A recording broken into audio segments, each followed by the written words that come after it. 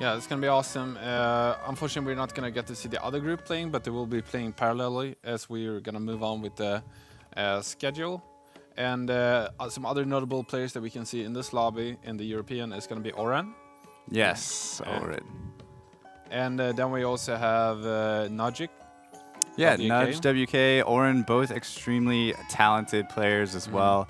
Also streamers. Right. So I've gotten a chance to know at least Oren extremely well over the past couple of months as we've kind of played against each other, with each other. And it's been super exciting to see him play and kind of just take it not only from the EU server, but also bringing his skills into the Asia server and making it to the Queen rank, which is the highest rank that you can possibly get to within about a couple of weeks. Like, it was extremely impressive to watch. So he's going to be in today's game as well. But let's go ahead and take a look at the schedule here and see what we're looking at for today's matchups. All right, so it's going to be the European group. We're starting out with that, and then we're going to have a little bit of a break before we go into the NA Group 1. Detailed list of the players. You're going to get to see that a little bit later once we start. And then we're going to follow it up with same thing tomorrow, and the finals for both EU and NA. And then there's going to be 4 players from each region, if I'm correct? Yeah, so Shanghai? the first 2 days we have both regions playing a best of 8 series, where the top 8 players are going to move on to the 21st and the 22nd rounds. And then they'll play another round of best of 8 games, where the final 4 players from Europe and from NA move on and play live in Shanghai offline in a studio audience and everything else. So it's going to be something that they're obviously going to be wanting to get that trip out to Shanghai for one, but also there's a lot of money involved in today's or this weekend's tournament as well. 40K if I'm not mistaken. Yes, right? 40K, 20K per region. So 20K for the Europeans and then also 20K for NA. So even if you don't get that top 4 qualifying to Shanghai, of course, there's a lot of money to be gained on every position. So yeah, everybody wins. Even for exactly. People will go home with some amount of money, and even if you won't be in that top 4, there's definitely money to compete for. So I'm not sure. Nobody will be laid back here, really. But it's gonna be interesting to see the players you can get for so much money in Shanghai. I mean, going to Shanghai, that's the biggest prize pool we've ever seen in Auto Battles. Yeah, right? It's insane, right? I mean, it's $1 million that they're going to be playing for. So it's a magic number. I mean, even just talking with Magikarp up there as well with Ice Cream, they're extremely nervous going into this game just because there's so much on the line for these guys. You know, they want to do as best they can, but they know that there's a little bit of RNG involved, which does make it exciting. And they are going to be playing on the PC version of the game as well, which not a lot of them have had a lot of time to practice either. So they're up there before the stream, trying to get in as many scrims in as they possibly could, playing against people from the other regions, playing against people that they're actually going to be playing against in the very first game as well. So a lot of it comes down to them like wanting to give out their strategy in those scrims, or just kind of like maybe sandbagging a little bit, not wanting to show off all their skills. And I think some of that psychological factor does play into it as well, as you know. For sure. It's going to be interesting to see how well they translate their skills into the PC version. And when we say PC version, we just don't mean, OS, Mac, whatever. People have been actually playing on their phone most of the time. So I think that's a huge change, right? Yeah, that was Ice Cream. We talked to him because we were thinking that people were mainly playing on like a BlueStacks emulator or something along those lines. But he said no, he plays while he's at work. Which is insane, by the way. Yeah, just at work, right from his impressive. phone, the way mobile is meant to be played, which is, like you said, very impressive. And so he's had to not only just go from using his thumbs to make the plays, but also now going to a mouse and keyboard, and trying to adjust to that within a matter of days, really. No, definitely. And there's also small tendencies where if you played a game for a long time, you're going to be used to the graphical UI, you're going to be used to how things moves and change and key bindings and all of that. And there's so many small changes you don't think about until you go into the PC version. So that's going to be a big change for most players. And we're gonna see how that affects them. You talked a little bit about giving away strategies in previous scrims, and because I feel like the metagame hasn't exactly settled just yet, and it's gonna be interesting to see who goes up in the front, because usually we talk about metagames as in, sure, there's the public metagame, right? There's all the mage comps that are roaming right now, and the gods comp and the warrior comps, etc. But usually in tournaments we see metagame change during the tournament. Yeah, and so like you said, a lot of the meta is driven by some of the content creators, you know, the big names of the game, the Orin, you know, even Nudge WK does stream as well. We'll see yourself. Vince a little bit later, myself as well, of course, and other content creators like Scoundrel, and all of them. They kind of, you know, form that meta. So a lot of the players are watching them and saying, okay, this worked, and then they're playing those same exact builds that we're going for. And like you said, they do, even though they might not necessarily be the most effective tactic available, Right. They're still playing it like it is, Yeah. because that's what they think in their minds. But a lot of the players that you'll see playing today are building their own meta.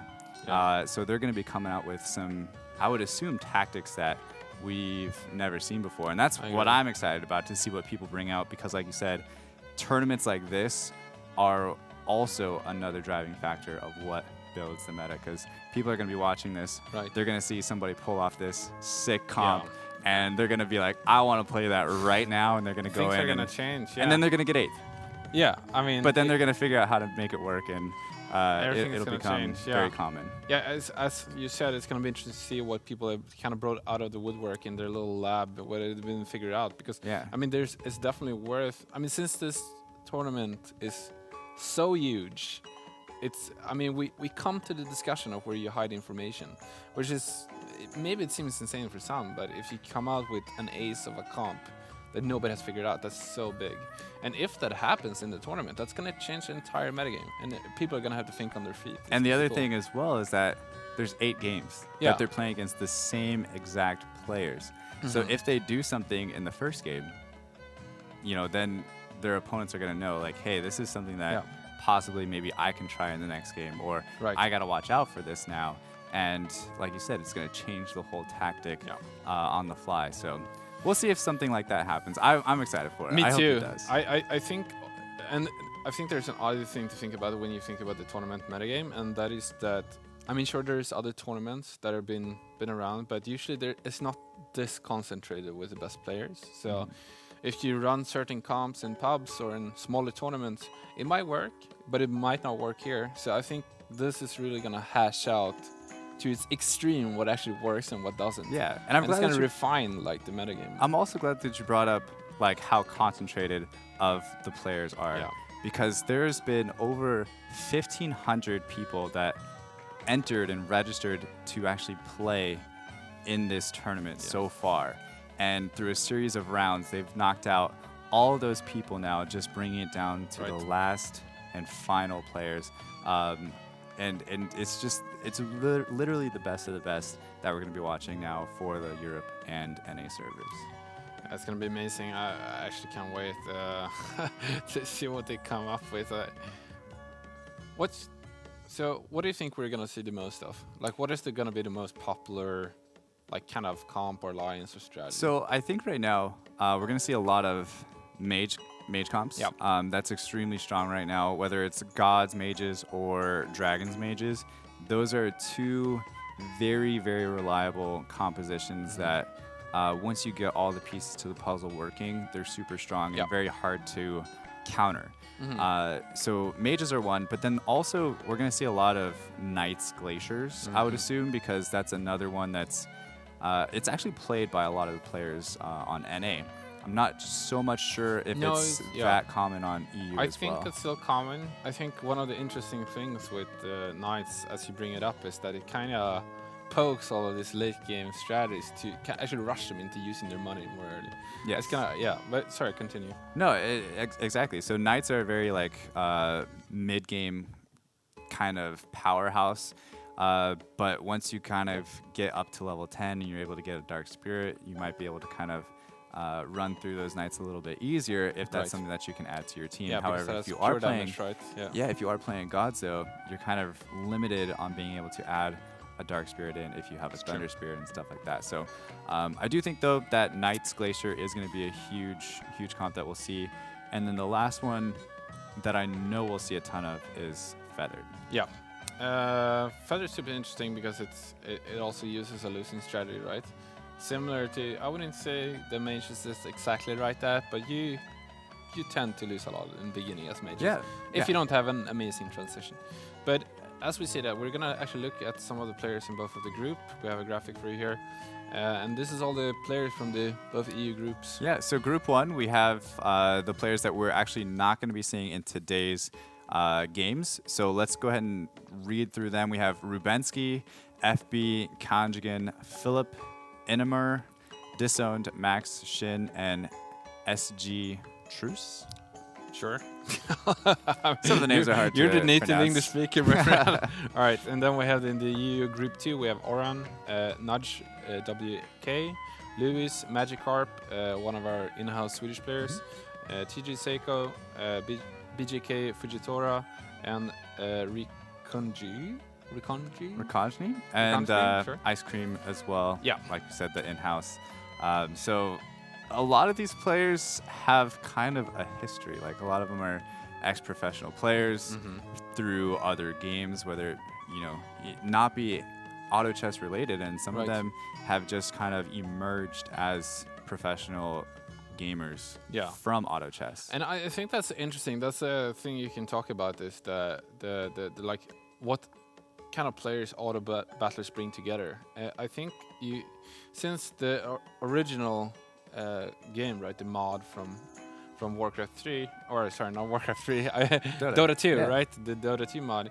So that brings in a lot of Dota players, and then there's all these card players that have a lot of similar strategic tendencies that correlate with the auto battlers, and like Hearthstone, Magic, whatever. Yeah, all the strategy, and thinking games. And exactly. And it's a new genre, so people are going to come in from that. So as you said, there's a lot of players that have kind of moved towards auto battlers, much kind of like myself, honestly. It's super fun though. I don't blame them. That's kind of what happened with me. I wasn't even really in a strategy game. I was playing in a gacha game.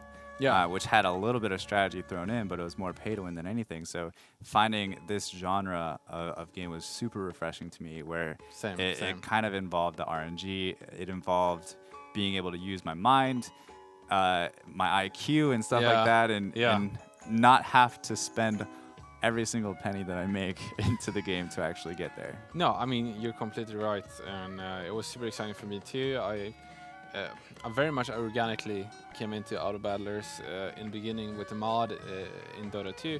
It was kind of like I played Magic in the streets, but Dota Auto Chess in the sheets, if you know what I mean. Yeah, when people weren't looking, and then later on, I just played so much that I ended up, I wouldn't say transferring, but definitely a lot into auto battlers. Very similar to me as well, because I had an audience through the gacha games, and I found out about the Dota mod, and I was like, okay, this is kind of, I hated it the first game, but then the second game, the third game, I was like, okay, this is something that I think I can get into.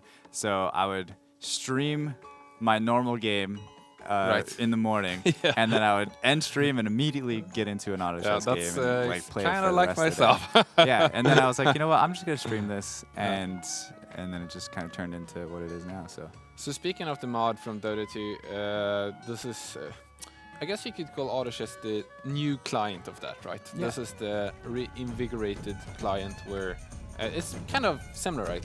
And so you're gonna recognize a lot of things if you've seen the custom game before. But now we're gonna start our game here, Group 2. Yeah, and so as you see, this is the PC client. So it does give you a little bit more flexibility with switching through your players, right? So right now we're on Ice Cream. This is Magikarp. Starting off with the Frost Knight, we have Fujitora with the early Skybreaker. So I think some of the best starting units right now are definitely Skybreaker, Soulbreaker, as the two main ones, and I think Tusk Champion Yeah, is also Tusk Champion is amazing. I think so too. I think a lot of the top tier strategies, if you're not going for losing strat, is the ones that are easy to buy early. That's like their synergies are easy to get early in the game, and they also sell for full retail value when you want to transition, right? Yeah. So there's a lot of 1 gold warriors that you can combine into 2-star, and if you combine a 1-star unit into 2-star, you sell it for full retail. Same with a lot of Skybreakers and his friends, all the gnomes, basically in the beginning. Yeah, absolutely. All the goblins are 1-cost units, so even if you do make them into 2-star, you're not losing gold when you're trying to transition to another comp. We did see Orin already picking up some knights here. Has 2 frost knights and 2 lightblade knights. So as we said previously, the Knights Glacier is going to be something to look out for. And Orin already has an extremely good start. For sure. As well. And also, both of these units are quite powerful early, since at the beginning of the game, the fights tend to take a little bit longer, and they're a little bit more grindy. So, like, we see one of the Glacier Knights stack up damage, right? And also the bounce from the Lightblade also does a lot of AoE damage, which is something you can't really find. Did you drift away again? Same with the Hell Knight, right? Also super powerful. And we also have Nudge here going knights as well, and actually picks up a pair or a trio of goblins. And kind of what we said earlier is he's going to take off all of his knights plus his flaming wizard, and now put in his goblins, because they are very strong early on with that goblin buff. Like you said, the matches tend to get drawn out a little bit, so having one of those units with a goblin buff being able to regen health is really good. So he's going to go up against Seiko here, which is also building goblins so far right now, or at least using them for the first round here. Now an interesting tendency that really shows that he wants to transition out of goblins is that he put all of his items on his units early, and that means that they're locked to that unit unless you sell it. So, I mean, you probably don't want to put all of your items before they're combined, etc., into one unit, because then they're kind of hard to get to where you want them to be in the end game. Right. So that's like a good tell of that he will go into another strategy later. Yeah, very good point. He is going to lose this though to the Heaven Bomber. It's a pretty good 1v1 unit, especially against the Ripper there, but only taking 1 damage there for Nudge. He should be okay. And then it looks like we have Ice Cream now at the very top with the 2-star Heaven Bomber. And we have a lot of goblins going on so far. It's a lot of it. Yeah, for sure. I mean, they're so powerful early, and even Ripper at level 1 is quite powerful. If you get into level 2, it takes you through much of the mid game almost by itself, and then you can almost transition a little bit slower. So it's a very convenient strategy for that. And absolutely, everybody actually stayed at level 4 except for Ice Cream here. So he's going to push it a little bit farther than the rest of the lobby, hoping to stay on that win streak if you possibly can. Right. It's definitely something to pay attention to, though, if you are just starting out or trying to get better at the game.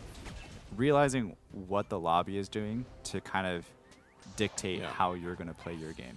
So there's like 2 different choices here in the beginning. Either you try to buy up all of your bench to get the most options possible in the ways you can combine for future rounds. I mean, the more units you have on the bench, the more avenues you have to go into, and or you can spend your gold to level and try to get a streak. Especially if you're sure about what you want to do, it can tend to be a little bit better. But it's also, as you said, it's important to watch the lobby and see how strong everyone is. If there's someone with like 3 2-stars, it's very scary to level up, because you might lose, and that's quite the tragedy, honestly. Yeah, Econ is the name of the game here. And again, we're looking at Orin, and so he started off going Knights, wasn't able to find his 2-star Lightblade Knight or any other Knights, it looks like. Did get the 2-star Frost Knight. However, he's kind of buying to transition into Dragon's Mages is kind of what I'm seeing there with the Shining Dragon, the Source, and then he also had a Flaming Wizard that he used as well. Orin is still in the position where he hasn't upgraded any of his 2-cost units, so he hasn't really directed himself in a given strategy. Yeah, he's not losing gold still. So he's having his options open for now. Now, Ice Cream actually picking up a 2-star God of War, which is really, really good for him. He is still using the goblin buff though, but having that 2-star God of War is pretty powerful because you could take out 2 of the goblins later and then just use like the 2-star Heaven Bomber and then slowly transition into mages. He does pick up a Flaming Wizard, already has the Shining Dragon on the bench as well. So almost everything that we talked about so far with the Gods Mages, the Dragons Mages, Knights Glacier, and then he also has Feathered now on his bench. It is exactly what's happening. Yeah, really trying to stay open here. And you gotta remember with the God buff, powerful and all, God of War is still powerful on his own, even though you don't activate his buff for tank. And the other way you gotta think about is that it is only enabled when you don't have any racial upgrades. But it's working with, if I can call it a class, so you can still have two goblins, but not 3, but they're still both mechs as well, right? Right, yes. Yeah, so. And can you still hear me? All right, so here we have Nudge, WK, and he's also kind of clinging on to some of the goblins, but I believe if he doesn't find another Ripper, he's unlikely to stay in it for too long. Looking towards, I guess he hasn't really found anything he really wants to go into. I think it's going hard on Econ. You can see it has 21 gold here. Yeah. So since maybe he hasn't found anything he really likes, and because of that, he's kind of trying to save up his gold to figure out a strategy later. He's definitely lose streaking. Yeah, 100%. Him and Orin are both attempting to lose streak. So this is a little bit of a scary thing to do. Obviously, these players are really good, so they know exactly how to do it.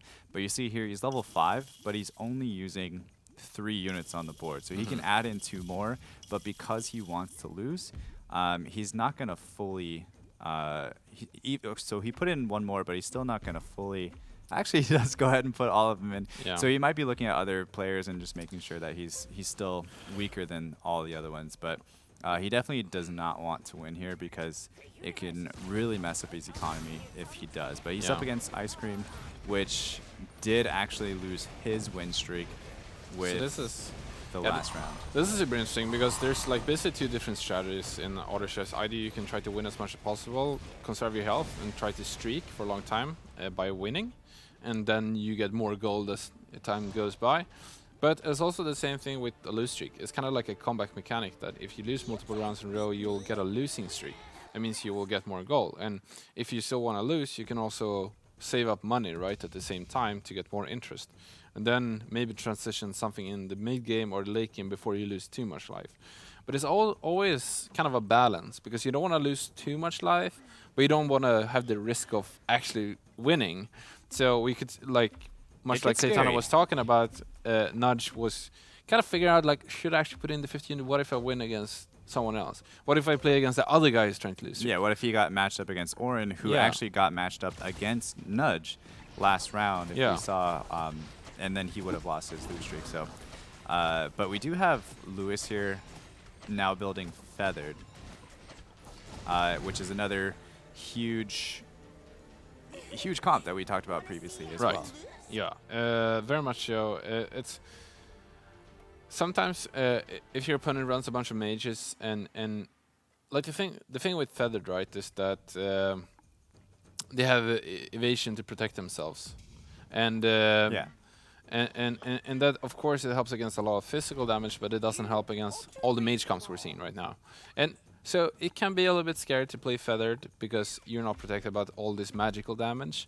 But much like in any auto battler game, it's super important to figure out what are people playing in the lobby. Like, maybe I'm not as powerful as them against them, but if I get all the units that I always need, maybe that's enough to make it good enough.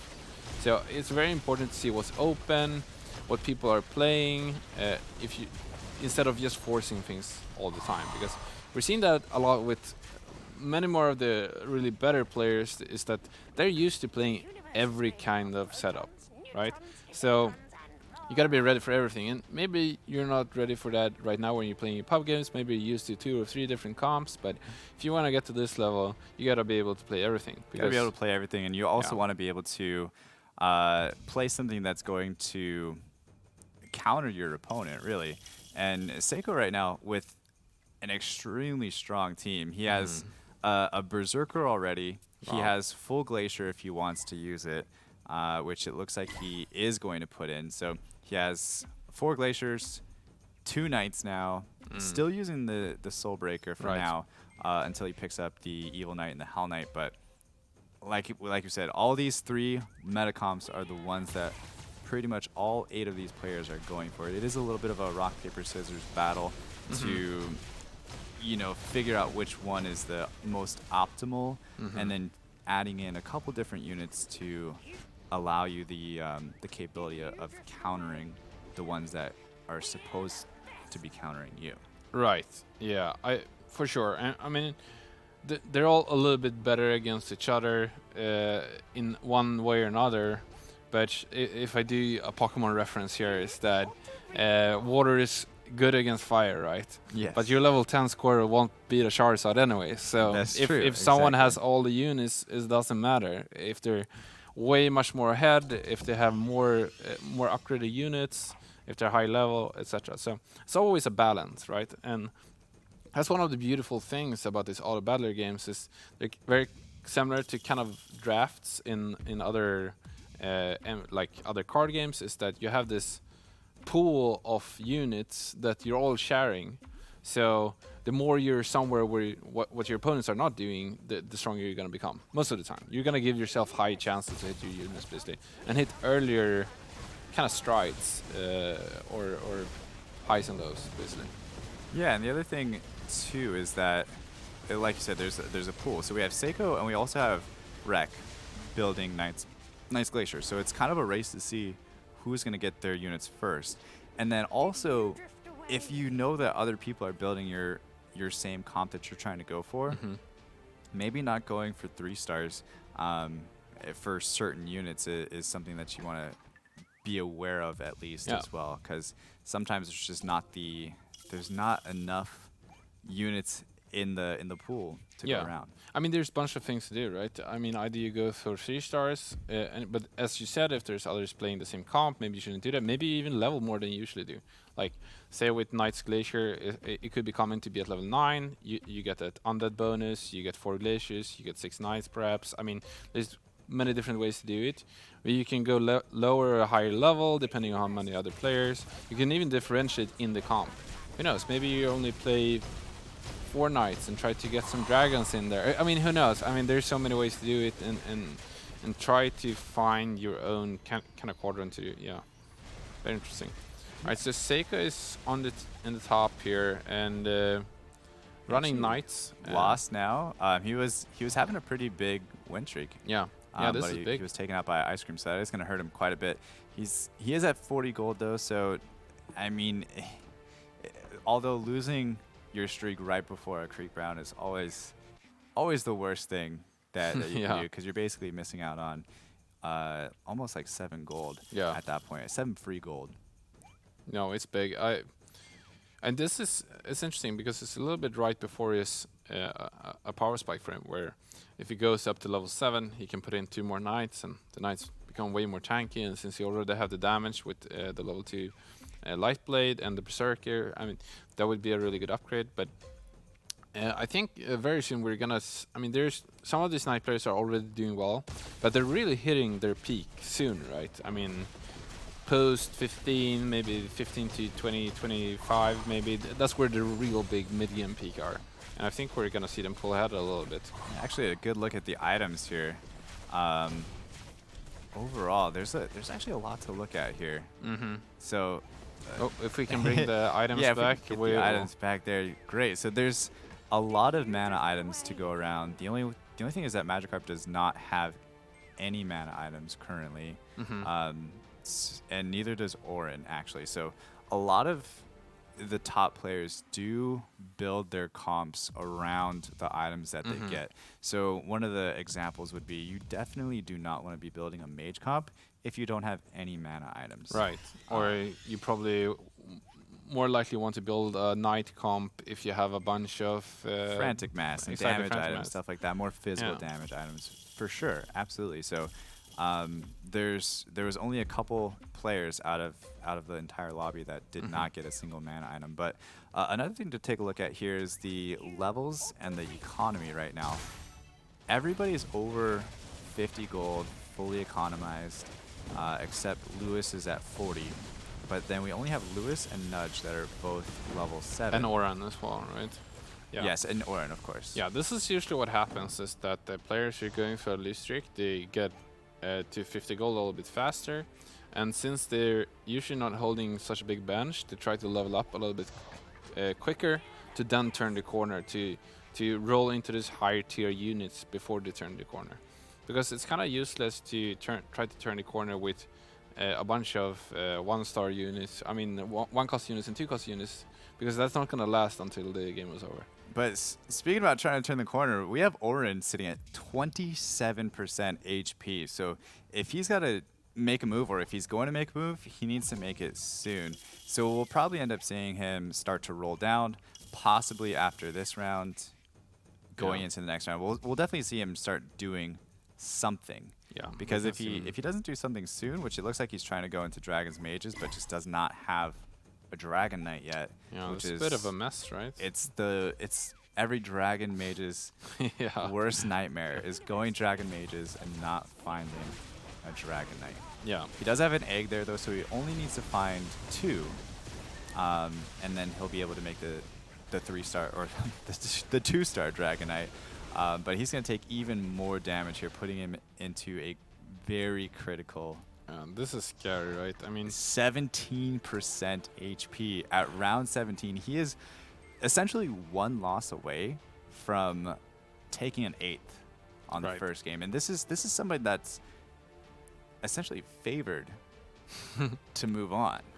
I mean, sometimes it happens, you know. There's definitely some RG playing into it, and maybe he didn't. He maybe went for a line that he didn't hit. I mean, it can happen, and I think it's interesting to talk about the mentality about health in these auto battlers. I actually found his Dragon Knight, so that's a big deal for him. He's actually gonna get a big power spike here, which he really needed. That is huge, actually, especially with its 3 mages to get off instant spell from both Venom and Shining Dragon. It's gonna be big. What I was about to say is that, so I mean, you're not dead until you lost all your health, right? And that's the way to like optimize a lot of your game. That you shouldn't like lose interest before you're at a certain amount of health. But the thing is, you get a random opponent every round who you play against. So you have to think about, oh sure, maybe I'll win against 60% of the pack, but when I actually play against a top player, I might lose. And if I'm at 2 health, then I'll just lose the game. So always being on that right line of saving money while trying to become stronger is a very thin line. And also accepting the fact that, okay, there's one person in this lobby that can knock me out right now, and if I get put up against them, I'm going to take 8th. Right. And then making the conscious decision to be like, okay, I'm not going to roll all the way down. I'm going to take my 1 in 7 chance to not get put up against them. And hope for the best here. We gotta remember though that this is a multi-game tournament. True. So even if he does take an 8th, he's not out. Although he was very close to getting a 2-star Thunder Spirit as well, which would help out tremendously. Now we are back to the number 1 player, which is Rek, and he's picked up a couple 2-star Despacitos, I call them, or the Desperate Doctors, if you will. Yeah, but I think it's interesting that we're talking about that, because, like, we gotta remember that sure, if you take 8th, you're not out of the tournament. But say that he goes all in now, maybe his only chances is to secure a 4th place, tops, right?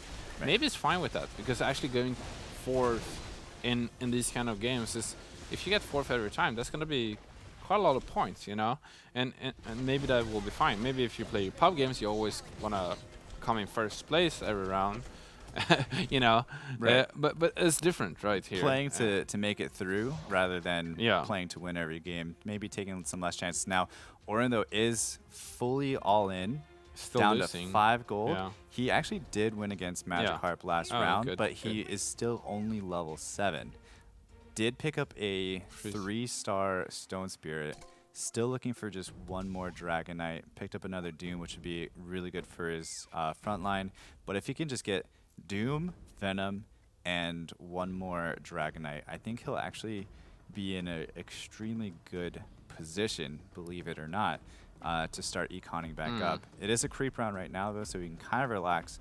And then the next on the chopping block would be Nudge WK, but he's the only level 8 player right now, so that is something that is to his advantage. But he's also all in at only 8 gold as well.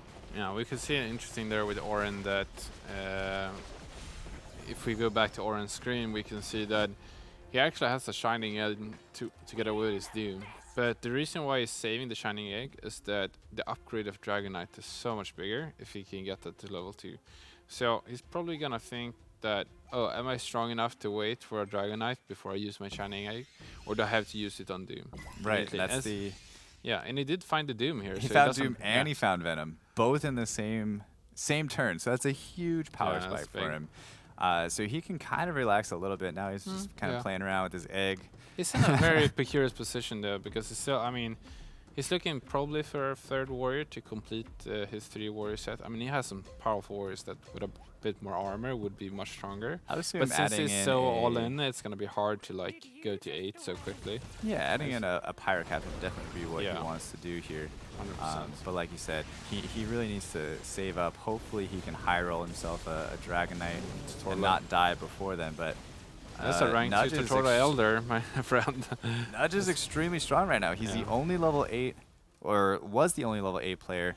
Now other people did catch up, but he is now down to 10% HP. Nudge actually went up to level 8 a round ahead of everybody else, which while you're lose streaking is actually a really good strategy. So that way you can put yourself back into that winning mode and give yourself the level advantage like we talked about earlier as well. Exactly, yeah, you want to put basically all of your losses in a row, and then you want to put all of your wins in a row. Yeah, that's how to optimize the game. Ideal. Well, I guess the most ideal would be put all your wins in a row, never lose. That's true. That's true. But we can't all be you, can we? Can't all high roll. All right, this is true. So we have Ice Cream here, and this is of course our in-house player from Sweden, doing fantastic. We can actually see him going for a bit of a, I guess you could call it the classic now. The classic God mages, God Mage Warlock, Yeah, we don't see that often, but this is actually one of my favorite strategies to play myself. I mean, it's very versatile, I think. It deals a lot of magic damage. It's very powerful. Uses a lot of late game units, but it actually also has a lot of CC, which can help you against most comps. But can sometimes lack a bit of a front line if you don't have a God of War rank 3.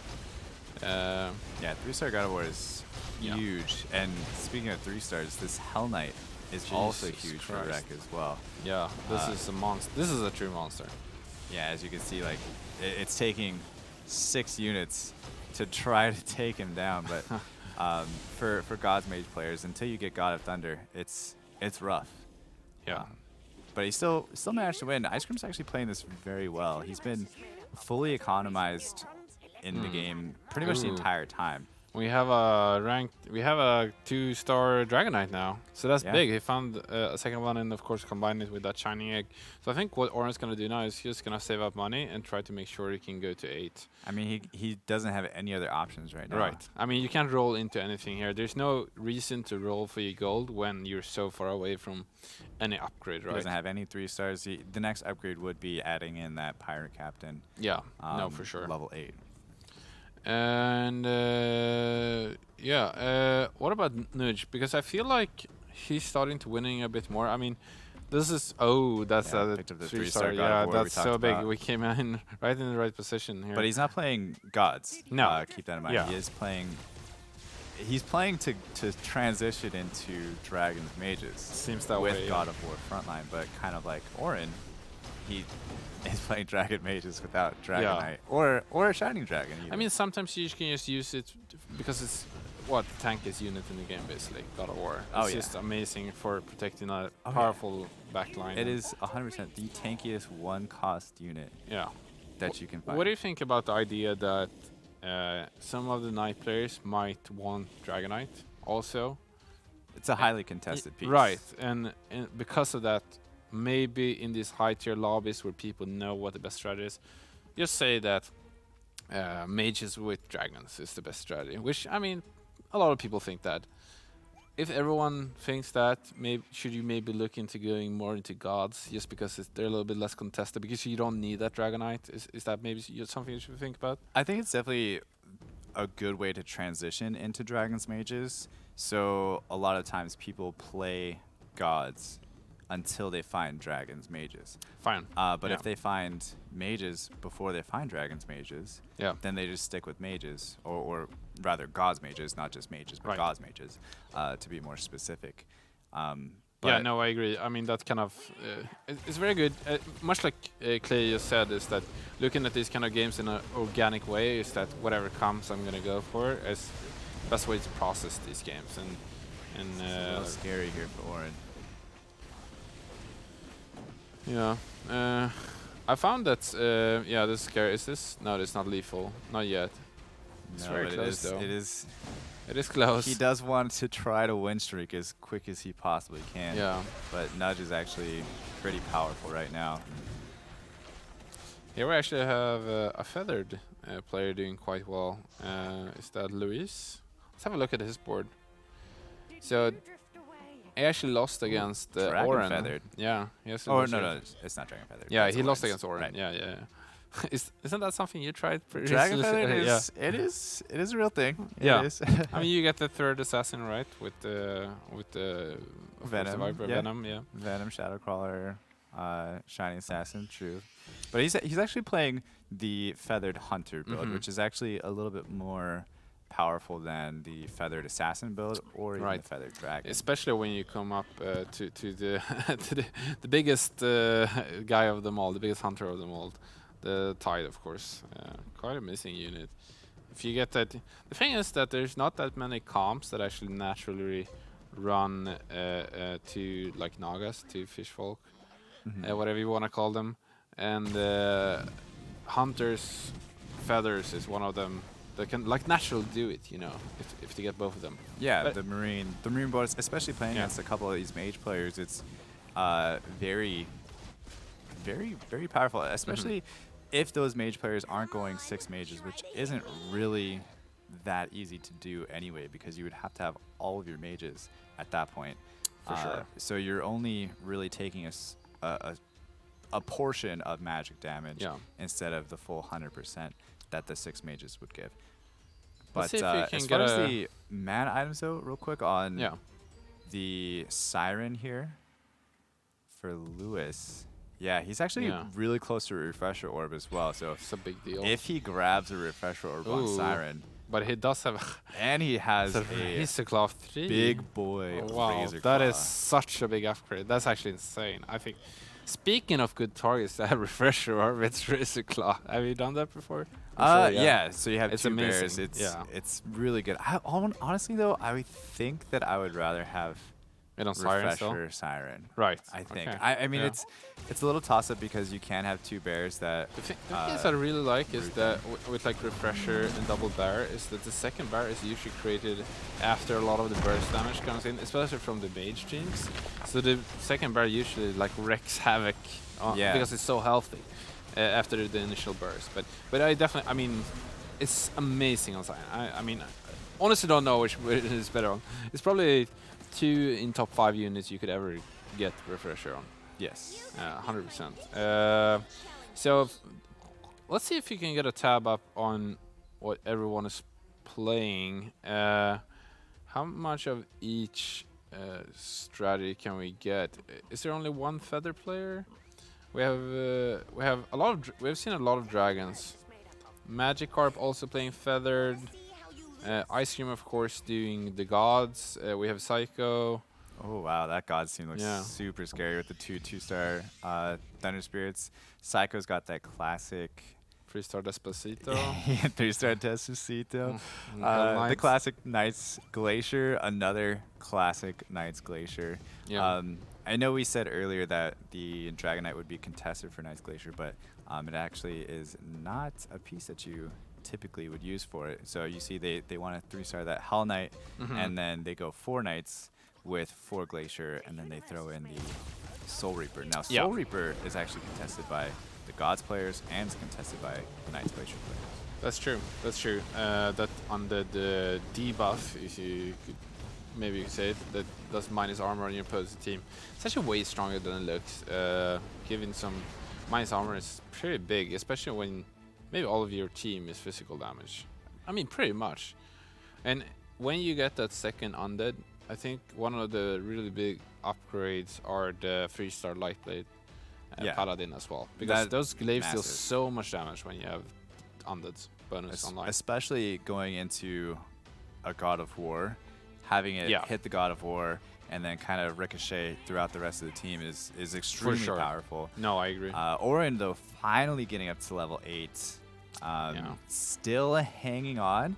Now, Fujitora also now at 7% HP. You see all the players are all fully cascading, fully in, except for Ice Cream. Ice Cream is the only one that still has Ice Cream's looking real good. Yeah, he's the only one that has any sort of econ. The thing with Ice Cream is that he's not only has the most econ and the most health, but his potential is so high still. I mean, he has so many things he can upgrade. So I mean, look at his bench. He needs to hit that God of Thunder though. Yeah. I mean, God of Thunder is the biggest upgrade, but there's still a lot of like 3-star units that he can find here. He also needs to hit 3-star God of War. Yeah. I mean, saying that he's very strong right now, but it's only gonna become stronger. He has so high potential. Like the roof of how strong it can become is very, very high. I feel like. We might see some people going out here though. Yeah. Let's look at the Orin. Orin up against Seiko. Looks like he's surviving. Oh, Fujitora is taken out, losing to Wreck with the Knights Glacier, so he's going to take 8th. Orin at 3% HP, another Knights Glacier matchup there for Orin. So Fujitora taking 8th on the first round here. Again, it is best of 8 over the course of the next 2 days, so he needs to just kind of put that one in the books, learn from what happened and how the pace of the game was played, and come back next game, you know, just as strong or stronger, of course. Like the ashes for the phoenix, right? Yeah, absolutely. All right, so Orin, here we have Orin. It's kind of an interesting comp. He did switch sides though, so that's another thing to keep in mind is that when this you is the are same player. Yeah, same player, just switched sides because if a majority of the lobby is lined up on their left side, you want your Thunder Spirit to also be lined up on the left side, as well as your Shining Dragon, so that way they can kind of hit as much as they possibly can. So again, he probably scouted a little bit more, realized that no, they're actually kind of spread out. There might be some on the left, might be some on the right. So that's why he repositioned there at the very end. I also think it's an interesting thing to note is that while Stone Spirit might not be the strongest unit in the game, it's actually quite interesting against God of War. Like if you can place against God of War and you can toss it away. Yeah, you can really get to their back line. And we see a lot of God of Wars, as we usually do in this game. So this might be it for Orin. He is going to take 3 damage here. So Orin is actually going to take... Wait, is he? Oh, no, he is. Okay, a little delayed, but he is going to take 7th place. Lewis now next on the chopping block with 3% HP. Yeah, and this is a big loss. There's like 7 units on the other side, so if Lewis plays Nudge WK, he will be out for sure, so he's going to hope not to face him. Yeah, keep in mind, Nudge was one of the 2 players with Orin that were lose streaking at the very beginning, so he's had 30% HP for a really long time. He's now at 20% about 15 rounds later, so he's definitely power spiked, and he now has a God of Thunder. Yeah, but he doesn't have the God buff. Unfortunately, he's not playing gods though, right? Yeah. Yeah, he has 3 humans if I'm not mistaken, but and a demon, so... Right, as a mage though. 4 humans even, sorry. It's super strong. Yeah, no it is. And also, the human buff is super strong late game. It's sometimes it can really be the difference between a win and a loss. If you silence an important unit early, it can definitely get you there. Yeah, and 4 humans is really all you need. So going up higher would kind of fall into a little bit of diminishing returns, I suppose. So taking a look at the items here once again. Okay, do we have any crazy upgrades? Not really any. Okay, there's a lot of... Right, we see some upgrades. So Wraith Shard is, of course, a super good item. Ooh, Ice Cream found a quite item there on the bottom left. We have the Infused Mask. Yeah, Infused Mask. We also have Wreck with the heart there as well on the Oh, Hell wow. Knight. On the 3-star Hell Knight, that is going to be so Yeah. scary. And you gotta remember that, like, Knights, they get so much stronger with more health. Because Knights, they have reduced damage with their buff, right? With their Alliance buff. So every point of health is gonna count towards more for Knights. And for Hell Knight, that deals so much damage, that's gonna be huge. This is huge, actually. So this is the matchup though for Wreck that would actually wreck him. Yeah. Because it's feathered, but because that Hell Knight is, I mean, he's just Charizard, so man. He's Charizard. I'm sorry. If we click on the Hell Knight there, just Yeah. to see the items that Hell Knight has and how much HP, can we click on that Hell Knight there? The red dragon. the red glowing thing in the middle. Seems like we're gonna have a puppet mask here at the middle of the screen, unfortunately. I'm sorry about this technical inconvenience, all viewers at home. Unfortunately, there seems to be a little bit of a viewing Well, speaking about the puppet mask, anyway, it's actually a really interesting there we go. item because a lot of people have, well, like before a couple patches ago, they only had the option to go into a frantic mask with the Dracula mask. So adding in puppet mask, adding in a couple of these others has given options. So you don't always necessarily want to build that frantic mask as soon as you get around to. Yeah, the puppet mask is also very strong. Do you think it's like inadvertently a nerf to most of the units that use frantic mask, that you can ask, like, it's like a buff that those units use this one item so well that they become like I guess in the not directly stronger, but it's strong just because the item exists, and those are the only units can use it. I'm talking, of course, about the Lightblade Paladins. It's very niche. Yeah, for sure. But that Hell Knight's super strong. It's probably gonna carry him quite some way. I think Lewis is going out here. Yep, taking 6th now, losing to Wreck. Yeah, so those Knights Glacier have been taking people out left and right. And Wreck, though, losing to Ice Cream. Yeah, this is a 3-star Storm Spirit and a 2-star Storm Shaman. Yeah. Those are quite strong units. Oh, we have a 3-star Lightblade Paladin too, with that undead bonus. That's so big. Yeah. 3-star Lightblade. We have the 3-star Hell Knight and the 3-star Despacito. This Hell Knight. Can we click on him and just see? Oh, here we go on the right. He has. Well, we can't see the HP, but it's gotta be 2.8. 2.8. Yeah, and then 1%. Isn't that the actual health that he has at 3-star? Maybe once the round starts. Yeah, that's what I'm thinking too. That we'll see the graphical update. Let's have another look now that the round starts. How much HP does the knight have? But I mean, if it's 2.8, it's just gonna be 3.8, right? So yes. But it also gains 1%, right? Every 30 seconds. Is it 30 seconds, or is it every second? For the shield. No, for the heart regeneration. Oh, right. It's every. I believe it's every second. Yeah, I can't actually remember the exact detail of that, but very, very strong item, as we said. Reduced damage, of course, on knights. Every health point matters more, especially if they deal a lot of damage, like Hell Knight does, with that extra pure damage being a demon. And let's have a look at Rikonji. I feel like he's going to be the next person on the... Well, we have 4 out of the 5 players left that are all within range of dying this round. Round 34, so these players are just trying to get into the creep round, take a little bit of a breather, and for example, Seiko is just 1 away from getting a 2-star Soul Reaper, and if he could pick up something like that, it could really change his positioning. So just going from 5th potentially to 2nd on 1 round, this is actually insane. Big. This is going to be insane. Now I think that Seiko does not win here against this fully stacked out Knight team. It's basically the same team he's playing, but just better. Yeah, he has that level 2 Berserker, level 3, Ice Cream taking massive damage though. Wow. Dropping down to 7% HP. See that coming. And Seiko's still gonna stay That alive. was so close, 28. 3%. Oh, wow.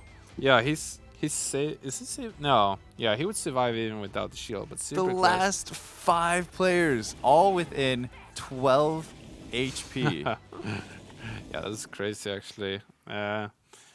It's interesting. So, correct me if I'm mistaken, but we still have a feathered plate left, right? And if I'm not mistaken, feathered units, they have evasion, right? And but if they're crowd controlled, they can't. If they're stunned, can they evade No, attacks? they can still evade. They can still Yes. evade attacks. So that doesn't actually impact. We have Nudge decisions picking of up a Ooh. 2-star God of Thunder. His team Jesus. is so scary. He does have a helicopter on the bench now as well. Yeah. Nudge is actually looking really, really strong here. I think based on the teams, Nudge is going to take this one, Yeah. in my opinion. I Do you have agree. any bets? No, I can't bet against that. Okay. I mean, usually when you have a 3-star God of War and a 2-star God of Thunder, you don't usually see them breaking the God buff. But it's actually working out for him because his other magic damage users are so powerful. And that's the reason why you can see Helicopter, right? Helicopter is very similar to a demon in the way that it breaks the demon buff, because it's the long range unit like a sniper, much like Sniper. It braces on itself. And usually we don't get to see that in the God comp, but here we actually can see him breaking his God alliance, the synergy, so you can actually use using Helicopter. Yeah. 5 mages, though. All he needs to do is add in a Shining Dragon, and he could have 6 mages. Oh, that seems better. That seems better than Helicopter. It's Yeah. gotta be. He has so much damage. I mean, with that, yeah. We'll see if he finds it. Maybe he just has it there as a placeholder in case it levels up. This is Wreck against Magikarp and his 3-star sniper. Ooh. Right. Seiko's Seiko's gonna go against down. Wreck. Or Seiko is he? is going down. Oh, yeah, he's going down. Is Rich gonna go down before? Oh, Ice Cream go down Oh, for 1%. 3%. Okay, Wreck is out. Wow. Wreck We have our top 4. barely. Yeah, that's so crazy. So That was insane. This is on a thin line. We have 2 players on 1%. We saw the Ice Cream doing so well in the beginning, but now down to 1%. I did not see that coming firsthand. For someone that was super economized the entire game, Yeah. first place from the start It's till gonna now, happen, yeah. potentially taking a 4th place off of that is actually, it's hard to do, but you could see by his team, there's other people taking all of his units. He does have a 3-star Thunder Spirit, which is great. You know what I'm happy not about in having this the game? 3-star God of War is just I might be killing. biased, but we actually have 2 Swedish in-house players in the top 4 battling it out. Isn't it awesome that they're both in top 4 in the first game? Yeah, actually, and meeting them too is super cool. But I Oh, think this yeah. is it for Ice Cream. Yep. Yeah. That Taking a tutorial loss there to- is just to too Nudge. much. I think just based on matchmaking right now, it's if you get put up against Nudge, you are out. Yeah. Now Seiko though, possibly right. taking Yeah. a 3rd place here, leaving it just between Nudge and Nudge and Magikarp Magikarp. to battle out for 1st and 2nd. But Nudge did take a loss to Wow. Seiko. Wow. Okay. Fortunately though for Nudge, Oh, Seiko's out here, running around the She's a screen a little little bit, delayed. dodging the damage, hopefully. Oh, No, it- so Seiko will be out. Seiko will be out. But Magikarp and Nudge are, I would assume, playing against each other. There's this little thing that happens though in the PC version, right? in the PC version, yes. But I believe next round Seiko will Yeah. be out, win or lose. Right. He's going right. to be out. Yeah.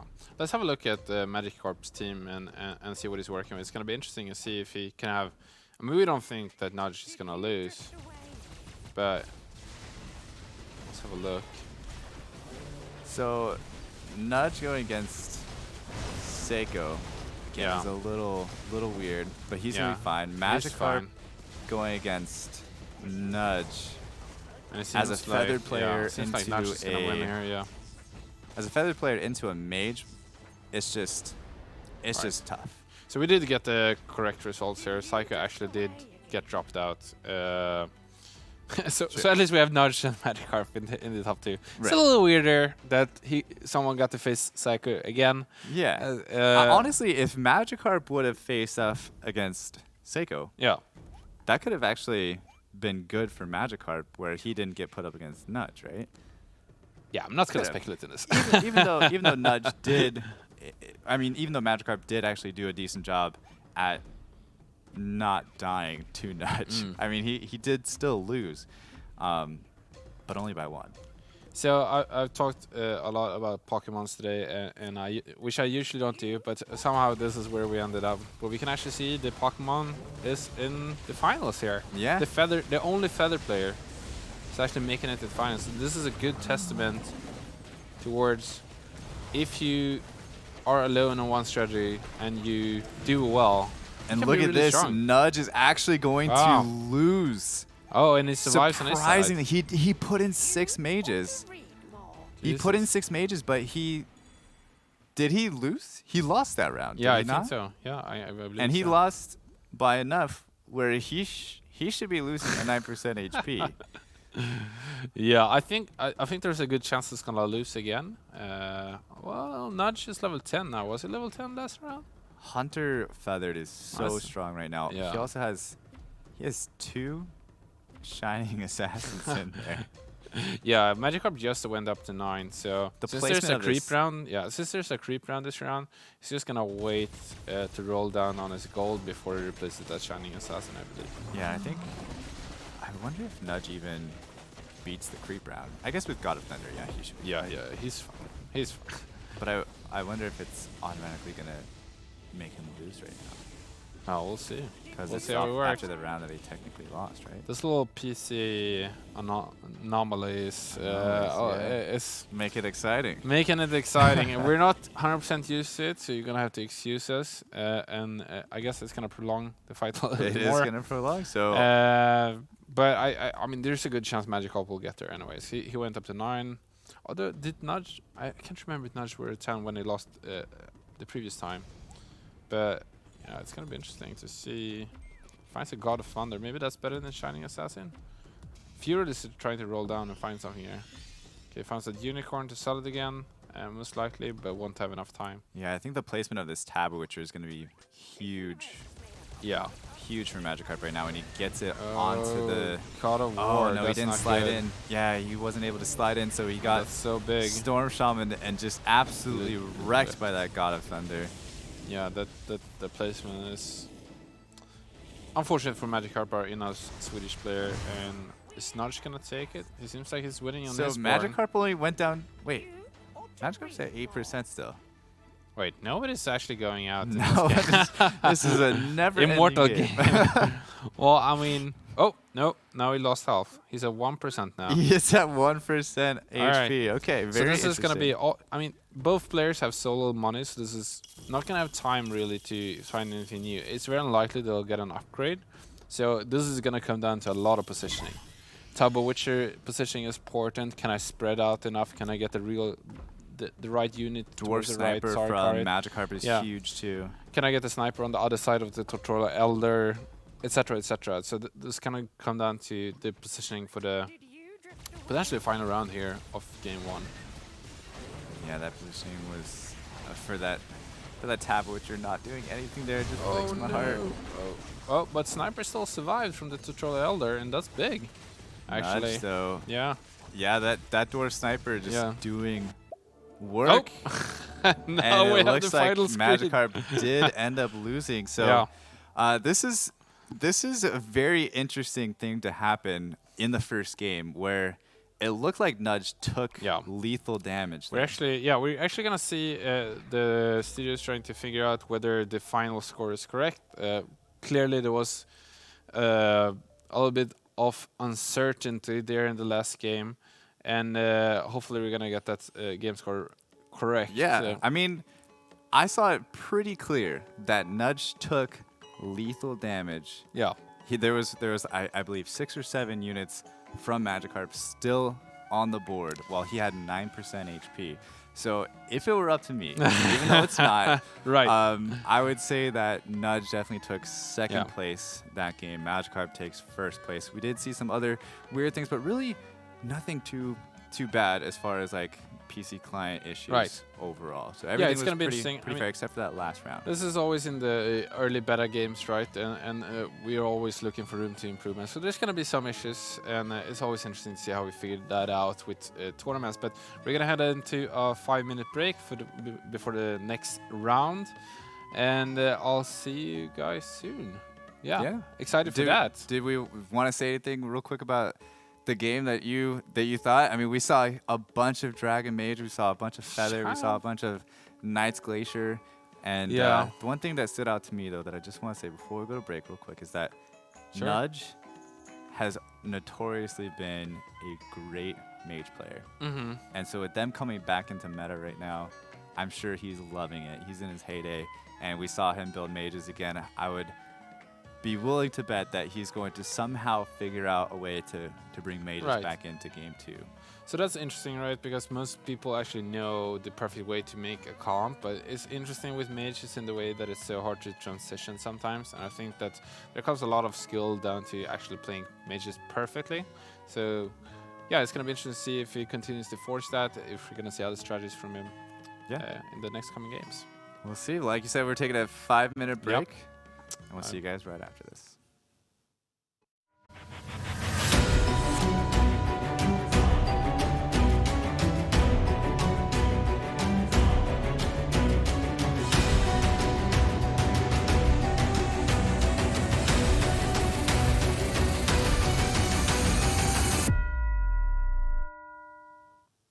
Welcome back to the House GLL Cup here in Sweden. We have the qualifiers for the Shanghai $1 million tournament going on. And right now we have the EU qualifiers. We are looking at one of the two groups. We have 8 players. I'm here with Claytano, and we just had the first round being played. What happened in first round?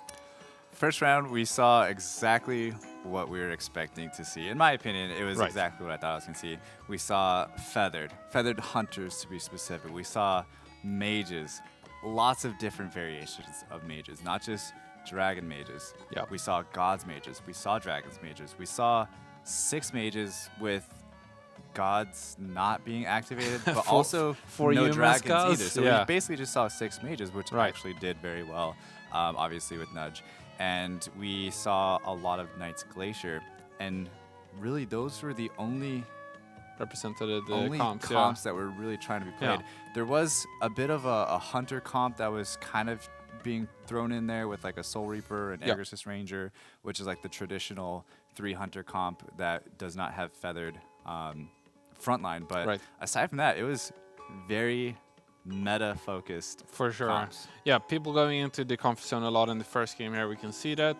We're actually gonna have a look at the scoreboards from the first round, and Nudge actually took that one down with Magikarp coming second.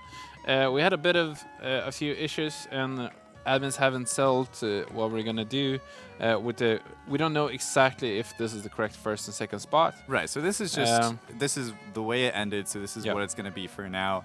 It is gonna go to the judges, as they say, and Nudge could be in second place here, depending on the instant replay.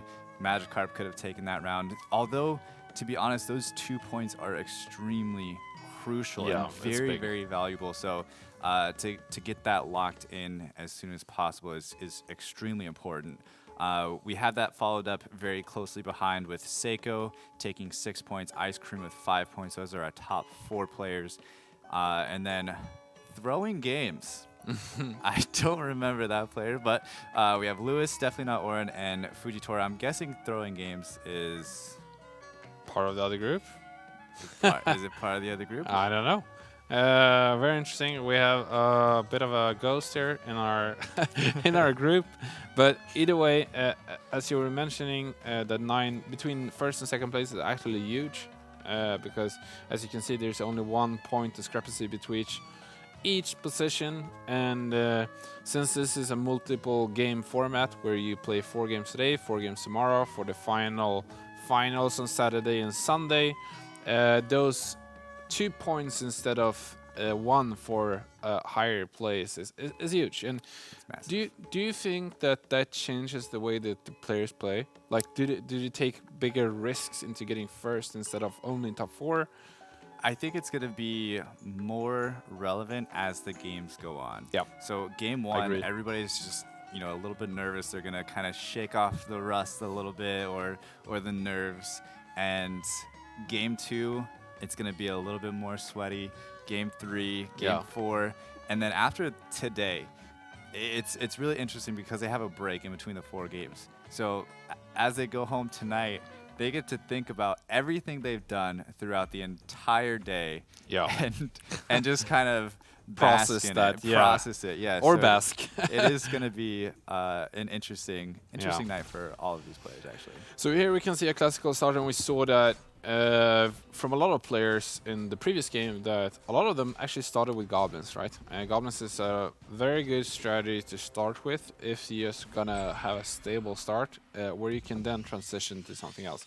The reason being, as we talked about previous game, is that a lot of to enable the goblins synergy, you only need 3 of them, and most of them you can sell for full retail value and transition into the mid game before you do something else, basically. Yeah, and I guess throwing games is probably wreck.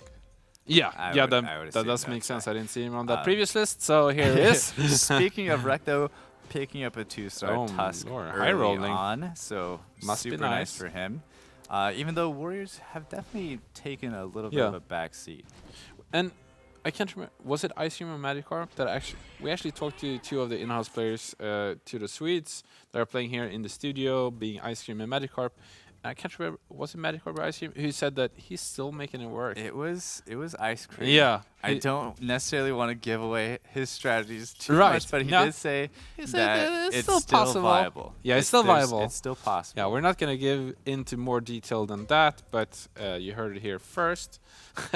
Still viable, the old Tusk champion, who knows, some werewolf, shenanigans. But of course, Tusk champion still a strong unit early, even though he was, I believe his cooldown was nerfed last time. Yeah, there's the cooldown. There's Yeah. a bunch of stuff that happened to Warriors that got them kind of taken out. Now, since we're on the topic of ice cream, You're making me hungry. I was gonna say since we're on top, let's kind of break down possibly what happened last game. He started off really strong, and how do you go from being so strong to being 4th place? For me personally, the way I saw it was that he might not have used his gold soon enough. Other people were power spiking, everybody was all in, and I think he needed to match that, which he kind of fell off. The other players were able to roll, grab those 3 stars and 2 stars that they were looking for, and took a lot of that away from him. I think it's a very interesting philosophy, because we see people. I think this is a controversial topic in auto battlers and Dota, Auto Chess and Dota Unlords for TFT alike. That when you're ahead in a game and you have a definite health lead and a mana lead, do you either spend your time saving more gold, like using your life as a resource to find a peak way later in the game, which your opponents maybe cannot hit, or do you actually try to use that gold to pressure them, to actually knock them out earlier? And I believe you're talking about trying to knock them out earlier, and I can agree that that would maybe help Magikarp secure a higher position in the last game. But sometimes you could also spend too much gold early, and then maybe the game prolongs way longer than you expected, and then you lost a lot of potential into the late game. So true, you lost a lot of that econ that you fought so hard to build up at the beginning. Now, I agree with both of those points, and it's very, very situational, I would say, for sure. And it comes down to experience, right? I think with the way the last game was being played and how many people were going for that God of War 3-star, having the capability and the econ to roll down to get it before them, if we saw at the end there, he still had a 2-star God of War. He only had he had 4 God of Wars. Right. So he wasn't even close to a 3-star God of War. And I think was a huge issue, possibly for Ice Cream. So we'll see if he changed anything up this game. Already though, at 93% HP, obviously not anything to get too scared of already, but it's already less than what he was at last game for several rounds. Yeah, for what, 20 rounds or something like that, something insane. Yeah, it was very much ahead in the early game, and we can actually last game we saw only one player actually leveling this early. But now there's just tons of players that are level 5. Yeah, half the lobby, over half the lobby are level 5. Oren's sticking at level 4. I know Oren's a little bit more comfortable with loose streaking, as we saw from the first game. He was okay with it, and didn't turn out too well for him. it didn't turn out too well, but it could have. It Yeah. could have. So we'll see if he goes with it again. Now, there's only one player that's going 100% right now, which is Fujitora, who is looking to, you know, get some of those points back that he lost last game. He did finish 8th, right, last game? Fujitora, yeah, he did end up 8th or 7th, I believe, with Oren being 7th I or believe 8th. Oren was 7th and Yeah. Fujitora was 8th. So Yep. he's got a lot of ground to make up now. For sure. For sure. Let's have a look at Fujitora, see what he's working with now that is. If he can keep his position in this game. Like, how strong is our 100% health player? And right now we can see Psycho. Of course, Psycho also has a pretty strong... He's got a really strong Yeah. team right now. 3 goblins, 2 upgraded units. Two-star Yeah. God of War, 2-star Skybreaker. Those 2 units alone, already 2-star this early on, is extremely strong. Now, for me personally, I feel like it's a little weird keeping the goblins in there. I would almost rather, since I have the 2-star God of War, remove the goblins, keep the mechs, so just take out the Soulbreaker there, and then throw in probably the Stone Spirit to give him 3 warriors, 2 mechs, Yeah, that and makes the total God sense. buff. Yeah, the right? thing with God of War this early, I mean, he transitions so well throughout the game, but he has very different roles throughout the game. Early, when he gets 2-star, he deals a lot of burst damage. Yeah.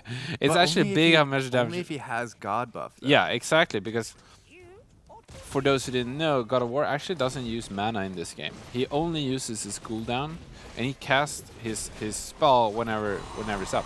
It starts recharging as soon as the battle starts, and then he uses it.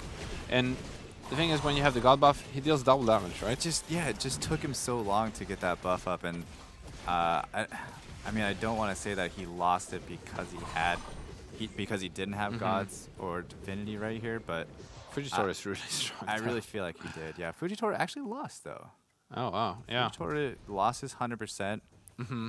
Still strong though. Yes. Yeah, 3 it's that- 2-stars. That's It's that pretty 2-star Soulbreaker that definitely carries his team right now. Yeah, 100%. What about Magikarp, our in-house Swedish player? What's he looking like? He's actually claimed the first place now.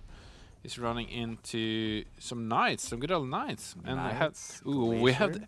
I love this. I actually love doing this, where you play the ranger just to get the early undead bonus if you had that level 2 light blade paladin. This is so much damage early. There's not really that. I mean, with 4 knights you also get that strong front line, and there's not that much AoE this early in the game usually. So super powerful start, I think. And he's actually going to take out Fujitora right Yeah. here too.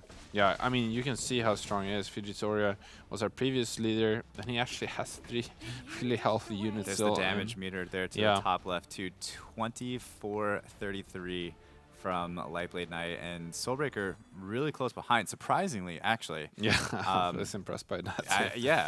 I know Yeah. that Soulbreaker is one of the best early starts, but he does pick up a Berserker. He literally got a Christ. full-on Is this Knight's 4 Glacier glaciers? pack.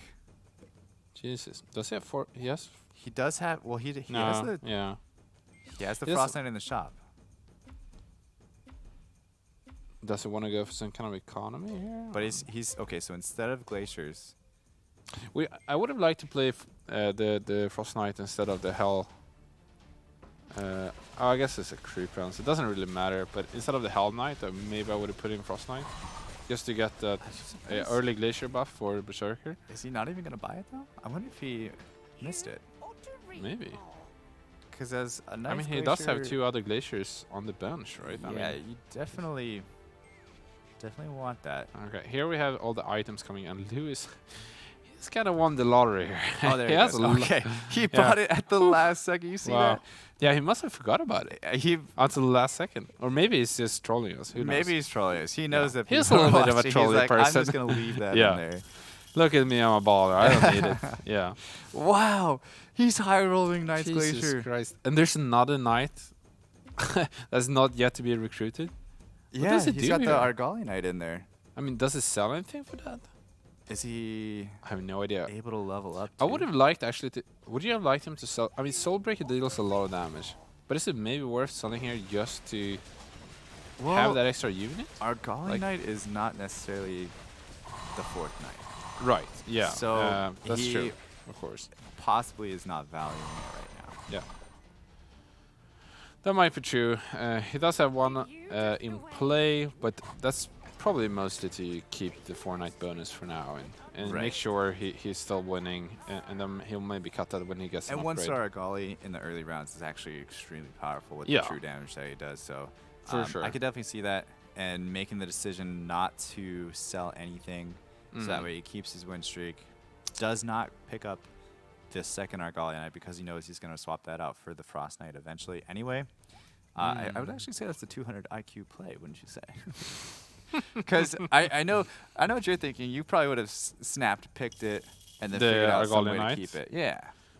Maybe. I probably would have done the same thing, honestly. But Yeah. watching this, I was like, okay, But I it can makes understand sense, it now. right? It Because does. if you have a comp in mind that you think is like the ultimate comp or whatever, where you want to end up, you don't want to upgrade your units, which not only do they sell for less gold when you sell them, if you upgrade them, but they're also going to be very costly on the bench while you keep Yeah, them. especially Argali Knight being a 3-cost. Yeah, exactly. You're not going to make that gold back very quickly. That's, No.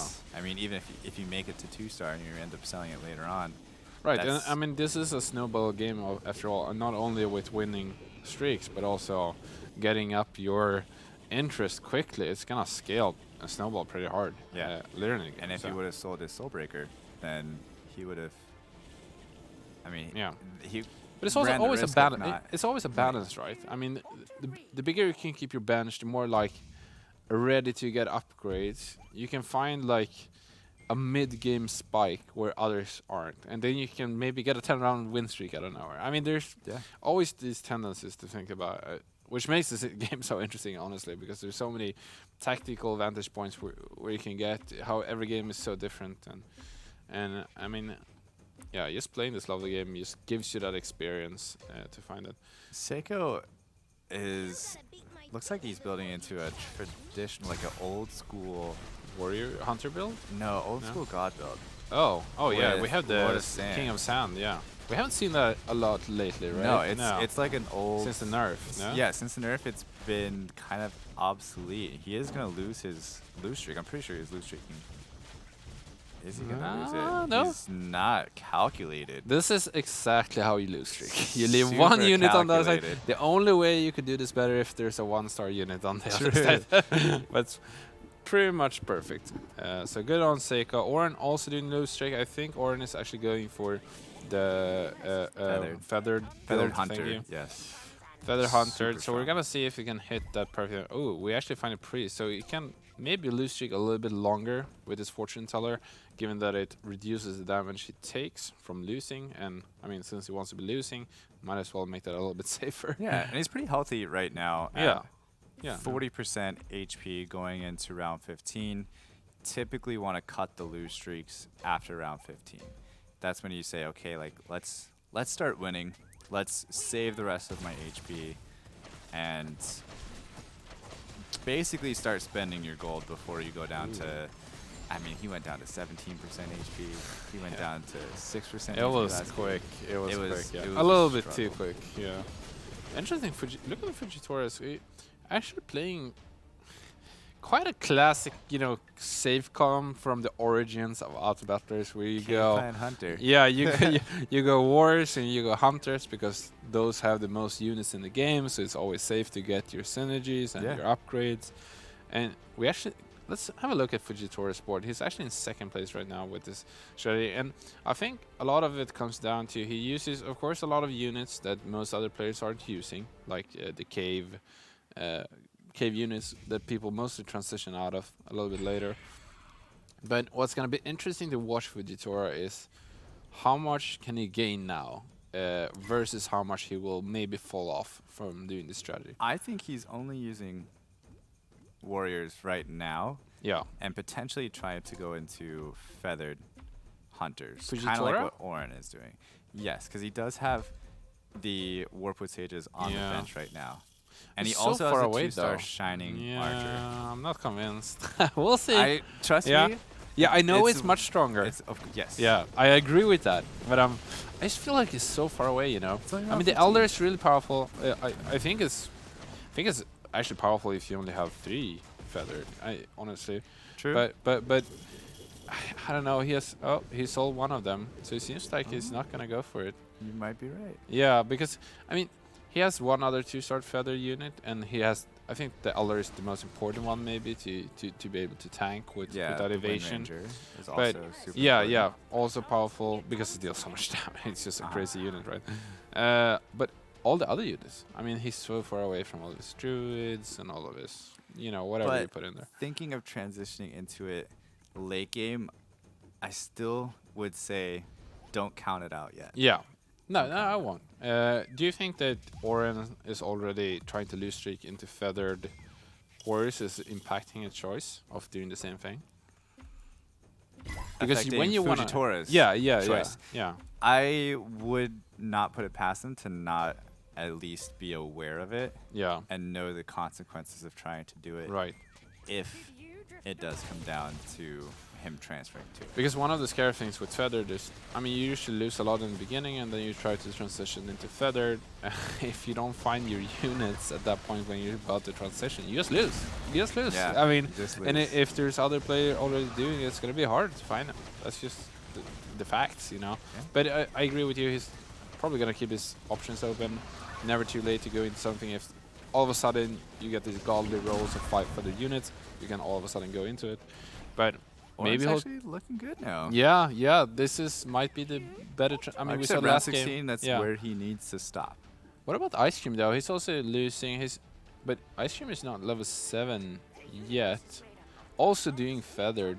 It seems like there's quite a few. So yeah. Honestly, with Fujitora, needs to notice that, and that might be why he sold the Warpwood Sage and say like, okay, I think so. I'm just gonna maybe even go 6 Hunter now with so many people building feathered. And I like this from Ice Cream also, that is actually going for Dragon feathered. I mean, especially since Orin is going for Hunter feathers, it's kind of nice to go into different routes to kind of split the units at least midway, so you don't have to grab the exact same units throughout the game, because that can sometimes be, ooh, this is such a big upgrade.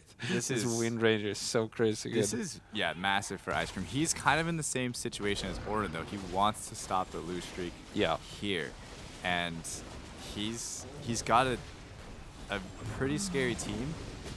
He's 1 away from a 3-star Razor Claw as well. Which is insane right now, by the way. Right. Like, please amp that a little bit more, how good that is. He's losing, though, to a potential another Dragon comp with Nudge building another Dragon comp. We have some worms. Look at this. This is like an ancient strategy almost. We do. Right? This is Wreck as yeah, well. Bringing it back, right? The Beast Warrior. This is like a classic Beast Warrior strategy.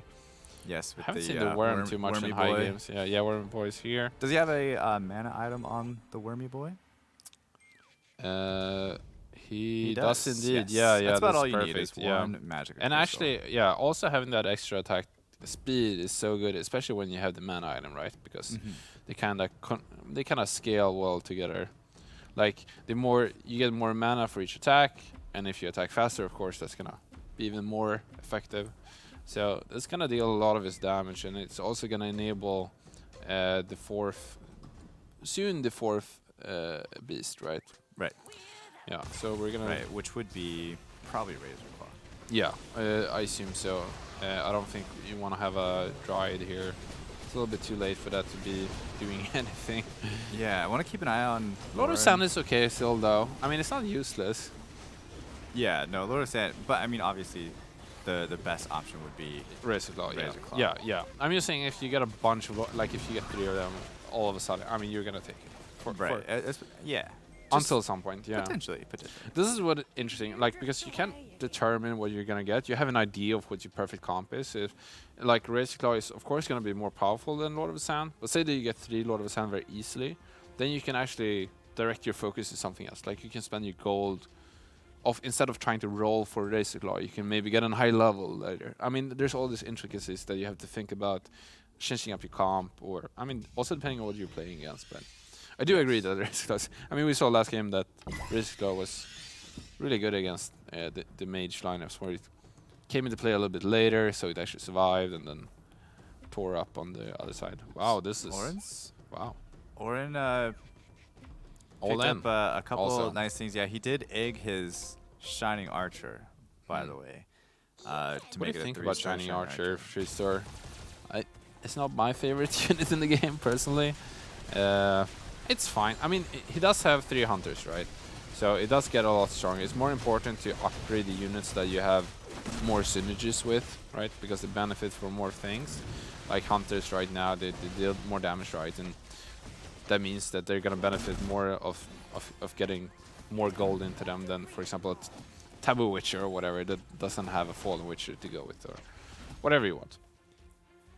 Yeah, and like we said earlier, the ideal lose streak is to lose streak and then go directly into win streak, and neither Ice Cream or Oren did that very perfectly. Now, Oren's definitely power spiked a little bit, but he needs to basically go 100% the rest of the game. Yeah. Which is not going to be easy to do, because when you're in a lobby of players of this caliber, they're all doing extremely best situation. Like they all know what to do to make their team as best as they possibly can. So you're not going to catch a break anywhere, is what I'm trying to say. Yeah, you're not gonna get something easy, for free. And the other thing is Nudge is playing dragons again without a Dragon Knight. Yeah. It's just, it's sad to see, because he tried it the first game, And now he's trying around 20 it. though. It's on He's around trying 20. it He has again. 50 gold. Yeah, I mean, yeah, and he's got 46 HP too. I think if it goes up to 8, it's gonna be not too hard for him to find the Dragon Knight. Well, I mean, we'll see. He might get a bit unlucky. But ooh, Everybody's you know gonna go what to item I love on my Elders? It's a Vanguard. Do we see any super great items coming out this round? Okay, we see Nudge going up to 8. Also Rek Oh, he going up got to the 8. Dragon Knight. I found it immediately, no problem. Yes, as the doctor ordered. Magikarp's still doing well. He's been up there for quite some time. Yeah, not win streak anymore, but he does have a Holy smokes. massive. Wow. He's It's got a level 2 Berserk, level massive 3 life Life Paladin. What is this? round This is 21. This is so. This army is insane right now. I mean, he has a level 1 Frost Knight. I mean, look at that, and he has a level. Yeah. That's crazy. The level 1 Frost Knight is one of my favorite units because it provides so much value Yeah, for 4 only knights, 1 gold. 4 glaciers. Yeah, it's true. He He's would gonna want that lose to be to start. I mean, it's not there for its damage, it's there for its synergy. But it would be nice if he could tank a little bit more damage before falling. Actually, did lose. He lost, there. and I think it was because he didn't go to 8. Speaking of Frost Knights, here we have a 3-star Frost Knight. So Oh no, Oren Lewis, is taking Lewis also more seems- damage. Is Lewis as strong as Magikarp? Let's have a look at Lewis. Was it Magikarp that early got this insane amount of many glacier units? Yes, You know, and yes. nice, yeah. Magikarp was the one that was getting High things rolling handed hard, to him. yeah. And here we can see, yeah, Magikarp. Let's have a look at Lewis. That's our other Knight Glacier player. He also has a 3-star, but it's not Light Blade Paladin. Kind of big difference. He's actually only 1 away from Light Blade Paladin 3, so he That's might crazy, actually be but he's- stronger than But he's Magikarp, level right? 8 because Yeah. he has the Warlock bonus, and he has The undead bonus. exactly the Aegis, and it's just It's actually stronger he's than level- Magikarp, right? He's level 8, but Magikarp does not have the Aegis or the Warlock bonus in, Yeah. which is huge for Knight's Lewis. Glacier. Yeah. Yeah, it's huge, and it's used for Lewis. And I mean, the big thing that Magikarp has that Lewis doesn't is that, I mean, 3-star Light Blade Paladin, but Here we go. Lewis actually has a 1 away, right? This is the matchup right here. Yeah. And here we have them heading up. I think, I mean, yeah, I mean, Lewis is level 8, so he's probably going to win this. But otherwise, Magikarp might have been stronger for now if he went up to 8 and found that Undead and Warlock. But I'm so that's surprised. powerful. I'm so Yeah. surprised if you don't go up to level 8 round 21, and the rest of the lobby is It's level 8. Yeah. You must. I really feel like it's that's not a a mistake. great feel. Ooh, Oren is. He's loose streaking a little bit too much. he's overdoing it here. What's I mean, what's the #1 rule to lose streaking? stop doing it at some point. Stop before you hit 0 HP. Yeah. And he's still got HP. Yeah, Still yeah. got 8%. That's true. The scary thing for Oren, right, is that when you're about to transition, you really want to transition to be smooth. You don't. I mean, the perfect scenario is that you don't spend all your gold, you stay at 50 gold, and then you can transition because you're high level. But usually in these high level games, you have to spend all of your gold to come back and start win streaking. But if you're still losing where you're out of gold and there's other players at the same level as you with 50 gold, then you're feeling really bad because then you don't really have a potential to come back either. You have no other option. Yeah, Yeah. you roll down, your luck ran out. And I mean, Oren's team doesn't look. Problem is his look upgrades, horrible. right? I mean, he has 2 3-stars, but they're both druids, right? And 3 3-stars, sorry. And I think they're the like worst units, the 3-star, basically. I mean, the Elder's really good, but it's easy to get the 3-star. But he has Razor Claw level 1, right? He has Wind Raid level 1, which is a huge upgrade to get to 2. Also, he has one of his assassins is only level 1. Yeah, the Shadow Crawler there. Yeah, exactly. Shadow Crawl is only And that's level not 1. even the one that you really want in this comp. You want Shining Assassin instead. So, and Oren actually gets knocked out Yeah, that's super just rough. like that. And I can only imagine how tilted he's feeling right now. Yeah, but that's the important thing. You cannot start to tilt now. There's 6 games left. Oh, look at this chart. You can turn it around, right? Look at this chart. It shows you every round that he lost. Uh-huh. And you can see where he lost his Most lose life. streak. Yeah. Oh yeah, there we go. Yeah, that seems super interesting. But that's something I want to talk about because you have to remember that this is a multiple game tournament format, right? I mean, there's 8 games, and this is only 2 of them. I mean, you're gonna be behind when you do 7th and 8th. Quite a lot behind, of course. But it's still about getting into that top 4 position for the finals, right? Yeah.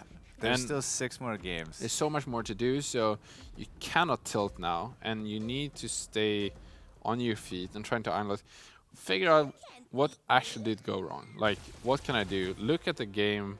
What did I lose to? Why did I lose to it? Could I do something different? And sometimes you figure out, maybe I was just unlucky 2 games. I'll come back. I'm still good enough for this. You know, you gotta think in those kind of habits to come back because it's not over yet for any of these players. Definitely not over yet. And Yeah. I think the reason why we're talking about Oren so much is because he's such a smart and very talented player. Yeah. And he's proven it time and time again. And the reason why this is so shocking that he's hit 7th and 8th now, the first 2 games, is the fact that during the qualifiers, he went 9 games of first place. Yeah, It wasn't so it wasn't that he got 2nd, 3rd, or like barely qualified. Mm-hmm. He went 9 games of first place and was extremely dominant.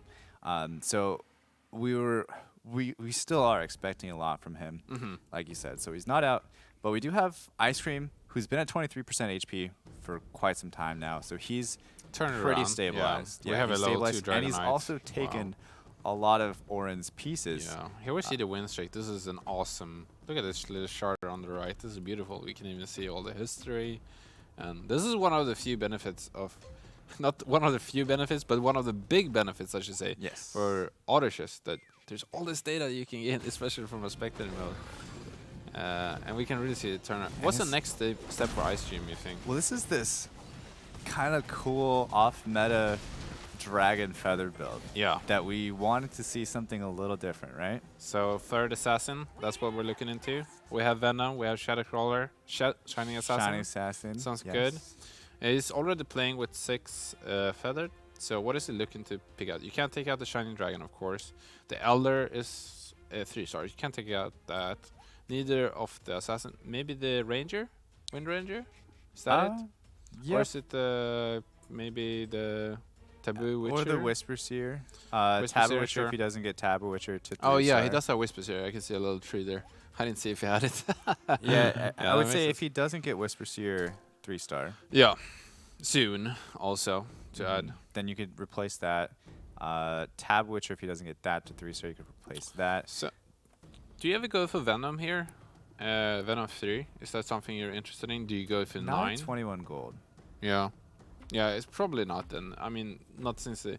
Usually what you see is that some units you always want to get to 3-star, like almost no matter what. Especially in some comps, you see that a lot in Glacier, yeah, Lightweight Knights. Knight, Hell Exactly, Knight. exactly. But sometimes you can hedge towards going for 3-stars of units you usually don't get to 3-stars, but it tends to that you need a large economy. When you're a little bit ahead, when you have 50 gold, so you can kind of hedge towards that. If you hit a bunch of them, you can go for it. But Ice Cream doesn't have that luxury. He's against the ropes. 15. Uh-oh. I think Dropping Ice to Cream... 8% here. I think Ice Cream needs to look to go all in and then hopefully win streak for a long time. He Even needs with to all find the in, though, shining he assassin. doesn't even... He's a long way from anything. He needs a shining assassin too. He needs to find it quickly to get an upgrade, I think.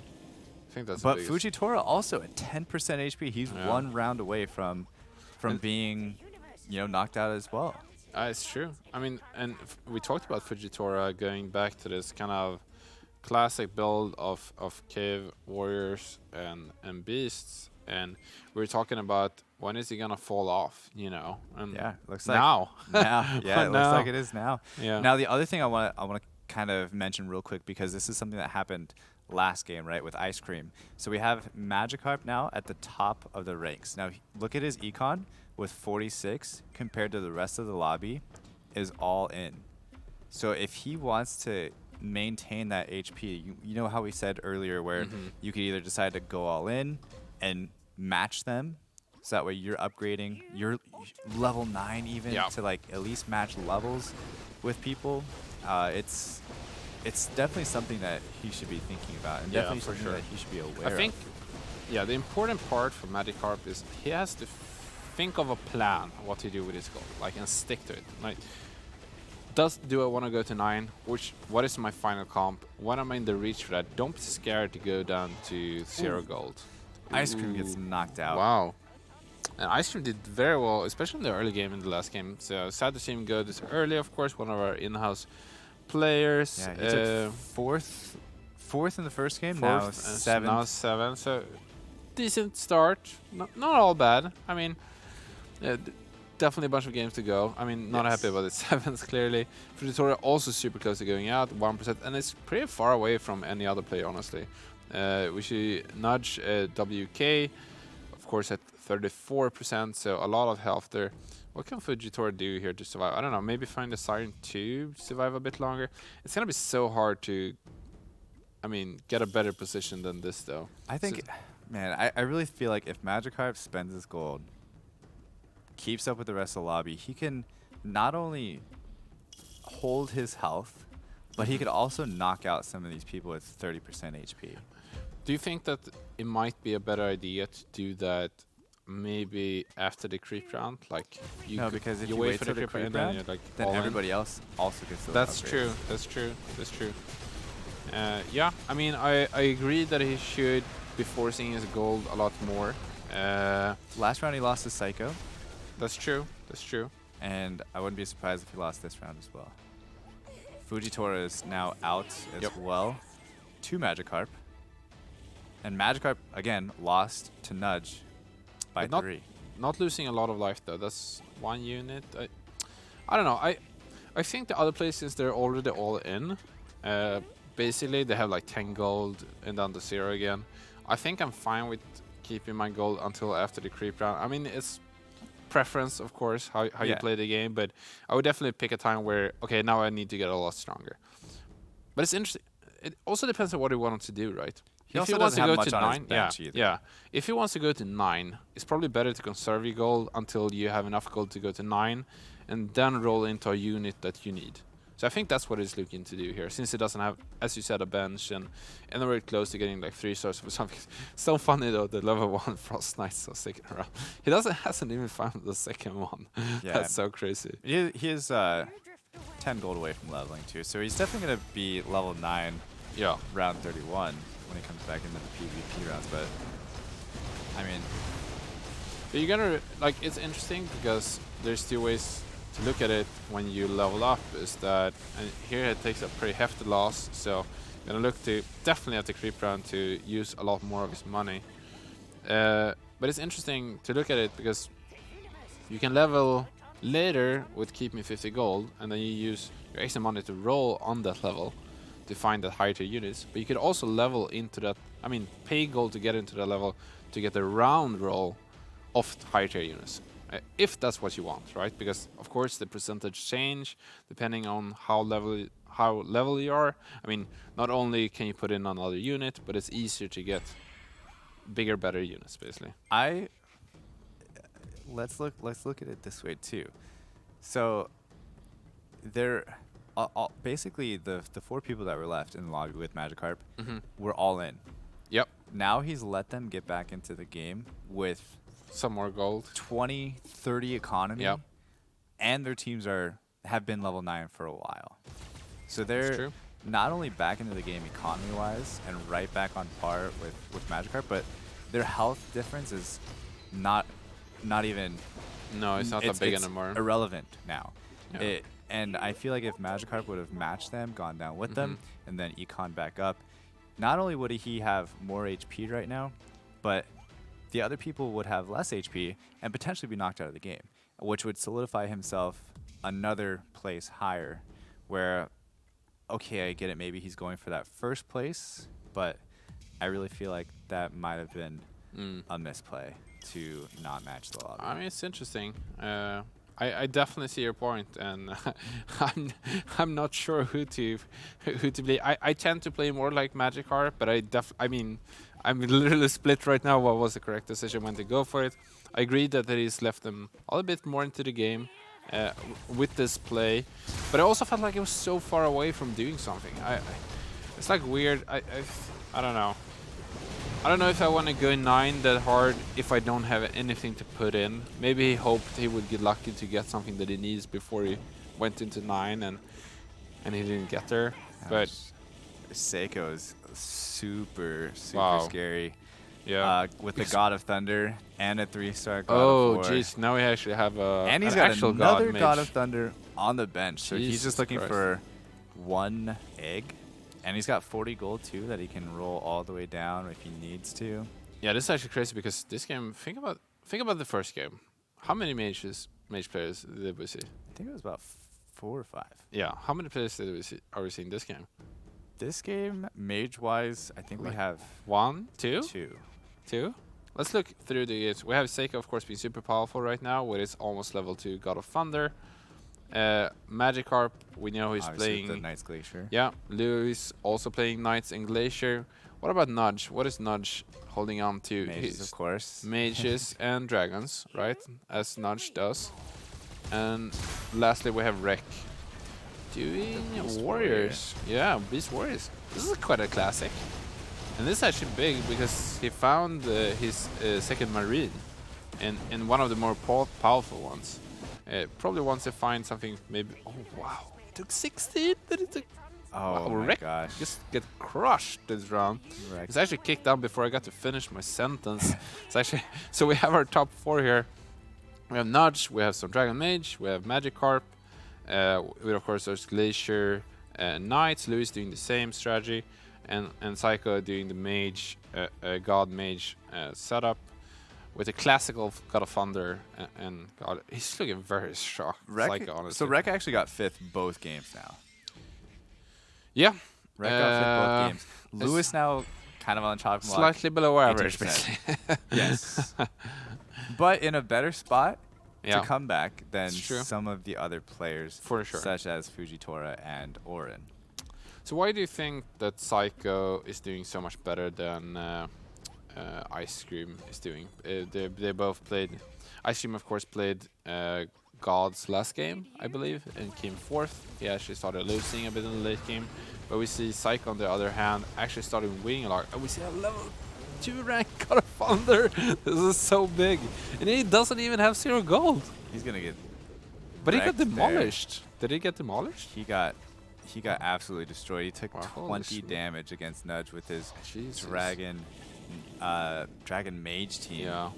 I think Yeah. Everybody lost that round except for Lewis. What's won really by scary about 1. Dragon Mage is they're actually running so many humans, right? It's so scary in this Mage mirrors that you get randomly silenced at the beginning of the round, and especially when Siren and Thunder Shaman is in the front. I mean, it can be a catastrophe.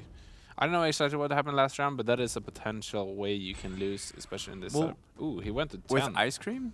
With Ice Cream last game, Yeah. he actually had a Tsunami Stalker instead of a 2-star Siren, which I don't necessarily agree with in Gods. I think Siren is more He also didn't impactful. have God of War 2, right? And He had a God of yeah. War 2, and he did have a God of Thunder too.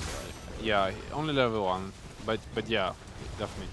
I think there were some compositional differences, but the way that Psycho's actually running his God missions is kind of literally what I do every Psycho's time. actually gonna get knocked out. Wow. He got put up against Nudge 2 rounds in a row. I didn't see that coming. Something to keep in mind. Yeah. Yeah, Psycho got put up against Nudge, took 10. But Lewis took He a lost. million. He lost to Nudge by 10 on round 33, and then he lost to Nudge again by 10 on round 34. So he lost like over what 40 HP in 2 rounds. Yeah, it's quite unfortunate, honestly, for him that he got to play against the same player twice. We saw Lewis played against Psycho here, and Lewis actually lost like, what was it, 10-0 or something against a player who got kicked out. So Lewis is very happy, I think, that Psycho got kicked out, since clearly his matchup wasn't great against him. And I kind of felt that lately, that with the full God setup with 3 mages, that Knights, Glaciers doesn't always have the best matchup against them. But look who we have in the top 3. We have Nudge and Magikarp, who are the top 2 of the last game. So they are looking super, super strong right now. Both players playing very, very smart. Very consistent. Very consistent. Yeah. Yes, I think that's the better word, because I think Magikarp could have done a little things different here and there, although still up there, right? Yeah. I don't think he's gonna beat Nudge, but I think It's very interesting that he went to 10. Maybe that's the reason why he's kept so much money for so long. That he didn't have, as we talked about, much of a bench, and now he went to 10 instead. I feel like when you go Glacier Knights, you don't usually see people go to 10 that often. I stay at least at 8 or 9, sometimes 9 in the late game, most of my games, and going to 10 is very unusual, personally. We'll see if that benefits him or not here. I think he put in 4 Warlocks. Yeah, maybe, but this Dragon Knight is just crushing this army. Yeah, It's Dragon just Mage too is powerful. insane. Yeah, and there we had the game. Looks like both of them got knocked out the same round. So Magikarp actually is going to take 3rd this time. Lewis taking 2nd. And Nudge with the 1st place finish once again? Question Maybe? mark? Maybe? Yes. We'll see. So, yeah, but we think so. Yeah, so this technically should be his 1st win. I think that's what's going to end up happening, but we don't know for sure. Although, like I said, Nudge playing mages once again, and I wouldn't put it past him to play mages again in the next game. Yeah, I agree. I think one of the reasons why he's doing so well with mages, and he's almost forcing it every game, is that mages is very versatile, right? Yeah. You can build in so many different ways. You can build them with 6 mages, you can build them with gods, you can build them with dragons. They can use so many different units, and if you know how to transition that well into the late game, is one of the more potent. Which strats. he does. Clearly does. He's been playing mages since day 1, guys. Let me tell you. And the first game we saw him play 6 mages.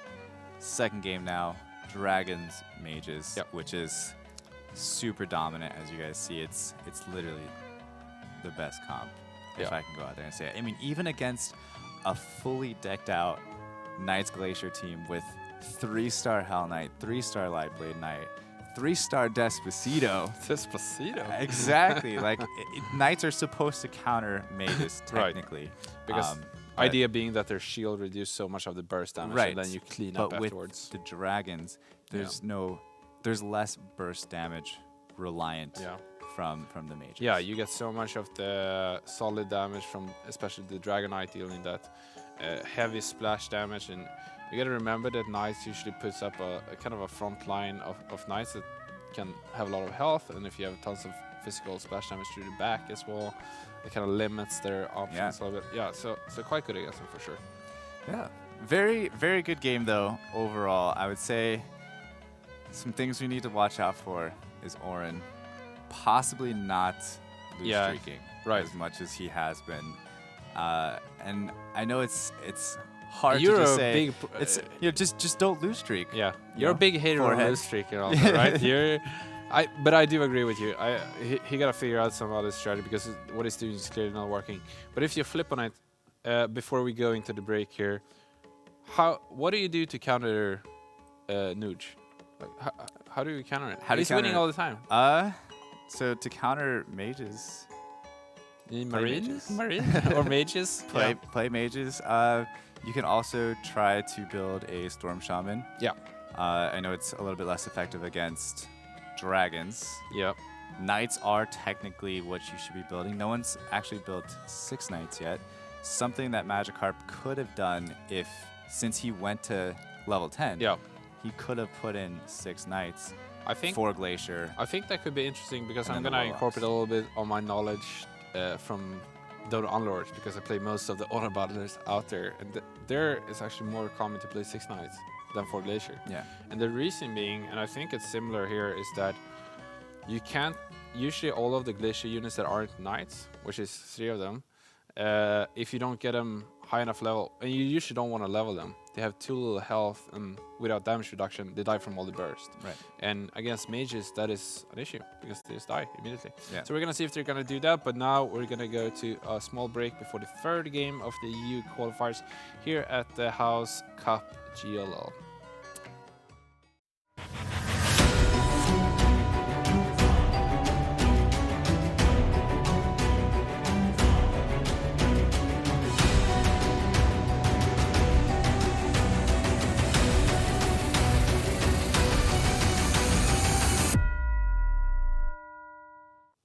Welcome back to the House Cup here at GLL. Here we'll be deciding who is going to Shanghai for the $1 million offline tournament. I'm here joined with Claytano, and right now we're going to have the 3rd round of the EU qualifiers, later followed by the NA qualifiers. So how did we like our experience so far? We had kind of varied games, haven't we had? Like in terms of comps, of how many players are playing certain comps. Like very good. Yeah, I think 2 mage players, 6 mage, well, you know. But nothing too crazy as that. Right. We had somebody try a Beast Warrior comp. Yep. That didn't work out too well. Not great, no. We had somebody try a Feathered Dragon comp. That was okay. Yeah. Right? It wasn't the premier, but we said at the beginning, Knights Glacier is the meta. Knights Glacier is what's working. And it's specifically four Knights, 4 Glacier. Yep. I know you said before the break that maybe going 6 Knights might be something to try with the amount of mage players that we're seeing with gods, as well as dragon mages, 6 mages, all the variations of mages that we can see. Yeah, much like Clayton was saying, is that it's like we talked about before, the reason why knights should counter mages is because they can survive some of the burst damage. And maybe you want to increase those shields on the knights units you have, but not only because of that, but because of some of the glacier units are usually kind of squishy if you don't get into 3-star. They can't usually survive a tutorial elder, especially Despacito being desperate. Oh yeah, I'm glad that's catching on. Yeah, I'm glad that you're embracing that. Of course. But we're gonna see that soon because now we have the scoreboard coming up, and from the match, first match, we had a bit of issues in the game where it was a little bit unclear about who actually got the win. We have decided about Nudge actually getting the points from that match, but if we get another hiccup with players not losing as much life as they should, we'll manually fix that after the game. So we're gonna rock up. Hopefully that won't happen again. But here we have the total score. Honestly, though, if it does happen again, then it's technically fair. I mean, if it happens to the same players. Nudge and Magikarp are obviously doing amazing. Yeah. But you could see where they would be tied right now. Yeah. Technically, right? Or no, Magikarp actually got third last game. I'm Yeah, sorry. I think. But that gap would be much Right. different, right? You would take 2 points away from Nudge, add another point to Magikarp. That would make it 16 Mm-hmm. to 14 if my NA math is correct. But yeah, it's So if you're not sure, you feel pretty confident. I mean, you're gonna do whatever you're doing because it's clearly working, right? But what if you're Fujitora or Oren at 1 and 2 points? I mean, it's a pretty big difference from 18, right? How do you switch up here? Like, do you tilt? I mean, you don't want to tilt, right? And No. you don't want to change it clearly, but you don't want to change to something you're not comfortable with. But at which point do you have to like go out of your comfort zone to change things up? Like, have we reached that point now, or are they just a little unlucky? So 2 out of the 8 games. That's starting to be like a bit of a Yeah. You know, it's you don't want to dig yourself too big of a hole. Mm-hmm. Tilting might not necessarily be the best thing. Might Yeah. not necessarily be the worst thing either. So getting a little bit of an edge on your If that's shoulder. what it takes, right? Right. Yeah. Some players play better when they're tilted, and the players that do play better when they're tilted, they know who they are, of course. Yeah. Right. But it's definitely something to notice that feathered, just full feathered, isn't really getting the wins. The No, wins are yeah. coming from We had specifically do we have two a second comps. place? With feathered hunters from the first game. Feathered hunters. Yeah. Yes, but it was a very high rolled Mm-hmm. feathered hunter team. Because we were talking about earlier that knights are usually a counter to mages, but we haven't seen that being the exact case in all of these games. Sometimes mages are clearly overpowering anyways, and then in the same sense, feathers could be a bit of a counter to knights. And if you're on the same power level, right? If you have the same amount of upgrades and levels, of course. So it's gonna be interesting where you can like find the perfect somewhere in between. Maybe you go into 6 knights as we talked about. Maybe you can make some changes to. What if you try to go for 2 marine units? What if you play Abyssal Crawler, for example? Try to go for 3 assassins in your feather build. Can you do some like changes there? Like, can you go for Shadow Crawler, Shining Assassin, and Abyssal Crawler? Is that something you can do with your Siren, for You example, can- at level 9 or whatnot? You No. can try Yeah. to sprinkle some marine bonus in there, but I'm sure all of these players have tested the 4 Ins and marine outs, yeah. ins and outs. Yeah, so I would say it's not necessarily going to be something to see like a 4 marine comp come in. I don't think. I mean, Not 4 marine, but just 2 in right, your but feather just build, right? yeah, sprinkle it in. Like you said, there wouldn't be something unheard of for sure. Because I feel like the optimal comp to go feather, much like you've been saying, is the hunter build, right? But I think the issue with the hunter build is if you want to keep it at 3 hunters, it takes so long for you to get marines in there. That's what I'm a little scared about. That if you don't get the stalker right in the late game, which is a legendary unit, it's kind of hard to find. It could be hard to get 2 marines in, especially if there's a lot of mages. But I mean, that's gonna come down to from game to game, right? If you see 4 mages in the top 4, you might change things up. The instead other of thing doing it from start. to keep in mind as well is that God of War is being played a lot right now. Yeah. And so if you are going a feathered build, there's a couple ways to get around that God of War. One would be Dwarf Sniper with hunters. And the second option would be, instead of building hunter feathered, be assassin Yeah. feathered. Yeah. So there's possibilities to that. Now, we saw Nudge already with 2 God of Wars. So I don't think he's changing up his strategy at all. Plus, he also had a Wind Ranger round 3, I think it was. Which is so that's pretty good early. Yeah, it's insane for somebody that loves playing mages, because he's got like a really good God mage start, yeah. right. Because the thing with God Mage is it can be a little complicated to not lose too much life early, but 2 of the units that really helps you stay powerful is that Wind Ranger and a high level God of War, much like you said. Yeah, Wind But Ranger. yeah, no, it's gonna be interesting. But I want to also go back a little bit to that Feather Assassin, is that we're getting to see a lot more dragons in the backline of other comps too, like in mage comps, etc. And actually killing those dragons is quite important sometimes, especially Dragon Knight. And it's different in those clubs, right? Because Dragon Knight is not protected by other knights bonus. So it's actually much more squishy than you usually used to if you're playing like Glacier Knights with Dragon Knight, for example, or the 6 Knight build, of course. So yeah, we'll see if people change that. Ooh, level 2 God of War and the level 2 Heavenly Bomber. Is that correct? Yeah. Are my eyes deceiving me? No, that's a level 2 Heaven Bomber. What do you think about taking the Heavenly Bomber and the other Goblin instead and losing the Sniper buff? Because the Sniper is stopping the God of War, if I'm not mistaken. Yeah, Sniper's definitely removing the Divinity buff here, but he's going and throwing all of his items. Yeah. On what the does Heaven this Bomber. mean? We love talked that, about this round yeah, I one, love right? that little animation though. It's like he's Yeah. just like tossing it over. Like, Here, take him all. Yeah. So he's definitely going to be selling the Heaven Yeah. Bomber later. Like those items don't even they don't go on a Heaven Bomber anyway. No, exactly. Yeah, he's just using this Heaven Bomber early game, and he's gonna sell it in the mid game to go into his actual strategy. But he's just using this to maybe get a bit of a win streak, or at least a little bit stronger in the early game. And if you're gonna sell it for sure, I mean, put all the items there. You're gonna get them back. Yeah, Right? I'm not gonna lie. I thought there was bugs crawling on my screen for a second there, and then I realized that they're actually A part of the crawling map, in the the small. screen. Yeah. You can see small shadows and also actual bugs on this. So what's not good to see though is Oren lose streaking again. Yeah. You This know, is- I haven't seen this in a while. you just want him to have like a strong a start. strong start. And Yeah. I'm sure he's looking for a strong start as well, and he's just not being.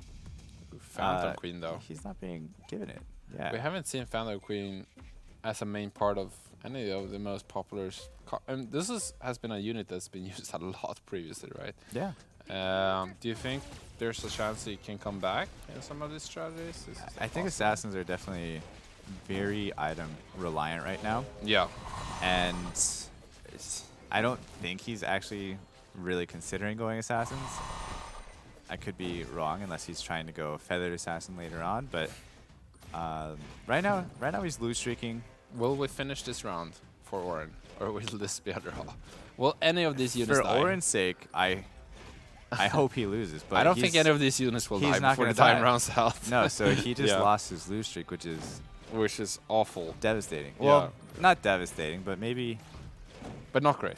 yeah, not great. He's got 90% HP. He's got 10 gold. All right, so going out on a limb here, what do you think about the idea of players doing badly in this tournament and then trying something so offshoot because they had to change it up that they actually find something that people haven't tried before? Like, let's bring back Phantom Queen. Let's play 6 assassins. I don't know, maybe not 6 assassins, but Maybe 3. I would love to see that. What about something like 3 assassins, 3 mages, for example? You play Water Spirit, you play Phantom Queen instead. That has huge magic damage, right? Literally Can you do that? is what he's doing right now. Well, Yeah. he leveled up, so he won or didn't win the round, but he tied the round. So he lost his lose streak. So because of that, now he's playing a little bit more aggressive, which I like Right. to see. He leveled up here. He's level 5, and he put in 3 assassins.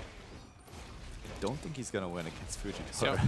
but These actually, are some of the best players in the world, right? And we can see Oren doing something a little odd here on this bench. For those who doesn't know, can you explain what is going on with all these strides?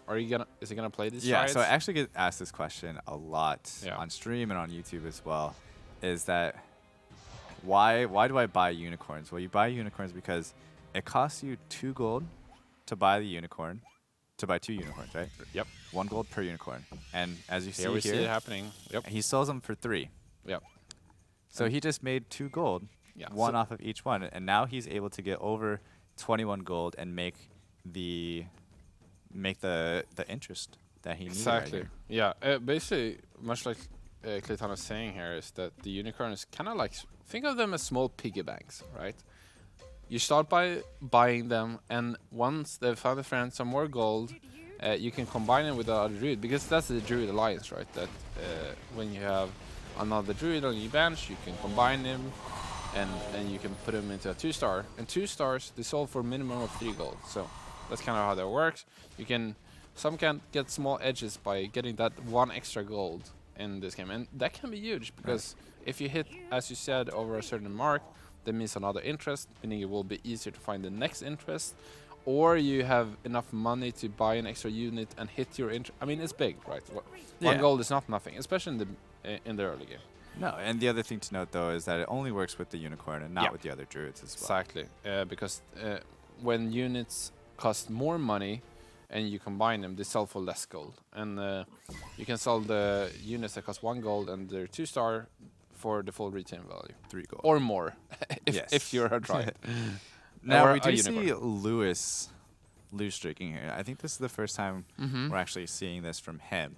And he's going into a Warrior Hunter warrior build? hunter build, With it looks like. Undead. It's an old build. I haven't seen this in a while either.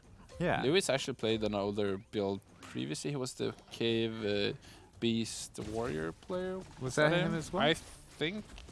You could be right. I could also be wrong, but I think so. I think so. Or was it Fujitora maybe? Yeah, maybe it was Fujitora actually, now that I think about it. So this build used to be one of the best builds in the game. Yeah. Like probably 2 weeks ago. Mm-hmm. But that just goes to show you how quickly the meta changes day to day, patch to patch, and even mobile client to PC client. Yeah, So that's true. there's a lot of different little nuances with the PC client where the melee units attack a little bit differently, and there's some animation differences that do cause a lot of interesting Right. outcomes. Yeah, because as soon as you don't translate the game through an emulator or something, there's a good chance that the AI is gonna be a little different. It takes so little for the units to move differently and act differently, or maybe appear a little bit more tanky or whatever if you Yeah. do different countings. Ooh, we But have the a other fairly thing to good note item though here. is that they're all playing on the same client. Yep. So they're Yep. all experiencing the same Exactly. types Yeah, of this is not something that challenges. is unfair. This is something that happened in this last qualifiers and the finals, that they are all forced to play on the PC version. Previously, we have had qualifiers in both mobile and PC, and here they're all coming together basically. Yes. Let's look Lewis at- still loose streaking. Yeah. He has that Soul Reaper on the bench too, which is so nice with already having a 2-star Egress Ranger. But let's go take a look at Fujitora, rocking 100% win streak right now. This is my boy. Is what I'm saying. Double This is demons, but he's gonna remove. one of them. Yeah, I Yeah, think so. there he goes. So I have an idea that can you build units like can you do so this is a strategy in Underlords, and I think there's so I have a world where I think there's innovations you can find from other games that are similar to each other, other auto battlers between each other. I mean, clearly it's a little bit harder for team fight tactics because it's so different, but Underlords and Auto Chess, right, two of the other major ones, I think there's innovations to be found. One of the major strategies in Underlords is actually playing Primordial Mage Assassin. So Primordial is like spirits for those that exactly, don't know, right? right. Elementals for the old schoolers, or etc. And the idea is that you play the assassins that has the highest magic damage, which is Water Spirit Phantom and Queen. Phantom. Yeah, and you pair that with mages, and of course you also get the spirits with Water Spirit and the Thunder Spirit. So Yeah. that's a nice combination. You get that easily. And also Stone Spirit is not that contested, especially in this game. So you can get that. And way later in the game, you can actually incorporate some dragons as well, because you have the third assassin can be Venom, right? Yep, with the mages as well. With the mages, shiny dragon, and then you just pluck in that dragonite. Maybe that could be something. It could be. Yeah, And who knows? it, like I said, I love seeing that kind of stuff happen. Yeah. But at the same time, I feel like these players aren't risking things. No, they're not. They like, Yeah. at least not right now, not yet. But I do want to see that, Yeah. just as much as the people watching on Twitch or Yeah, wherever for they're sure. watching at. You know, Yeah. I think it's definitely something that we would want to see. Now, the interesting thing about this is that Fujitora actually is looking to transition into mages now. Yeah. Together with some kind of demon. Which is good for Orin. If Orin is still going with assassins, because we saw that earlier. And yeah, he has. he is. He's exactly doing that. He's still keeping the goblins though, and they're starting to fall off pretty hard. They have actually been falling off for quite some time, and he has some 1-star goblins, even 2-star goblins at this point Yeah. start to fall off. So here, it's gonna be having to transition pretty quickly here soon. But he is fully economized. Mm-hmm. Is. Is But he has 77% HP. So it's a much better spot than he's been in either other game That's that we've true. seen. So I still have hope for Horde. Yeah. Let's go ahead and take a look at Nudge and see if he's building mages. Of course. Of I can, course. like I said, I can always put money on it. That is what he's comfortable with. That is what's good right now. So it really, this meta really plays to his skill set. I think more so than anybody in the lobby. Obviously, they're all good at playing mages, and they all can play mages if they need to. But Nudge has been playing mages, like I said, since day one. Yeah, he's kind of a mage savant, right? I mean, this is what he does, and this is what he's good at. And it's interesting because we have those kind of players in other, like strategy card games or whatever, that they only play certain type of archetypes, and they do badly some time of the year, and then finally when their archetype is good, they just crush They everything. just win you know? everything. Yeah. It's like, yep, My time. my time. This is to my shine. meta. Yeah. It's back.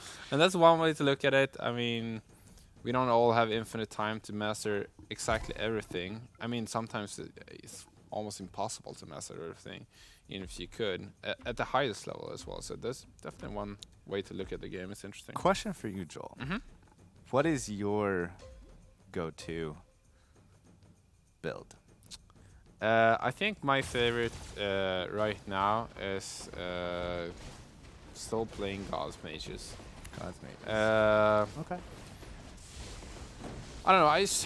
I guess I just enjoy the way they play. I feel like I've really started to figure out how to transition, like and do well in the early game to then transition to the late game.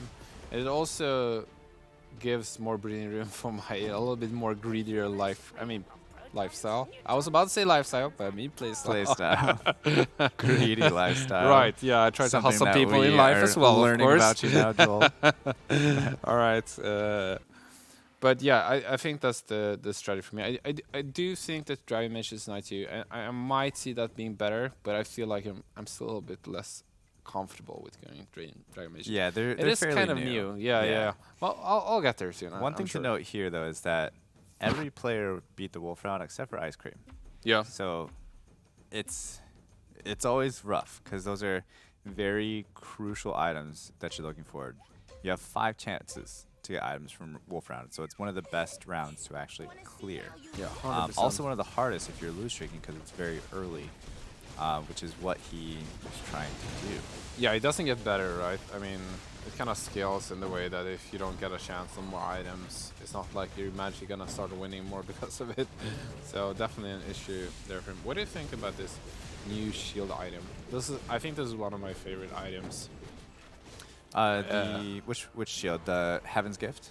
Yeah, exactly. Yeah. That is I feel like- severely overpowered. Yeah, I think it's actually insane right now, especially I think if you're going gods and stuff. Yes. Because You put it on the God of War 3-star Yeah. front line, and it just gives shields to everyone. and then you have the Warlock bonus added in. exactly. You it's always get your spells nasty. off. It's very, very powerful. Which, I mean, if we go back to that item list again, we can probably see. How Okay, so we many have houses? a Puppet Mask. We do have a Heaven's Gift Yeah, on Louis. God of War with And Lewis. Psycho. Yeah, on and God of Psycho War as too. well. True, Yeah. just like we were talking about. Yeah, very powerful. And it's fairly easy to make. You just need a shield Yeah. and the axe. So it's pretty. It also gives him the perfect stats, right? Yeah. Yeah, super nice on God of War. And it's, as I said, it's so nice, especially when you have the God buff, because every second for a team with a God buff can mean so many more spells being cast because of the reduced cooldown, right? Right. I mean, a lot of units say it doesn't even have to be Razor Claw that has this infinite cooldown, but even Swordman is unlikely to get 2 ultimates off. Right. And even with the Heaven's Gift extra health, but if you have the 1 God or 2 God buff in there, you can definitely get more spells off. That's why it's extra good on him. So Ooh, you know what I close. haven't noticed too much of this game? Mm-hmm. Knight's Glacier. I might just be Oh missing yeah, it. you're right. Let's have a look at each player's comps. Here we have Transferring into mages. yeah, assassins and some goblins for now, and then we have Magikarp doing Mages. mages, right? And Rek doing also going to mages with some gods, Divinity, I assume. yeah, Yeah, Divinity Divinity for mage. sure. 2 God of War chooses. There's should the be- Knight's Glacier with Psycho. Okay. But pretty weak for Knight's Glacier, honestly. I agree. And then we have Orange got the Oren assassins. doing a bit of a weird strategy. We talked about this a little bit before. We'll see what it transitions It's into. almost if it's exactly what you were describing, Yeah. right? With the mage damage assassins. Yeah. Adding in the mages themselves. He's missing a major part though, and that is the Thunder Spirit. I think that's a core of this Yeah, lineup. 'cause you need to add the spirits in for Water Spirit. Right, yeah, exactly. And then we have Hunter. Classic. We talked about this previously. Maybe not the strongest build now, but has been the strongest build previously. And then we have Nudge, WK, doing some. Is this gonna be Dragon Mage? Divinity mage. Maybe. There's a lot of humans in there. Werewolf too, so probably not going for full Divinity. So some human mages. We see a lot of mages this game, basically. And then we have Ice Cream, of course. So Wow, Was this it is actually 6 a lot out of 8 mages then? Storm, yeah. That's a lot of mages. 6 out of 8 Yeah. potential mages. We have Orin, that's going assassins. Well, assassin mage, which is technically mage. And then we have, was it Psycho? Yeah, Psycho that was going Knight's Glacier. The interesting thing with the strategy when you go assassin mage is that it doesn't get much of a front line, but you're super bursty, and I think that's the major powerful part. And you get some tankiness just because Water Spirit, of course, stuns when you have another Thunder Spirit. I think that's what it's trying to look for here. It stuns all the units when it's attacked, and then it actually waveforms away, right? The Water Spirit. Yeah, exactly. Water Spirit. Sorry, waveforms No, away. I just want to hear you say it again. Okay. So it's actually pretty much better at tanking than some might expect if it has the other spirit buff together with Thunder Spirit. No, absolutely. Yeah. But like you said, the key component is Thunder Spirit, Yeah. which is what he's lacking right now. Yeah. You can see him having a level 1 slaying wizard. They're really looking for that key piece. Fugitoris seems to be still doing well. Let's have a look at him. He went up to 8 a little bit quicker than the others. Went down to 40 gold, but I really like that. It's more attendant to your strategy, and I like going to 40 gold more than going to 0. I think that's still a little bit underappreciated. You Yeah. only lose 1 gold of interest for 1 round, but you kind of earn that back immediately by getting a high roll immediately. And sometimes that high roll will cost you another reroll with lower percentage from the previous level. So it's actually a way better than I think a lot of people give it credit for. So really like doing that. Yeah, it's more of an aggressive play style, Sure. Yeah. which is what I'm more, I guess, used to / known for. Yep. So it doesn't always work out, but when it does, It's glorious. yeah, it's glorious. No, but I agree. It's good. And Yeah. it puts a lot of pressure on the people that are sitting at 28% health. So they know that if they get put up against you, you are just a beast, and Yeah. you are going to kill everybody in the lobby, and you're going to have more HP than them as well, because So this is They're interesting, right? I think that all these players, if they just let them do their thing, basically playing, a card game against itself, like Patience or whatever, is it better to try to pressure them with a bit more aggressive play to get them out of their comfort zone, or are these players just so comfortable with whatever they're playing that it doesn't matter? Like, they know that you're doing your aggressive thing, but they know that they have to spend their money a little bit earlier. Or like, you see where I'm going for here?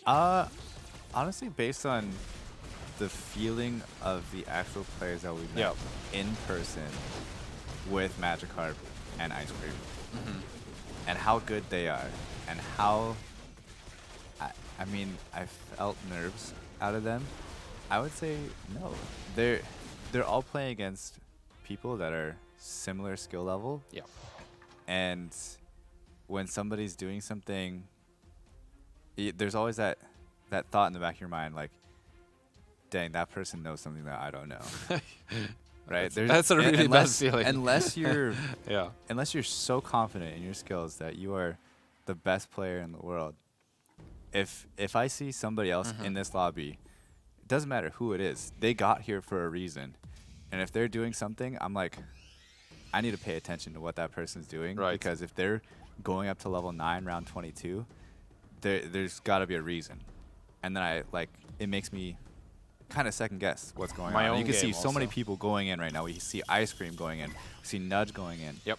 And they're all spending their gold. Lewis is at 74 gold, so probably going up to 9 soon. Jesus. That's what happens when you see somebody like stockpiling gold. Yeah, because there's no reason to pound it in before you're actually going up your level. Right. If it's not easier to count, which I need help with sometimes. But no, but it's interesting what you're saying. I think there's like, the thing is they can also throw you off balance in a way. I feel like that's the case with a lot of other games. I don't know how well it translates into auto battlers, but in games where people are so good at playing them, and auto battlers is a pretty new genre, so we might have not reached that peak yet, but when they're so good, their mechanical skills or the theory crafting is so similar that all the things you need are actually being in the zone and being like super focused. You really need to have a strong self-belief that you're gonna win the match and etc. And that's kind of what gets you to that next level. If you can always play on your full potential, maybe that's enough to beat some of the players, even if you're slightly worse, you know. And that might still be doing your own strats. I think it's interesting to think about. It's close. I mean, maybe it will throw you off balance if somebody knows what. I mean, something that you don't. But maybe it's still better to stick with your guns and like just strong-headed believe in what you're doing if you're doing that so well. It's a tough choice when you're in the tournament and because you don't get a lot of time, you know. The game ends and then there's 5 minutes until the next game. It's not like you can have a team of analyzers figuring that out. Yeah. You know, you just gotta. It's a gut call. It's just it's very interesting. You can't rewatch the game and see what happened. No, yeah. There's 4 games that happen back to back to back, and you can't go rewatch them. And that's maybe some. I mean, of course, it's not great being in 7th or 8th place, but at least it gives you some more time to relax before the next game. You can analyze what happens in this game. So that's a bit of the benefit, because you gotta remember that, I mean, some of these players play Scrim against each other, so they know their playstyle, they know some of the strategies they're doing, but there's gonna be new things popping up. I mean, small tendencies of things that's popping up in these games, and if you get more time to analyze that, it could be big. So we see Magikarp here being a little bit more aggressive than he was last game. Yep. Down to 26 gold, even though he's the leader HP-wise, he's not sitting on that 50 gold as much right now. Fujitora, Lewis are the only ones at 50 gold right now, and then the 2 at the bottom, Ice Cream and Nudge, that are all in. Which Nudge, though, is in a better situation being all in because he is level 9. Yep. Right? So all he needs now is upgrades for his units, and since he's playing mages, the chances of him getting Tortola, Elder, stuff like that are actually much higher. Where Ice Cream is all in at level 8, he needs to take rounds of not spending anything to be able to get himself up to level 9, and especially playing gods. Yeah. You want that high level 9 is definitely key to add in so many different synergies. You get such a higher chance to get God of Thunder, as we talked about. Like you said, that you get a higher percentage chance of hitting the actual units that you need, like Tutorial or Elder. Or he's stockpiling the unicorns, though, of course. Yeah. And okay, so he's actually missing a couple key units now. Actually, seeing his full team. Obviously, he's gonna want his 2-star Soul Reaper. There's no Siren here either. But he needs a Siren, and then he also needs a Wind Ranger, God of Thunder, of course. That's one of the used unit. I really like it in the mid game, but I've actually started to cut it more for the late game. Wind Ranger? Yeah, I think it falls off. I mean, it does a lot of damage, but I feel it falls off a little bit. I usually want to exchange that for like Sirens and Devastators in the late game, God of Thunder. I think I it's should really like good Devastator in against. this comp. I think maybe Wind more Ranger than is really that. good against other mages because That's yeah. it shoots the arrow a lot farther than your Mhm. Thunder Spirit can reach. That is super true, and that might especially be apparent as of a case in this game where there's so many mage players. What is it, 6 or 7 mage players? Yeah, 6 out of Yeah. 8. It's pretty crazy. Magikarp still doing great. Let's take a look Oren at is in the mid now, so Wreck. doing much better this time. He's doing. Oh, he Ooh. lost. Oh, look at this! This is what I'm talking about, my boy. I told you this is the new strategy. Ooh, Oh, Water the Spirit Feet. 3-star Water Spirit too. And honestly, this is so big because if you find a strategy that really works and that is good and nobody's doing it, you get so many more units in comparison to the others. I mean, look at this queen. You can, I mean, you're getting all of those. Water spirits even more. I mean, nobody's gonna care about those, right? This is so interesting. You have 2 spirits, you have 3 assassins, you have 3 dragons, you have 2 humans and 3 mages, right? Did I miss anything? No, I think that. Look how much burst damage this strategy has. This water spirit's gonna probably finish this up. And he's got 2 eggs. Yep. As well, which is really nice. He's gonna probably 3 stars Phantom Queen, throw in a Pirate Captain. Yep. This strategy could also go to 9, and then you can remove the Pirate Captain. And it's a little bit better when you have the Stone Spirit from earlier, but you can play Stone Spirit and then also Dark Spirit, right, in the end. You can get 4 spirits. True. Both of those units, I mean, Stone Spirit, maybe not the best units in Auto Chess, but definitely, I mean, Dark Spirit is pretty good With against all the Knights, mages, right? though, would it even be worth it to go 4 spirits? I would say probably not. No. Because they're not affected by ranged attacks. True, true indeed. Yeah, the real cost is playing Stone Spirit, right? I mean, Dark Spirit, you don't mind playing Dark Spirit on its own, right? Because Yes. it's so powerful. Right. But a Stone Spirit could definitely, it's a cost, but we'll see if he warrants doing that or not.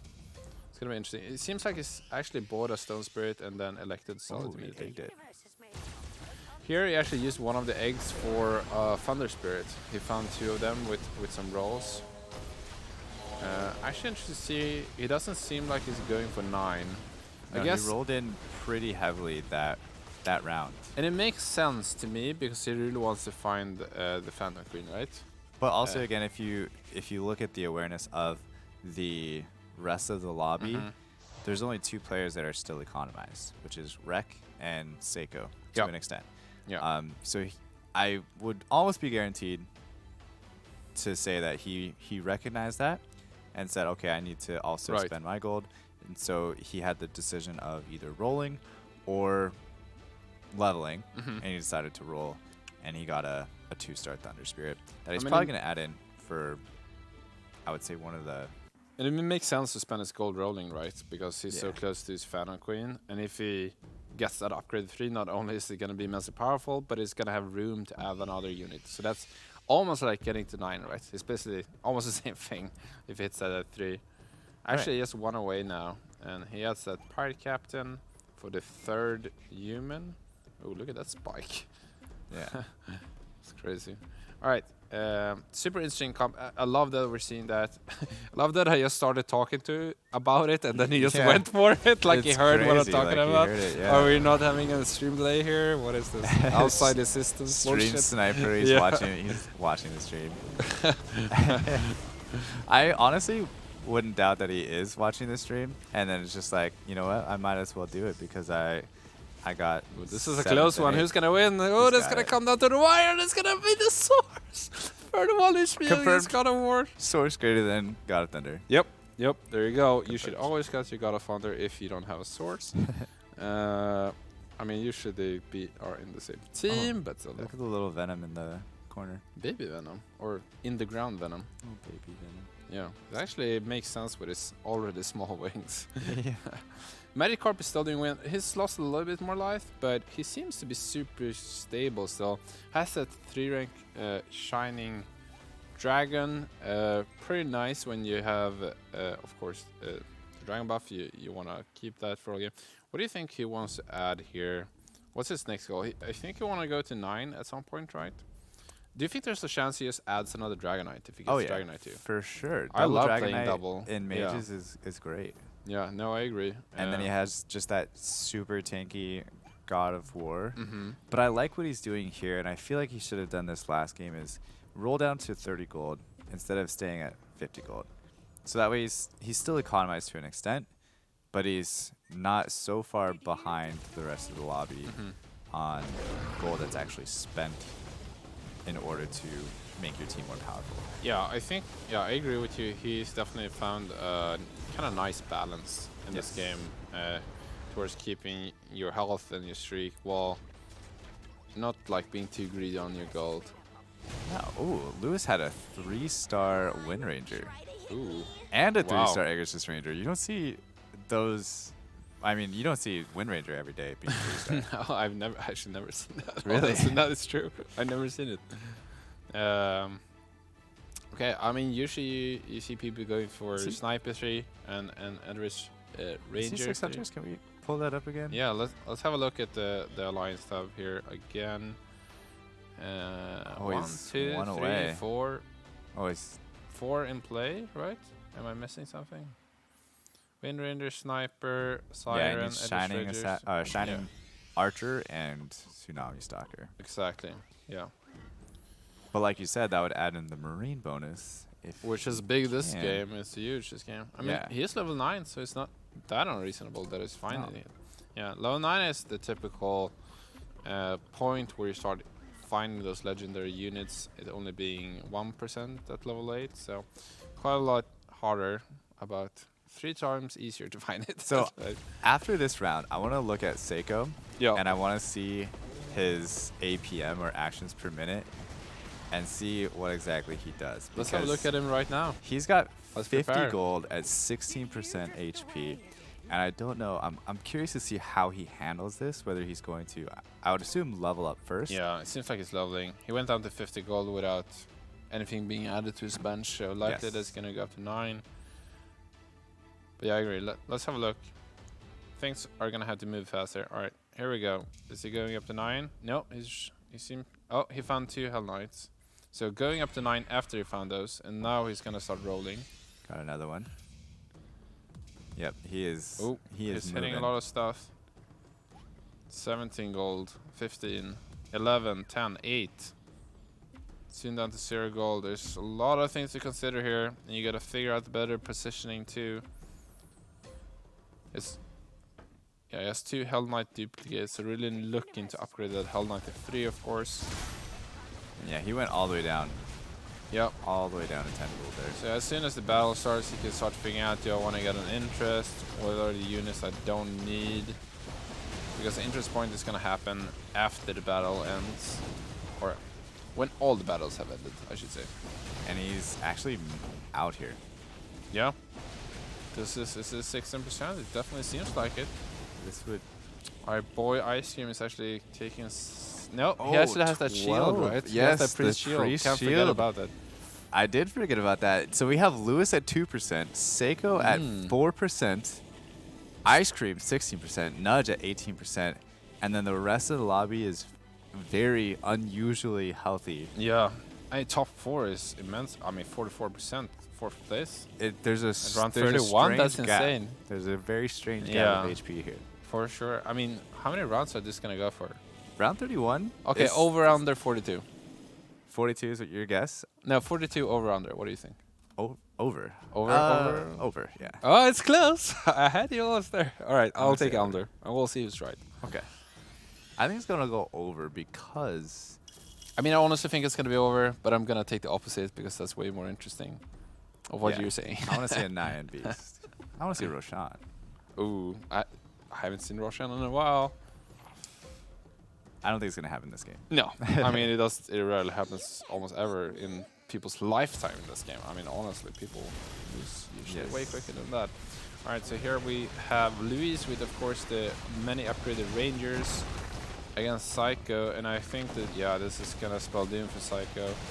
He does have that Lightbringer Paladin, but she was actually CC'd for most of this round, and the front line gets smushed. Ice Cream getting knocked out first, Ooh. though. And losing by Lewis. 9 to Nudge. So that pre-shield actually gained Seiko. And basically 3 Seiko's points. out. Yeah. 3 people get knocked out on the same round there, and that's kind of what we were expecting with so many of them. Seiko actually got 3 points in this tournament by just having that pre-shield. Yeah. Yeah. That's 3 big points. It can mean many, many dollars in this kind of tournaments. I mean, think of the possibilities going to Shanghai. That could be the difference. Yeah, pre-shield, man. I'm telling you. This is big. new meta. I Not really new want to meta, look really, but at the build I was talking about Oren. previously. Let's have a look at Oren. Look at this. Look at this. Can we see the Oren's build with Assassin, Mages, and Spirits? 3-star Phantom Queen. It's Yep. actually very nice looking on PC. Yeah, for sure. It's like pink and I see the Water Spirit too, I though. want to use the word pretty, but I'm not sure if I'm allowed to say that. Why not? Water Spirit. Pretty. Pretty. Yeah, that's good. Yeah. I like that this build can also, because it doesn't really have much of a front line, and it has a lot of jumpy units, it can actually spread out a ton of its army. It doesn't have to have an angular way of using its units. Which so is nice against mages. it's huge against mages, and also I mean against the same thing against knights. If you can get it to spread a little, so you can get between the gaps of those frontline knights, that could also be super nice. Nudge is running his guy around Yeah. the God of War. I mean, it's an important win. It's at 3%, right? Yeah. He actually might be able to sneak out at 3rd place here if he can hang on. He's got a good comp. Yeah. And Magikarp. Magikarp actually looking so strong Yeah. every single game. He's crushing this tournament so far. I mean, honestly, I mean, very he's just impressive. doing it. Yeah. Yeah. Love to see that. Love to see one of our in-house players. Of course, that being Magikarp and Ice Cream doing well. Oren. Yeah, I love that Oren has kind of the comeback here. Because He needs this. He needs needs a game. this, and I guess I'm a little bit biased because I said, "Oh, this would be awesome if you go to this strategy," but not only because of that, but I talked about that when things are not working out, you have to try something so out of the box that could actually spawn a new strategy in this game. And is this what we're seeing? Potentially. Potentially. You might have spoke it into existence. Maybe we'll see if it's a prophecy or if it's a failure, but it seems to be doing well for now. We'll see if it transitions in the top 3 or in the top 4. And Nudge actually Yeah. goes down to Oren here, so he's going to take a 5th place, yeah. which leaves that first spot open Yep. for Magikarp. Which he's starting to get used to, so maybe it's good that he's trying to Yeah. sit out for a round from that Yeah. first place.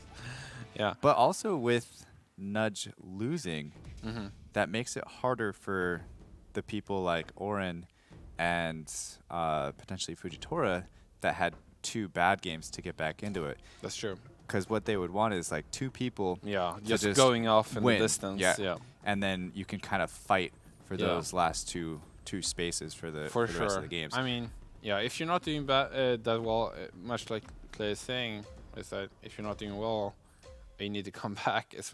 I mean, if the points are more spread out, it's going to be harder to compete, basically.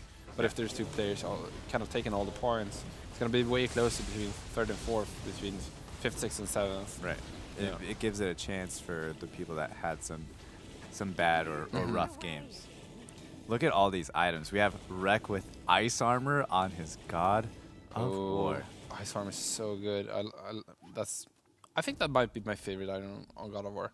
After, of course, the little shield. New It's OP really item. good against Knight's Glacier. Yeah, for sure. I mean, slowing them down. Also, God of War is always in your face, so it hits so many units as well. Check out this positioning though. So, I think it's If he gonna switch it doesn't up after the change dragon. I think it's gonna switch but it up. it's actually not necessarily bad having them on the sides. Reason Mhm. being, the mages once again not Yeah. being so clustered together makes it harder for them to hit all of your units Right. all at once. But and there's another way to look at it too, is that you can kind of put your units very spread out. That's one way to do it. But then they can kind of walk towards your opponent and cluster up. Ooh, But if you Steph. choose 2 different sides all together, then you can make sure that one side is not getting hit. 1% 14 HP. from Oren. Oren's just knocking everybody out right now. He's been staying at that 45% for a long time. Let's look at Oren's match history. How has he been doing for the last, I don't know, 10 rounds? We'll have a look. Oh, it's all wins. Win. Up to round 28. Wow. That's a lot of rounds. That's About 10 almost 10 win rounds streak, win yeah, or streak. 7. It says it right there. 7 win Yep, streak. there we go. So very nice. And what is this gonna do? Because I know this strategy a little bit from before, because this is reminiscent of, as I said, the strategy in Dota Unlords. And I've been thinking about this strategy before in Auto Chess, that why isn't it viable here? I mean, the big difference is that in Unlords you only need 2 dragons to actually get the dragon bonus, so that's a big deal. But then again, if you go up to 9, it still works, right? With the 3 dragons. So I've been thinking about, will that work? I haven't really gotten to try it so much myself, but it seems to really be working. Yeah. And what is that gonna make of a difference for this metagame?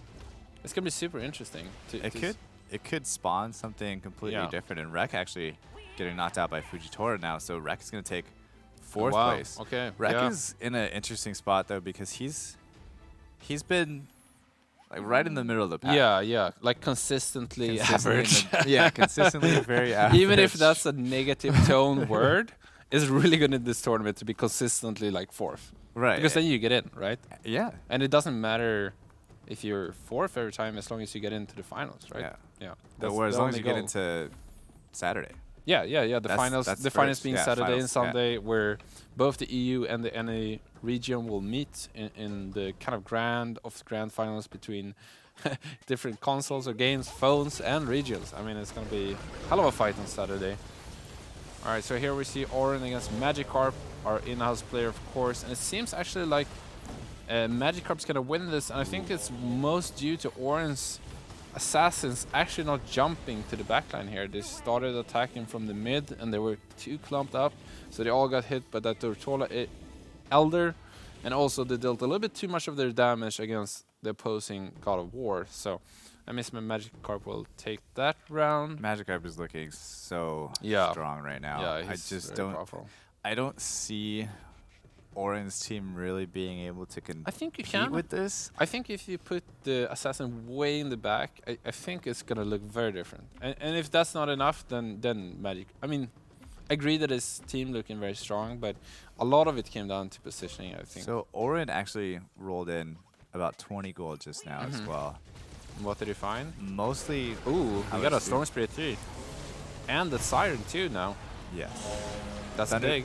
Thunder Spirit 3, and then Yep. hoping to knock out Fujitora, I'm sure. Yeah, for sure. And Fujitora is losing against towards Magikarp. Magikarp, and he's out. So we have the finals with the new strategy that I spoke into this game somehow. And Magikarp actually lost by lost 9 health. Yeah, positioning, man. To Oren. Positioning is big. You can see him moving some of his assassins back, and I think that's major. I mean, Water Spirit, you can have him always in the front, because as soon as his waveforms get its ult off, he will change position anyways. Gotta be careful though about the human silence. That is true. Yeah, that's a major thing, and it is gonna help a little bit though with him having 2 spirits. Humans usually won't get off too many hits, especially if they're melee. But still, there's that Tortola Elder in the source, of course. So a lot of it is gonna come down to positioning. So you said round 42, and I think we're gonna get there. Yeah, I mean, almost for sure, right? But we'll see if either of us is right. Is it gonna be round 43 or 41? I think it might be a 9 and B's game. Yeah. Oh, this is a lot of items.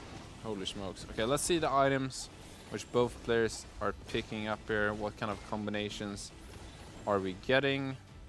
If we can get the item bar up. Okay, we have some magic immunity there from Oren. Let's see what upgrades we're getting. Nothing too crazy. No legendary items yet. Although we haven't seen all the combinations yet, maybe the players are just trying to figure out what they're gonna do. I think Oren's gonna be quicker. He needs to move his assassins back quickly, because if they're in the front, it's gonna be pretty terrible if they don't jump to the back line and start hitting the God of War. And he's doing exactly that, so good on him. And he also gets to spread out a little. All right, let's see how this round unfolds. It's gonna be super interesting. All right. Oh, he's got double Oh, Tortola Elders. Phantom Game jumping in the back, but it actually jumped in front of the Tortola Elder, and that's gonna spell her doom. This Dragonite is a beast. Yeah. So is the Venom, but it doesn't get to finish off the Shiny Damage, which is now jumping forward to the Dragonite, so it's actually taking splash damage, which is gonna be its demise. So. And Magikarp did lose to Auron on his screen as well by 3. So super close, but Auron's still doing it. Super close, which is why I think it's going to get dragged out a few rounds. Yeah, for sure. But Magikarp, see how much bank he has. And he's also level 10. True. But Auron's actually not too far behind with 30 gold. No, for sure not. And he has a Abyssal Crawler. Yeah. He's looking to go to 10. And when he gets a second Marine, I mean, that's going to be so much damage to reduce. I think it actually might solidify Auron. Yeah. And especially if he gets that Stalker, right? With that huge stun, I mean, that could be big. I mean, does Auron have some kind of a blink dagger, like a teleport dagger? Let's have a look at his items. I haven't seen it. No, can't see one. Nope, doesn't seem like it. But that could have been big against a mage that team. Tortola just missed completely. Oh, but he picked up a God of Thunder. Magikarp's got God of Thunder, so I think that's really big. That was massive for Magikarp. Yeah, Magikarp has so much gold still. It's kind of insane that it's not moving more gold into. But if he's still winning, I mean, what is he looking to do here? Is he looking to get probably not getting Dragonite 3? He's using all of his gold now, at least down to 40. Maybe I would have liked maybe Dragonite to be a bit more in the front, given that it has magic immunity now. To get that splash damage more easy. As I say that, he moves it forward. He's listening to the stream. Yeah, the most definitely. He's fine. Oh, look at that positioning for him, hitting the backline of his opponent's dragons. That's big. Is it gonna be enough though? With that God of War? Oh, that Phantom Queen is surviving for so long this game, but it doesn't seem like it's much closer. Oh, actually seems like Magikarp is losing on his side though. The game's still close. Auron's got 14% HP. Yeah. Yeah, So Magikarp is ahead by a wide margin. Don't get me wrong. But remember back then when you said that. Oh, he gets a 2-star Abbey Crawler. And goes up to 10. Throws it in for 10. Has the Marine bonus now. I wonder how much difference. I'm actually curious to see how much difference this is going to make. Because Magikarp, though, as far as his synergies are concerned, I'm pretty sure was close to 6 mages. So having that Marine might not make that much of a difference. If we could pull up Magikarp's. Okay, so smartly Magikarp move the dragon to the other side where God of War wasn't. So he can actually deal the full potential damage. Seems like Magikarp is going to take it here. Auron's going to lose a lot of health. I think this is enough. This has got to be lethal. Magikarp also winning on his... No, he's actually losing on his side. Ever so closely. And it seems like Auron's going to survive at 3%. Not 3 HP, but 3%. Going to Nyan Beast. Yeah, man. Is this is the first 9 Beast we see this tournament. That's awesome. Yeah. It might be the last, too. Yeah, it doesn't happen often. Does not happen often. We might even see a 3-star Tortola Elder. Something you don't see every day. Yeah, but if you look at it, though, something you can tell your children about. He has 6 mages in right now. Yep. So that Marine is actually not really doing too much with the 100% magic resist. Ignore. It does do a little bit, but it's kind of overdone by this 100%, like you're saying. Don't get us wrong though, Abyssal Crawler is still super good right now because it does something, but it's definitely weakened by that 6 mages. So very smart to go into that. And God of Thunder, of course, doing percentual damage is insane against 9 Beast, and we'll see if that's gonna be enough for it to actually clear this, because it doesn't have the divinity bonus, right? Oh, does get another ult off though, because this God of War is super tanky. So get to defeat that's it. It's over. Auron losing to Nyan Beast. I mean, imagine it makes going sense. all that way and losing to a creep round. It happens. It happens, especially if you're going into mages. But honestly, I would have thought that Spirits could have done a little bit better against the Nyan Beast. If you get a couple procs, if you had, the Thunder Spirit in the front line or something like that, it could have it could have worked out. But Maybe, yeah. The problem with this lineup is that it's kind of squishy, right? When you're doing the assassin mage build with some spirits, you don't really have a front line. You're banking on that you're finishing the round very quickly. You burst them down, and that doesn't really work against Nine Beast.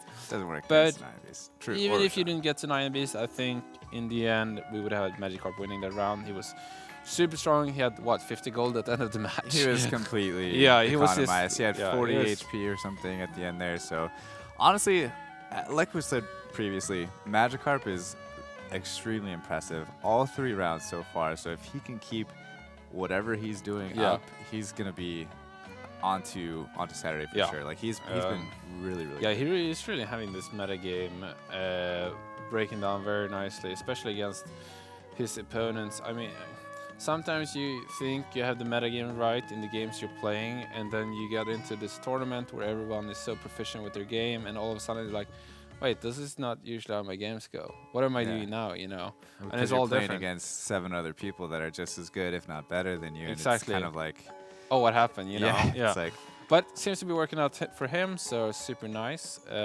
With that, I think we can go into our break, and this is gonna be the 4th match for the EU. final game for EU today. Today, right? So there's gonna be this game, and there's gonna be 4 more games tomorrow.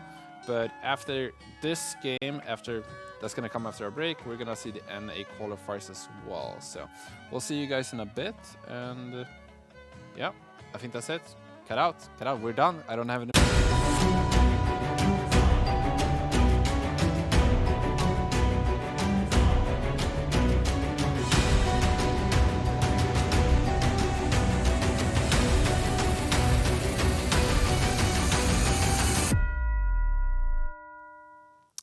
Welcome back to the GLL House Cup here in Stockholm. We are here to have the European qualifiers for the large Shanghai tournament in October, where there's going to be $1 million prize pool. And we're trying to figure out who's going there from NA and EU. Right now, we're going to head into the 4th game of our EU qualifiers. What have kind of been standing out for you so far from these games? Well, I think the main thing that's been standing out for me from these games has been the mages. The mages. Mages. Yeah, there's been a lot of them. Every game, mages. Yeah. Last game, I think we had 6 mages, 6 mage players out Yep. of 8. So it's been super, super dominant. And they've been winning. So Yeah, for sure. it's, I mean, why not go mages? I think one of the things that have done a little bit worse than some might expect has been the Glacier Knights. I think they're underperforming a little bit. I was actually surprised that there was not that many Glacier Knights last game. Yeah, There was only one. And I don't even think that one Glacier Knight was rolling that well for being the only Glacier Knight yeah, in the game. I don't know if they're necessarily underperforming because they still took like a 2nd place and sure. high ranks overall. I just was really surprised that no one played them last game. So we talked a little bit in the previous games about there being a kind of a rock paper scissor metagame where we have these feather units that are good against the Glacier Knights, and Knights Glacier should be good against mages, and mages being good against feathered, and a lot of other comps too. Yeah. Do you think one of the reasons why I haven't seen so many Glacier Knights and so many mages, because mages maybe not that bad against Glacier Knights after all? Yeah, they're actually not, especially Yeah. with the Dragon Knights. I mean, we talked about it a little bit before in the previous game, but the Knights are counters against the burst damage. Mm-hmm. And with adding in Dragon Knight with the mages, it allows an extra counter so that way you're not relying just on the burst damage from mages. You have that consistent sustained damage from Dragon Knight. Yeah, no, I totally agree. It's been super interesting to watch, see this metagame kind of evolve. We are going to look at the scoreboard. We've had 3 games so far from the EU qualifiers, and our in-game player here from Sweden, Magikarp, actually in first place at 22 points. We have Nudge, WK, the kind of mage savant, thriving in this metagame of all mages. Psycho at 3rd place at 13 points, and This is quite the disparity of points. There's 22 points, 21 points, and 13 to third place. That's huge. Wow. And that's kind of a good thing for a lot of these players. But it's really no surprise. Magikarp, he got second the first game. Technically, maybe first, right?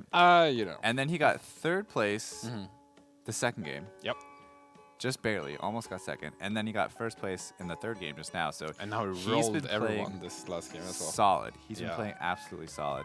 And this is a real quick look here at the Group 1 that is not on stream. And this is even closer, pretty much down the board, it looks like.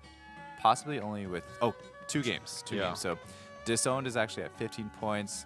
Truce at 14. Kanjigan, 12. Right. Shin at 10. And then the bottom four is not too far off. Philip with 9 points. Yeah, we see a bit of a drop off to 6, but this is actually the other group we haven't talked too much about because we haven't actually been watching their games. We have chosen to watch Group 2 play out their games here, and parallelly, or almost parallelly, we see the other group, and four from each group is going to go into the main finals, and that is going to be played on Saturday together with the top 8 of the NA qualifiers. So it's going to be super interesting to watch. Last game, we saw something interesting happen. We saw Oren, which has not been doing well at all. Like, he came 8th and 7th, tried something way out of the box that I started talking about, something I've been interested in wanting to try in Auto Chess that has been a major strategy for quite some time now in Dota Unlords. What do you think about that setup? I think Oren playing not on a lose streak was very beneficial for Oren. I think playing against the lobby of the caliber of people that he's playing against, they punish the players that are lose streaking, and it's very hard to come back from that. So I think he's had a couple rough games at the start. I would like to see him not play from a lose streak again. If possible, be a little bit more aggressive if he does lose it. Maybe look into going with that same spirit, mage, assassin build from the very beginning would be kind of fun. I know you said dragons as well. Yeah, dragons as well, of course, which was kind of thrown in there, which actually has a huge potential to be very strong. So it would be interesting to see him run that again, and we'll see. The only thing though that I've noticed is that Feathered is kind of underperforming. Yes. A lot today. I thought it was going to be a lot more powerful, but it makes sense.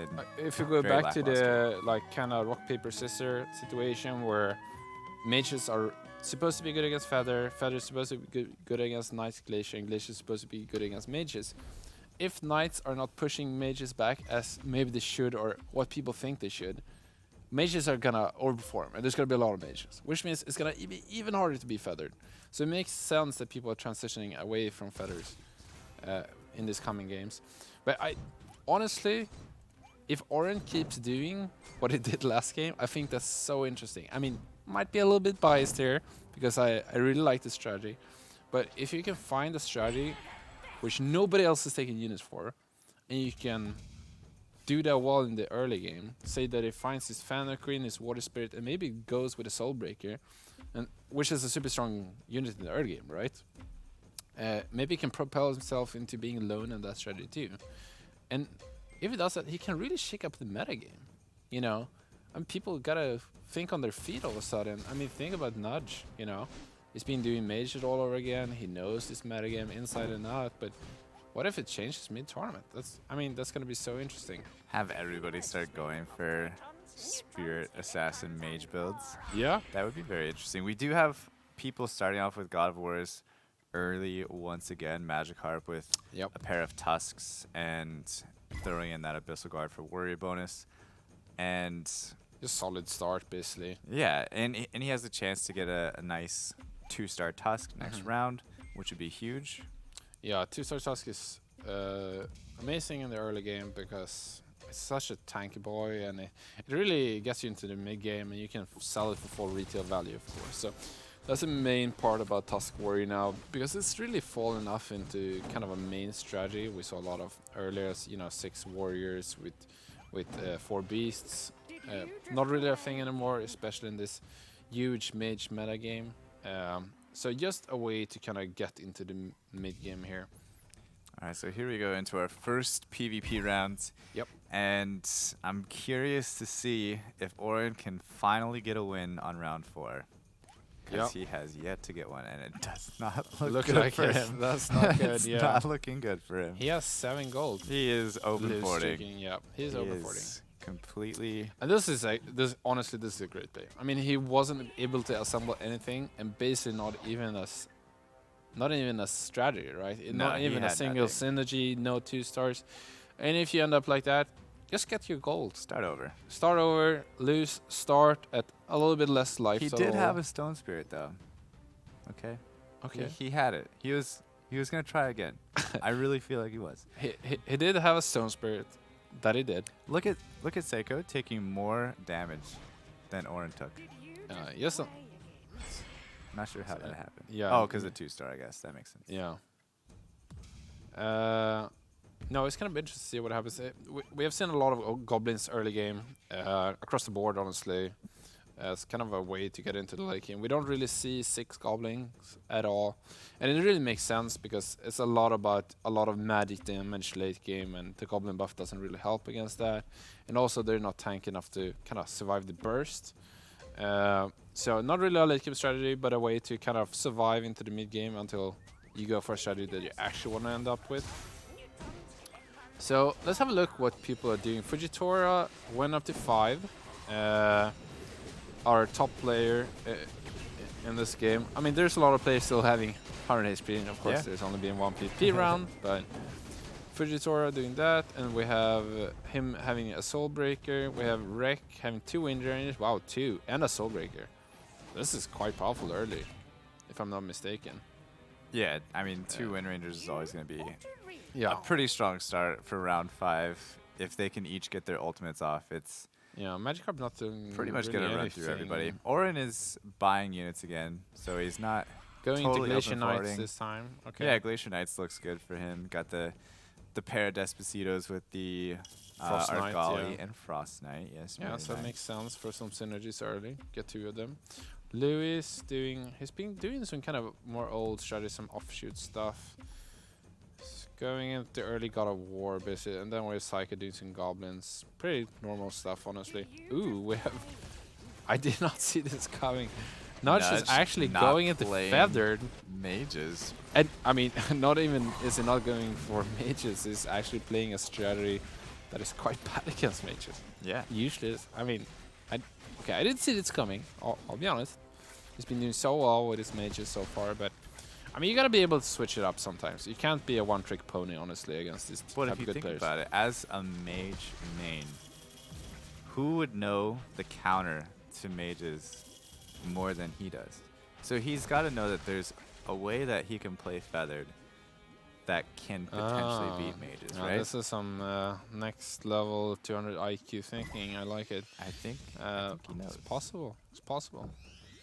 Look at this. He's picking up We really talked about good that feathers. previously, right? Getting some assassins, maybe getting that little bit earlier marine bonus, maybe with the Abyssal Crawler. Maybe that could be something. He does have a few hunters already, though, so probably not gonna see that. But yeah, I mean, the thing is, like, sure, you like going mages, but you can't be a one-trick pony in this game. If you only get feathered units, you should go feathered. That's just how it is. Like, we talked. I used a reference early.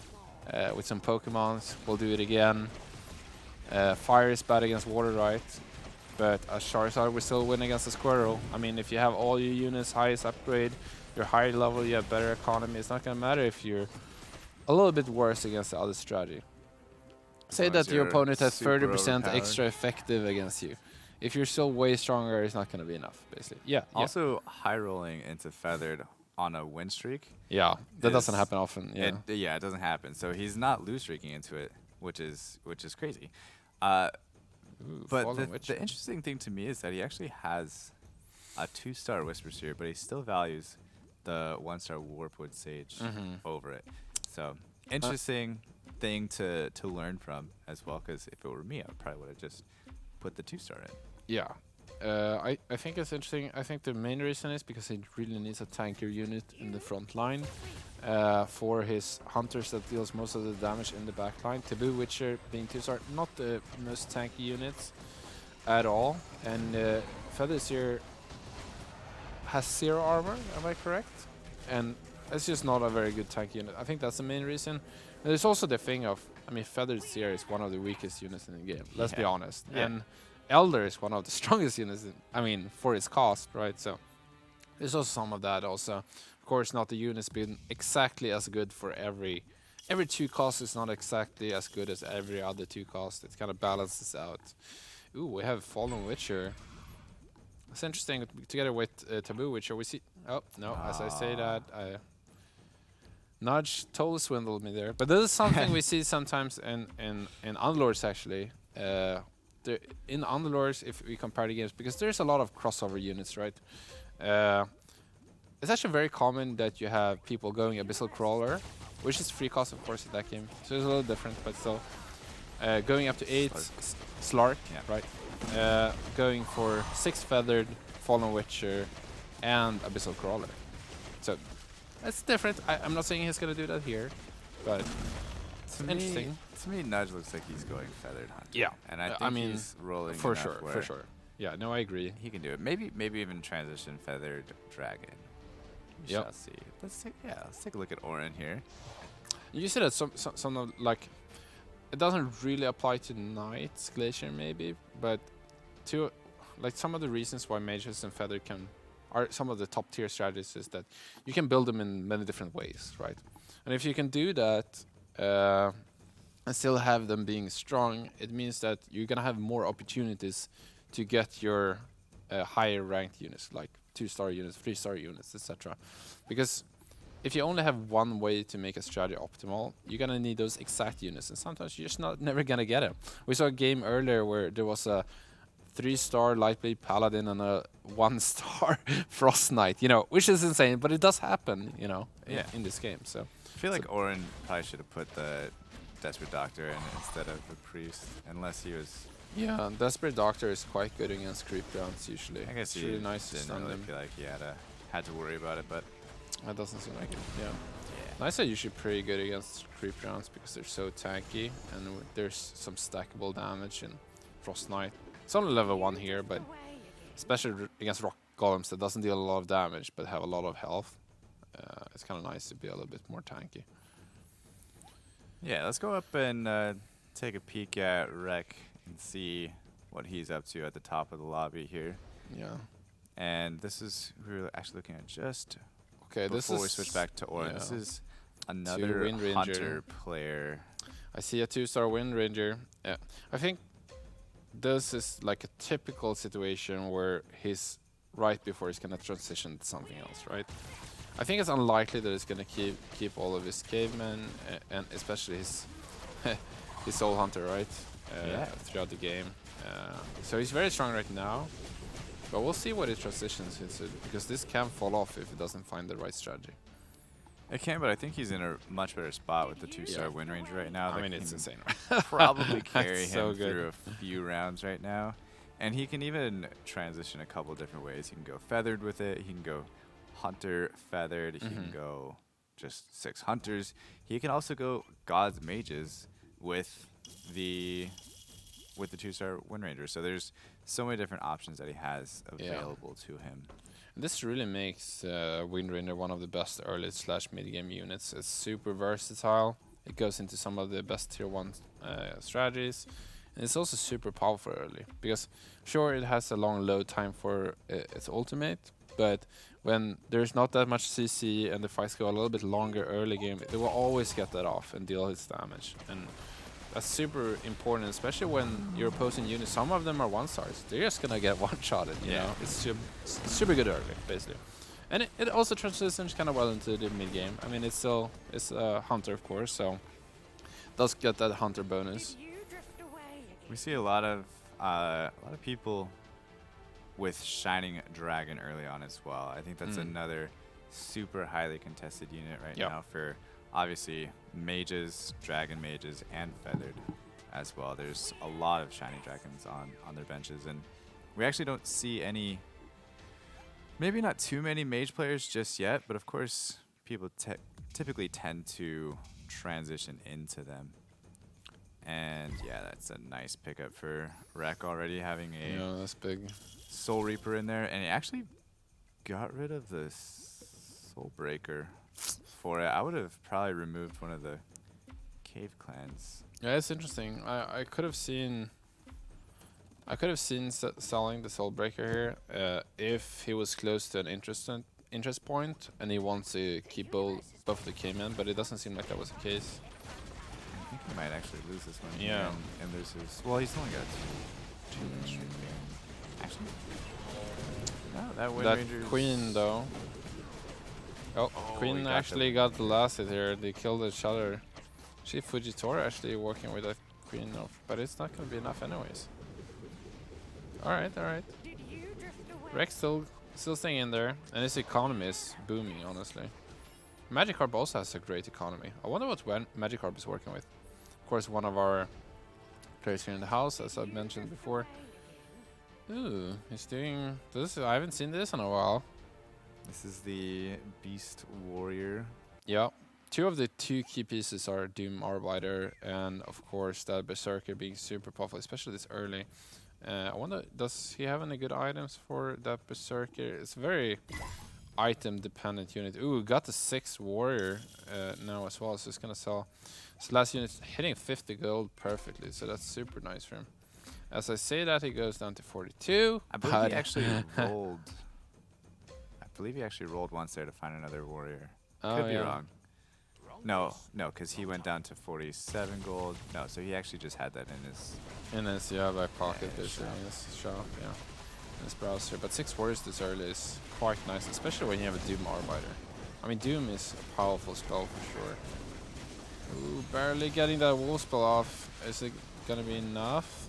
We have a lot of wolves in the back line behind the God of War, and as soon as that falls, the front line is over, so it's gonna be way easier to kill the rest of the units. And Berserker and Tusk Champion is gonna clean it up for Magikarp. So Magikarp still doing it, still doing well in the top 4 in this game, at least health-wise. Rex are doing well. What about Nudge? Nudge is doing Feathered right, and he's actually doing Feathered with a winning Win streak and yeah. level 7. It's uncommon that happens, but I honestly feel like that the more people play the same synergies. Wow, that's a 2 Arbiter too. That this is early, that's massive. insane. And that's 50 gold and too. fully economized, yeah. At 50 gold, Jesus Christ. Yeah, that's yeah. Magikarp is gonna live off that Doom Arbiter for a long time. That's for sure. That is something that Rek has to recognize as well. Noticing that Magikarp just power spiked like crazy just then. Like crazy, yeah. So if he wants to keep his streak, maybe he has to spend a little bit more gold. Yeah, or trying to potentially get level 7. up too. Yeah. I'd be interested to see if Nudge wants to go up to level 8 around 17.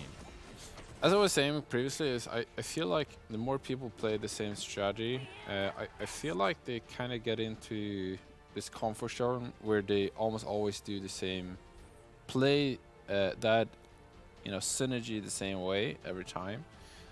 Like Feathered, you always do it with a lose streak, but sometimes you can do it with a win streak too, and then it's obviously even better if that happens. And yeah, and here he has a 8 win streak, which is crazy. Also picked up another Razor Claw, so he's super close to a 3-star Razor Claw, which is crazy, by the way.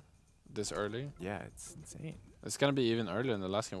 When was the last time we talked about the almost Razor Claw 3? It was around this corner. Let's see if he finds it this time. After 20 though. Yeah, maybe that's the case. Yeah. But yeah, even Razor Claw 2, honestly, at this point is super strong. And he actually throws in the Evil Knight there to grab the Aegis bonus with his 3 Hunters, Dwarf Sniper.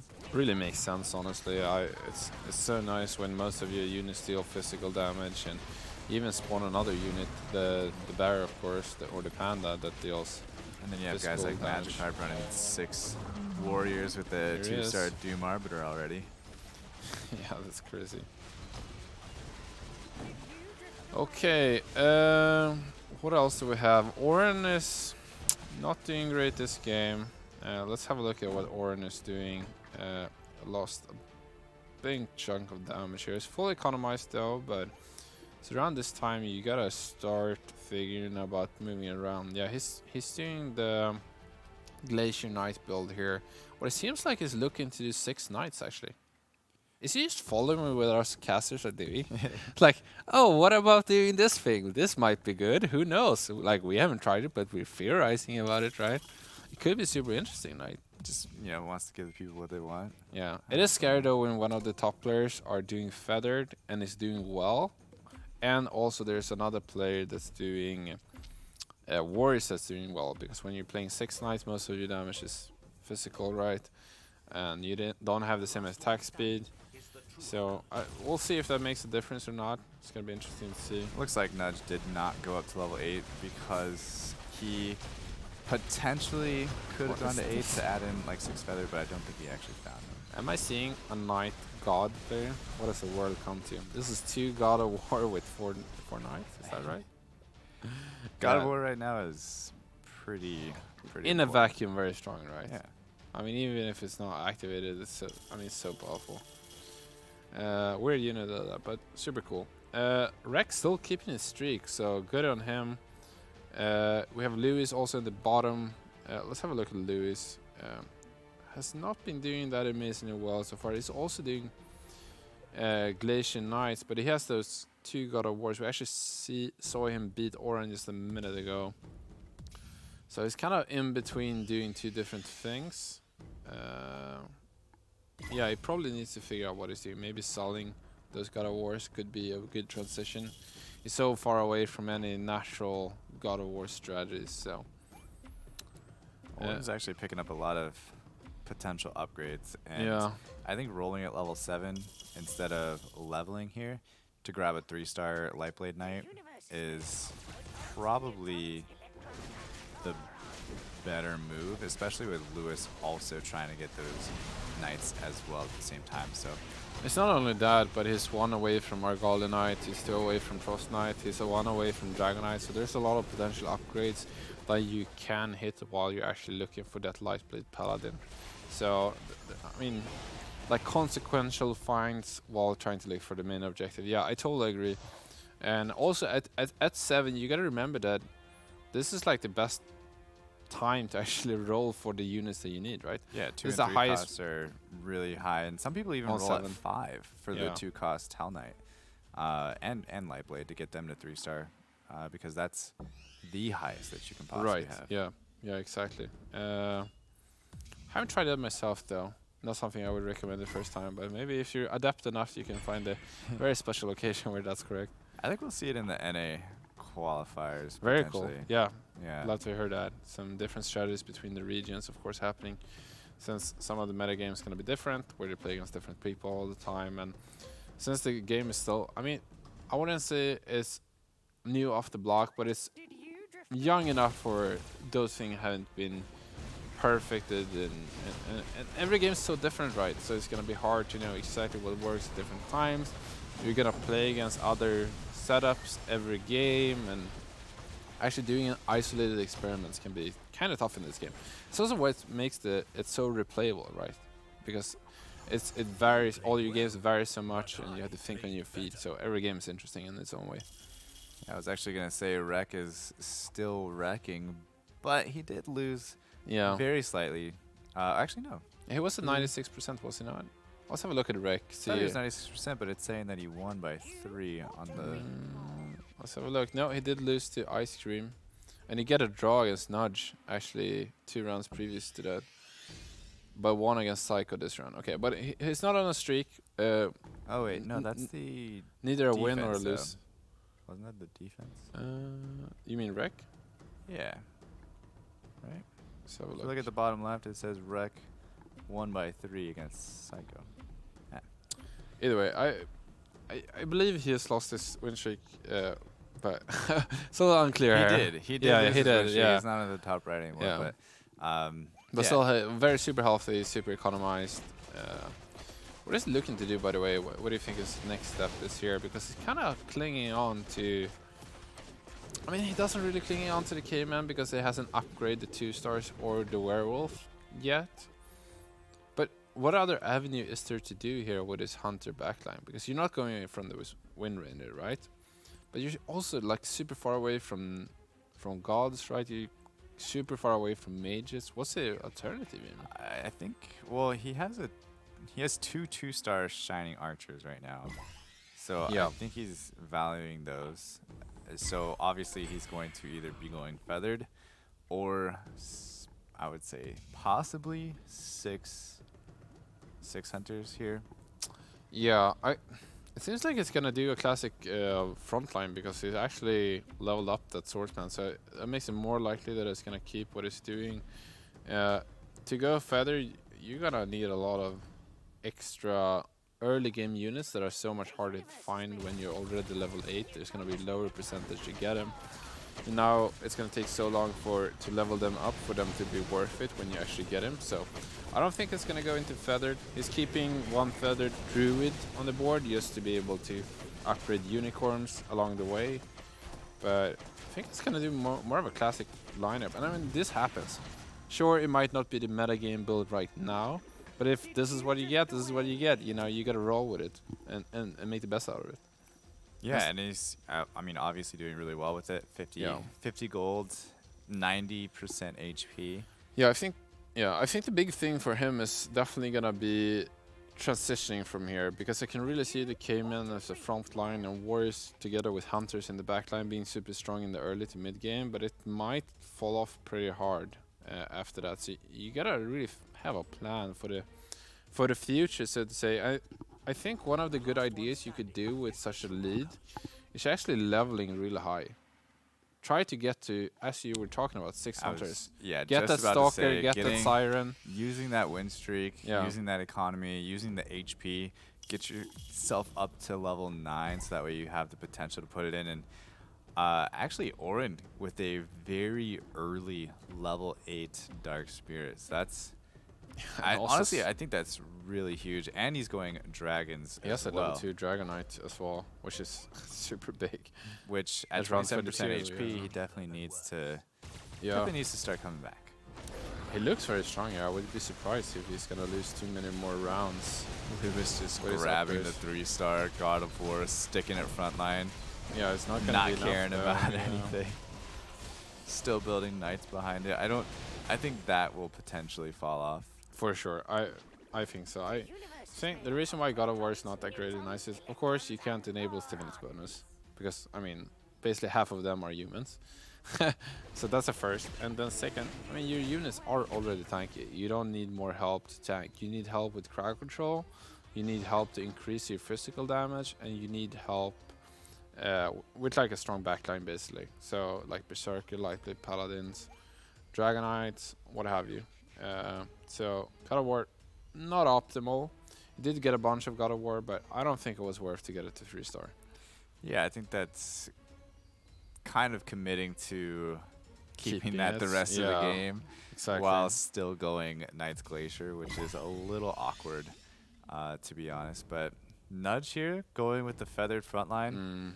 I mean, with- that raised the Cloth 3, man.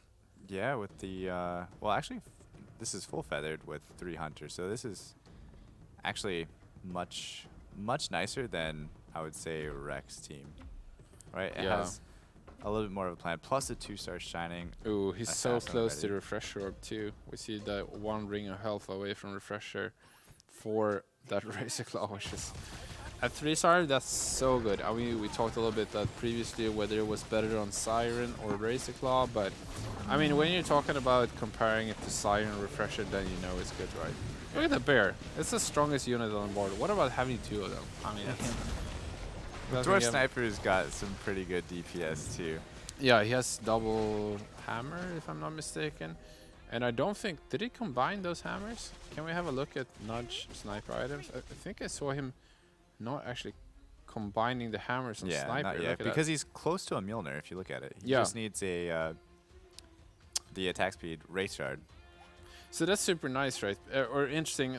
This is something you can take away from home, is that it would seem obvious to combine it and get some minus armor with the double runic hammer, of course. But if you're so close to Maelstrom and you're so much ahead, maybe you can wait until after round 25, see if you get it. And if you don't get it, then you can go for it. If you need that extra power spike for the coming 5 rounds, of course. So interesting play there with some of his item builds. Looking very strong, being so much ahead with Feather. Yeah, and I mean with that 3-star Razor Claw, Yeah. it is quite nice, I must say, to see Nudge playing something that's not mages. Yeah, what I love with being ahead with Feathers is that it actually transitions quite well with extra money. Like, you can really get like more hunters from, you know, you can get Siren and Stalker in there, and I mean, there's so many things you can do. You can get some dragons in there with higher levels, extra economy. This is Nudge against Rex, kind of awkward hunter build, even though he has a 2-star Soul Reaper, and you could just tell the difference in power there. It's huge. Pretty different. Seems like Blue is actually protecting against Nudge. Wow. So it seems like Louis also pretty powerful now, but it makes sense because there's just went all in. He's also 1 away from a 3-star Hell Knight, which is probably why he went all in. Yeah. Just looking for that Hell Knight, I would assume. But keep in mind, Orin is also all in and looking for his 3 stars as well. So is Fujitora. Of the same. Well, Orin's also building Knight's Glacier. Right. Yeah. So those two are probably trying to race to hit their pieces as quick as they can. But yeah, Fujitora is also all in, and then Magikarp, our rank 1 player at the moment in this tournament, is at 26% HP, but 53 gold. So I would imagine that he's going to make some plays after this round. Yeah, for sure. I think he's gonna try to go to 9. We saw him spend some of his gold into levels, and I think he's gonna spend even more of that going to 9, and then probably rolling a bit. Rolling or putting in the Swordman as well. Yeah.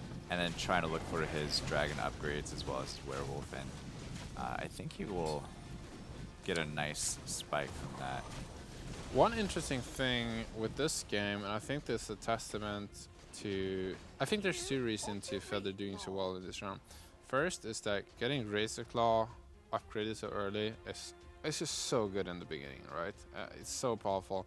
Falls off a little bit later, but especially early game, another body with so much health and damage is very powerful. But also, we're actually not seeing that many mages. Yeah, we have all the mages like gone. It was weird. Everybody tried to play it last game, and then I think people just got fed up with them being so contested and just did said, something all else. right, Yeah, forget about it. No, for sure. It's very interesting. Let's have a look at all. We know that Nudge is going for some Feather. Let's go through all the players, clicking at them one at a time. We have Nudge doing Feathers, and then we have Rek doing also Feathers with a Doom Arbiter and some. I don't know what's going on. Well, it's the no classic Feathers. 3 Hunter. Yeah, it's a classic. Right. Soul Reaper. Yeah, I got blinded there by Winner in there at first, but no Feathers there really. Psycho is doing. It's actually wow. What is this? This is such an old setup. I haven't seen this in ages. It's the Goblin Gamble. Yeah, it's goblins with warlocks, right? Trying to look for Devastator, and I guess that's the gamble. And he is level 9. Yeah. 20 gold, but he's only got 31% HP, and he's going to lose that quickly. True. I mean, but if there's anything that works for him, is that nobody's basically going mages, right? So all of a sudden, goblins get a lot better with that extra armor. I was going to say, goblins is really good if he can get his goblins. Yeah, the thing why it's a gamble is that it's finding a specific legendary unit to make your lineup work can sometimes be an issue because there's so low percentage actually finding it. And you also have to survive to get to 9, right, and start rolling. Yeah. So that's the issue, right? And especially this setup has a hard time against this mage-heavy metagame. But in this game, there's not actually that many mages. And if you find the Devastator, you get the Goblin buff on everyone, which means that you're so much more tanky against physical damage. And there's basically only physical damage in this game. There's feathered players, there's Night Glacier players, I mean, hunters with warrior frontline. This is like the metagame from months ago, right? What is going on? Yeah, it's really strange how everybody's kind of abandoned mages. Yeah, I mean, maybe they just didn't get him. You know, that happens. Sometimes you just don't find the right units to go into a strategy, and sometimes that's the case for everyone. Magikarp looking so strong against Psycho. Yeah, for sure. Yeah, Psycho is just, yeah, he's in the gamble, right? He's so weak right now, and he needs to find his Devastator, otherwise he's toast. And again, we're in such a close game right now. Literally everybody except for Nudge and Rek are really, really low HP. Orin's below at 27, 30%, but that can change super quickly. We have Magikarp at 8%. He definitely can't take an 8th place right now. He needs to at least come out of here with points, especially with Nudge right now also at the top and looking super strong. And then, you know, Seiko being 10%, Fuji 16, Ice Cream at 18. It's so close here at the end, and just 1 or 2 rounds could be the difference of for sure 8th or essentially 3rd. Yeah, it's, I mean, for Magikarp, which are the leader of the pack here, to really cement his position into the grand finals on Saturday, he really wants at least to get some average results in the position where he's right now, because that means he can play a lot more relaxed for tomorrow, a little bit more self-confident, get some easy, maybe 4th or 5th places, and he should be good, you know. So we'll see how he's doing here. He looks very strong here. His opponent, Ice Cream, doesn't have the tankiest units, and that is very scary when you're opposed from a Dragonite, which deals tons of splash damage on this. Well, most squishy units, yeah. So crushing Ice Cream, actually. Ooh, and Fuji actually dropping out. Ice Cream going also out. Wow. That's big for both of them because they didn't have the greatest games last game either. No, yeah, that's big, and it's big for Magikarp too. I mean, Magikarp did find a kind of a power spike, but he's super happy if he ends up in like 5th or 4th there. Yeah, as we were talking about previously. Just what about grabbing Psycho? Some points. How close is Psycho to getting kicked out? What is this comp looking like? That's yeah, that's the he found the Gamble, Devastator. He found it. Look at that. That is super exciting to see. Wow. Actually, let's have a look at Psycho's next round here. See how he's doing. Having 4 Warlocks currently, also maybe looking to get the 5th in. Nudge actually lost to him by 5 last round. Yeah, the Devastator was big, and if he can survive for so long, the next step would be going to 10 and finding a Death Prophet. Can't remember what it's called in Auto Chess. Death Prophet, is that right? Ghost Prophet. Yeah. Thank you, Ghost Prophet. Yeah, almost.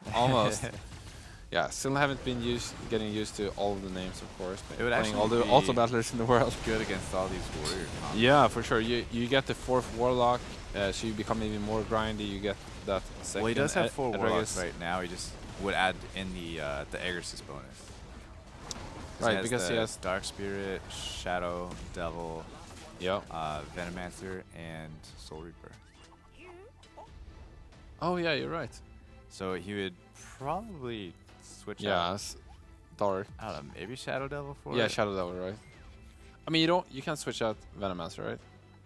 No. No. You can't switch out Venomancer. And you can, if you want, I think you want the Aegis bonus, especially when you have Devastator. It deals physical damage, right? It's so much more damage when you have the bonus. That minus armor, of course, making the ultimate from Devastator, which is already a ultimate that deals so much damage, even more. Super powerful combination for sure. He had no problems against Orin just then. No, yeah. All right, super cool. What about Lewis? How is he transition? Because he's only level 8. I think this is the weird build. He's got the 3 stars he needs though. It's true, but I still feel like he's gonna fall off here. Got ice armor on the God of War. That is somewhat of a saving grace. We'll see if it's gonna be enough or if he's gonna get kicked out here soon. I mean, he does have the priest shield, so he's probably not gonna die too quickly. But I don't think we're gonna see Lewis in the top 4. I'll be surprised because he doesn't have the economy really to go 9, and players under him are already 9. Of course, the top 2 are 9. So it's only really Oren that's still level 8. And actually upgrading his army is going to be pretty difficult here. Let's see what items we're getting. The Cloud items, Halberd. the Cloud Halberd. That's a good one. Interesting. Also with 2 refresher orbs, 1 for Nudge. Oh, so he did find Wind Ranger, and then wow. Psycho has 1 on the Dark Spirit, which is super powerful. What do you think about putting it? Oh wow! Can you see Psycho's items? Let's go back to the let's go back to the item. Again, look at how many good items, upgraded items he has. I mean, look at everybody's. But yeah, Nudge sold Refresher, the unit to get the refresher, Oh. and actually doesn't even have it. See how Lewis is doing against the Goblin here. I think it's going to be really hard for him to deal with these. I mean, it's just too hard to break through their armor with only physical damage. Yeah, so I mean, God of War Lewis doesn't help you here. Gonna go out here, Yep. 6th place. Also, now, Psycho looking just fine. He's gonna be just fine. Yeah. Yeah, no, Psycho's gonna take a nice placement on this game because of the Goblin Gamble. for sure. I mean, it's a perfect game for it too, right? Yeah, and it's a fan favorite. Everybody loves Goblin Gamble. Yeah. I mean, it's a very, I mean, sometimes it's such a nice strategy to go into, right? You just have that super good early game, and with a bit of luck, you just find, you know, you have a decent mid game, and then if you hit that devastator, you just roll through a game sometimes. Yeah, and sometimes when you get it at level 8, you're just like, oh, this is. Yeah. You just sit back, and you stretch, and you're like, okay, we're good. He actually picked up another Dark Spirit, though, looking for a 2-star Dark Spirit. If he gets that with a Refresher Orb, that would be insane. What do you think about Nudge actually having Refresher on Wind Ranger instead of the Razor Claw? Are you surprised by that? Nudge having Refresher on Wind Ranger instead of Razor Claw? It looks like he sold the Wind Ranger to actually get the Refresher Orb, I believe, last time I checked. Let's have a look. Let's have a look at Nudge's Nudge's items. Where is his Refresher? Shine. It's in his bag. It's in his bag. What is he doing there? It's not helping anybody. It's not helping anybody there. What is it? What do you think he's waiting for? Did he just forget? He can't have forgotten about it. No. I have no idea what's going on. I mean, this is going a bit on a limb here. This is like some, I don't know, galaxy brain shit, but potentially though, could if he he be would have waiting? put the Refresher Orb onto the bear, he could have knocked out well, I guess he's still gonna knock out Magikarp. So Magikarp gonna take could 5th in this game. Could it be that?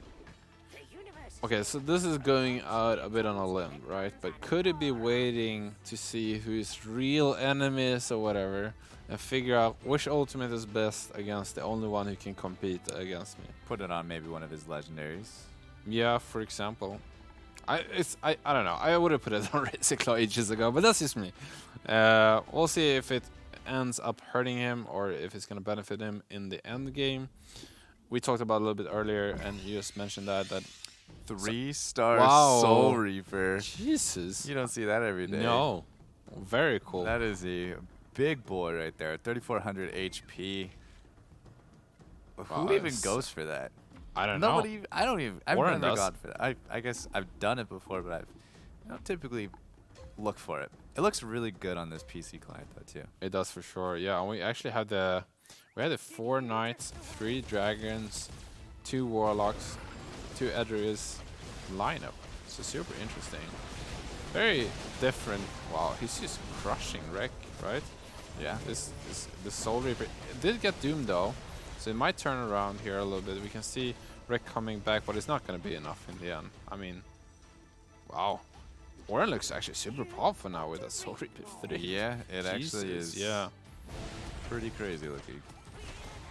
Yeah, the thing with Soul Reaper is that he has such a low cooldown on his spell, and since it doesn't do a lot of burst damage or whatever, but it also heals, is that when it gets so much more health from being 3-star, it's gonna get a spell off more often, and for every time that happens, you're so much more likely that you're gonna win because it's so good at grinding your opponent down. Like you give some health to your buddies, and you deal some damage to your opponent, and if that keeps happening, you're gonna win in the end. And like the perfect thing to do that with is actually knights that are already inherently tanky, right? So you can still increase their health. So here goes the Refresher Orb for Nudge. Finally. I would assume he's gonna put it onto the helicopter. Maybe not. I wouldn't see why not. I would still put it on Razor Claw, I think. Do you actually think it's better on Helicopter 1 than Razor Claw 3? He did put it on the helicopter. I saw that, but I saw. Do you like it better? It depends. So Razor Claw, yes, it puts out 2 bears, so it tanks more damage. But if you think about it, he's already very tanky. Yeah. Right? His front line's very tanky. He needs more damage. is what it's buying. But isn't a second bear, doesn't that deal more damage than the second helicopter ult? Maybe I'm mistaken, I don't know. Maybe not, I don't know. But he is playing full dwarf, so that is something to talk about as well. Yeah, that's true. But full dwarf is losing to 3-star Soul Reaper. Yep.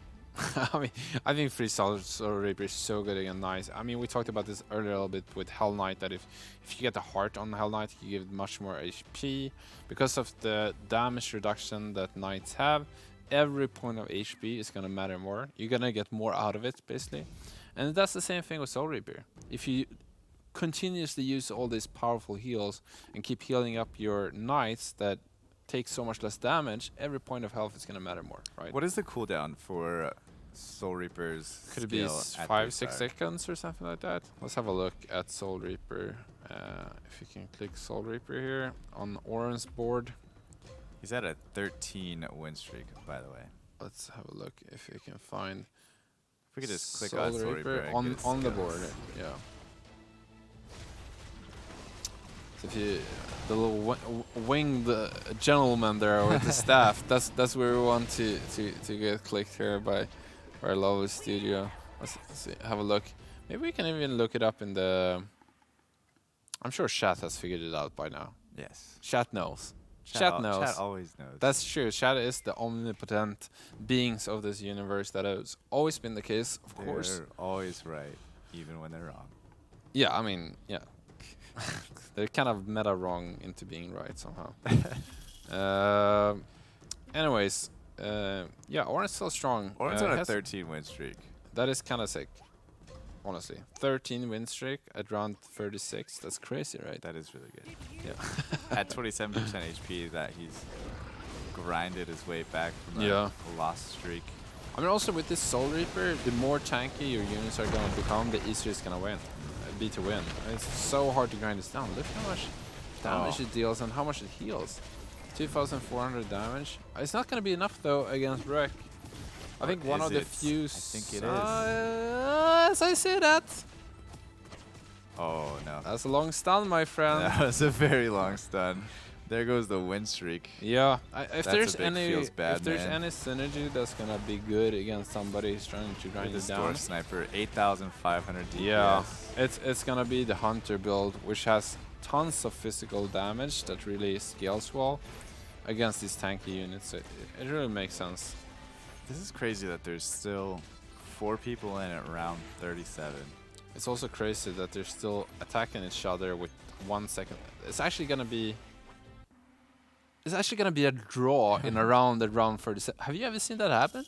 I mean, maybe. Maybe. I don't know. I can't recall. Yeah. No, I mean sometimes it's gonna be the God of War, you know, endless fight against a Ripper.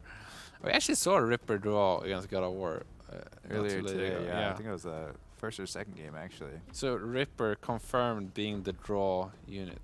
If you want draws, chat, just buy those Rippers. Heard it here first. Alright, double dwarf, super interesting. Yep.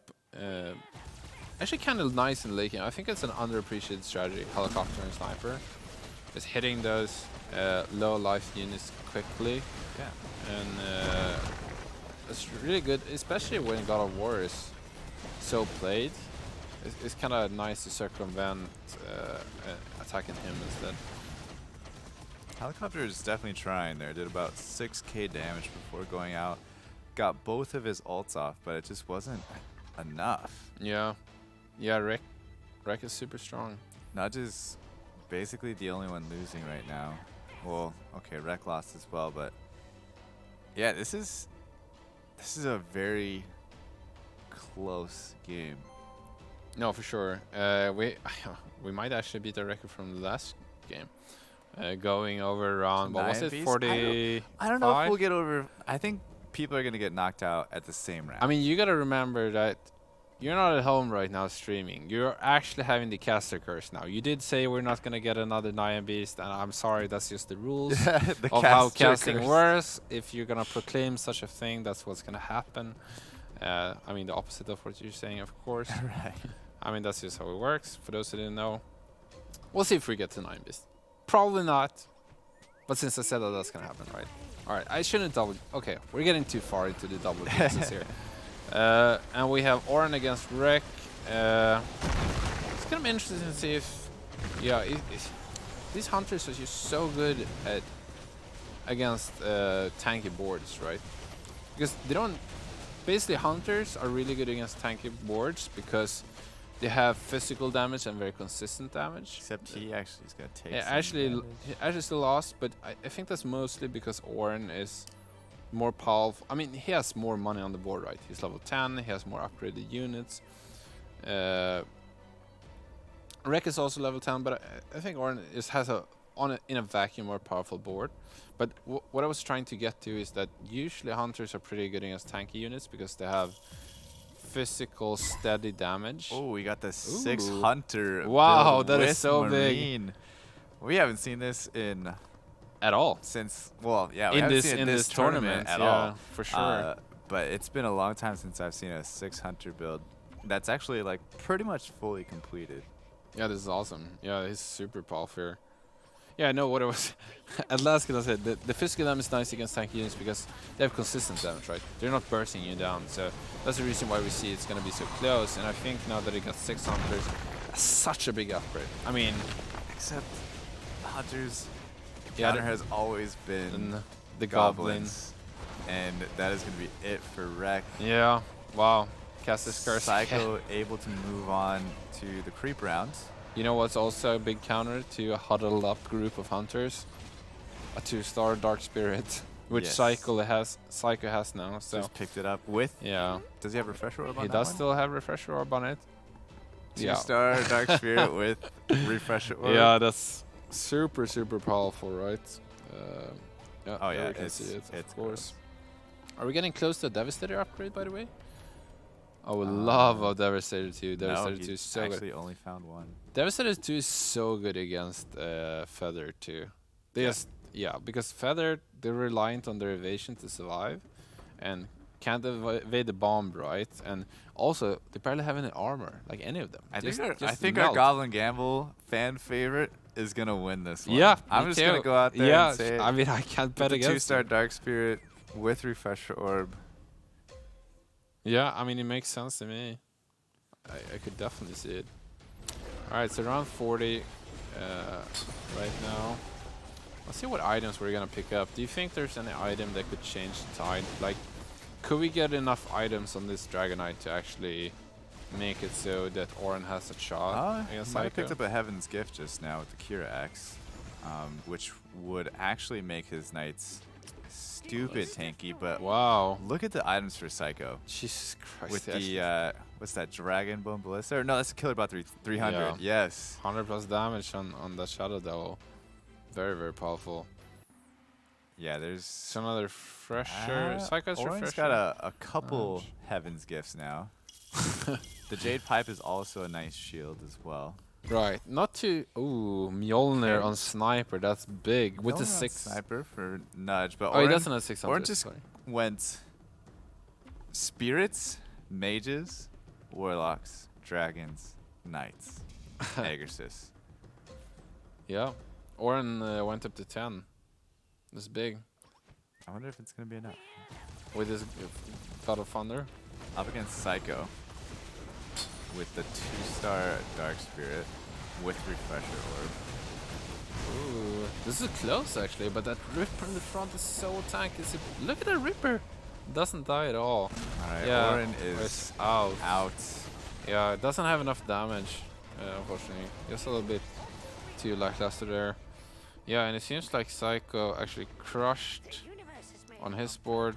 New Jack defended against Oren, so it's gonna be mano a mano here in the final round, possibly. And we see Nudge WK actually in top 2 again. He's doing so well in this Yes. tournament. I don't think he's gonna pull off the win. No. Alright, I don't think he's gonna pull off the win. But him and Magikarp are definitely consistently. Yep. Also, though, I want to talk about Oren being 3rd place. What do you think in about this strategy? It's been a great comeback for him. If he can just consistently, you know, what? Oh, He just- sold all of his units. Oh, He yeah. basically, this is the nice way of forfeiting in this game.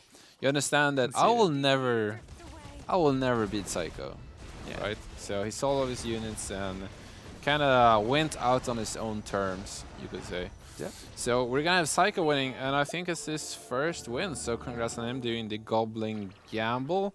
Nudge also having a fantastic game, coming in the second place again, looking really good for him. Yeah, he definitely needed that little bit of a bounce back from game 3 for him. Yeah. Oren now picking up 2 high finishes right before, right after, I would say, his 2 low finishes. So kind of evening things out a bit, putting him right back into contention. I would say, I think he's actually in top 4 now, point-wise, off of that rank 3 finish. Yeah.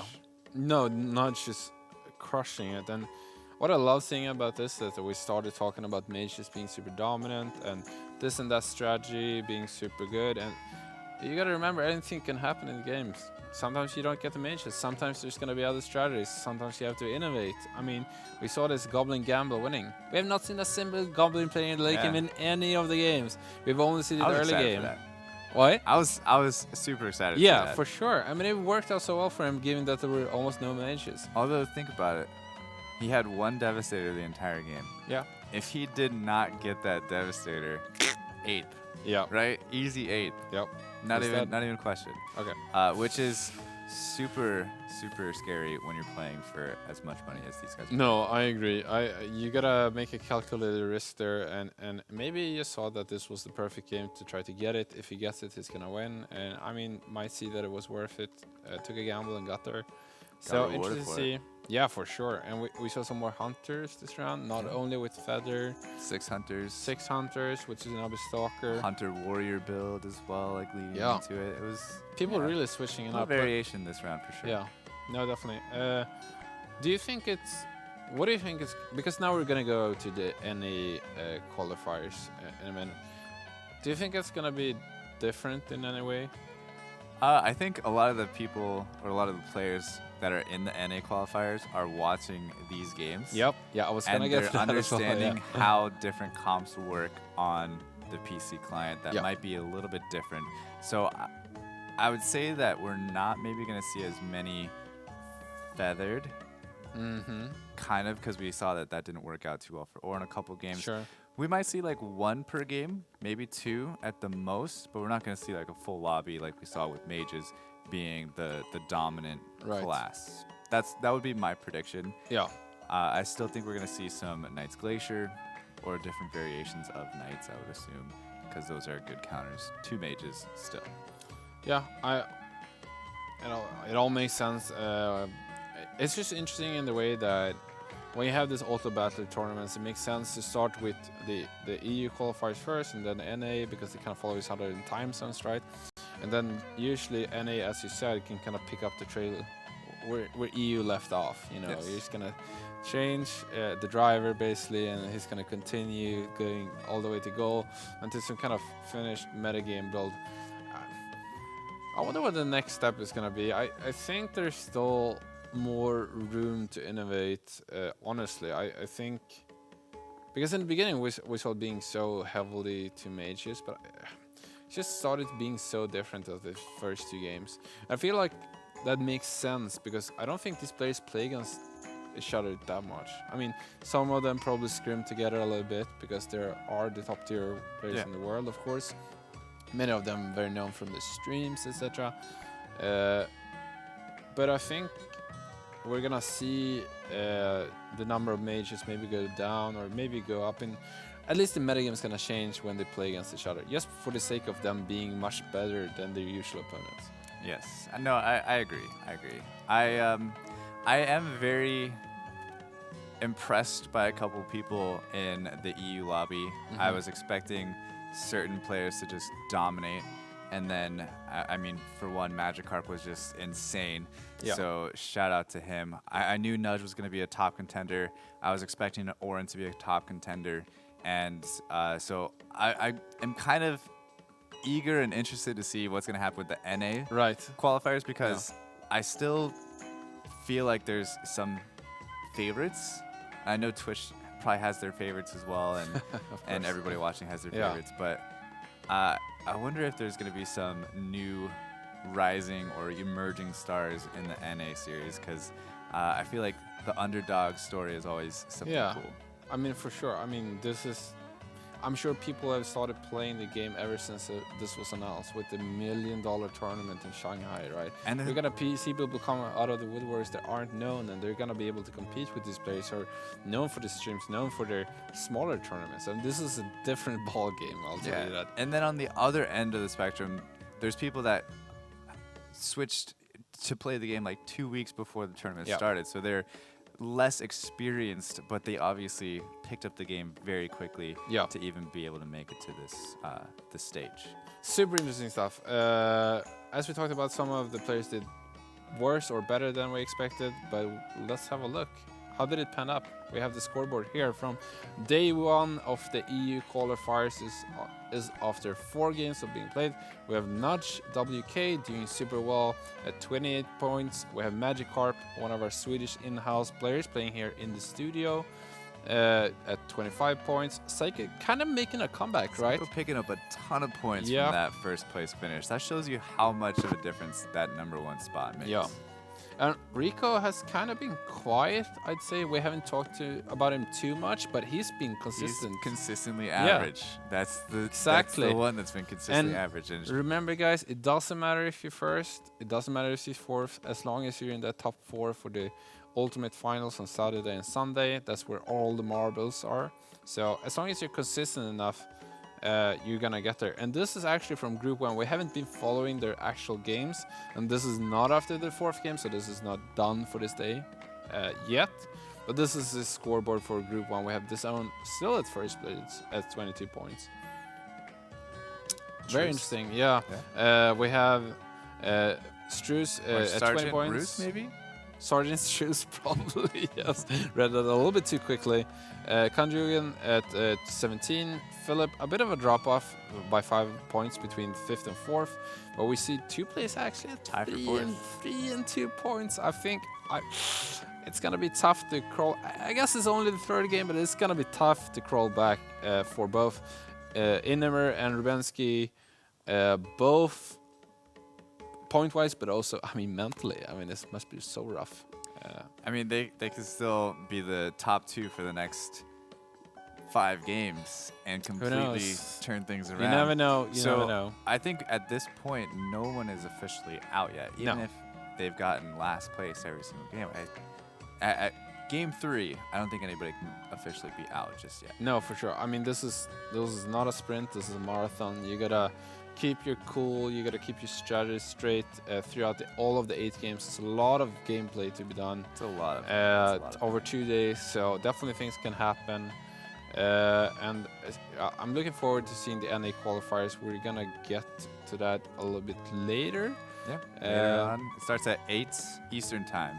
Right. It's gonna be at 2 a.m. Local time. So that's in 3 hours.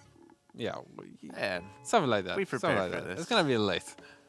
But we're gonna see you back then in a couple of hours, and we're gonna still be here for the NA qualifiers, just as we mentioned.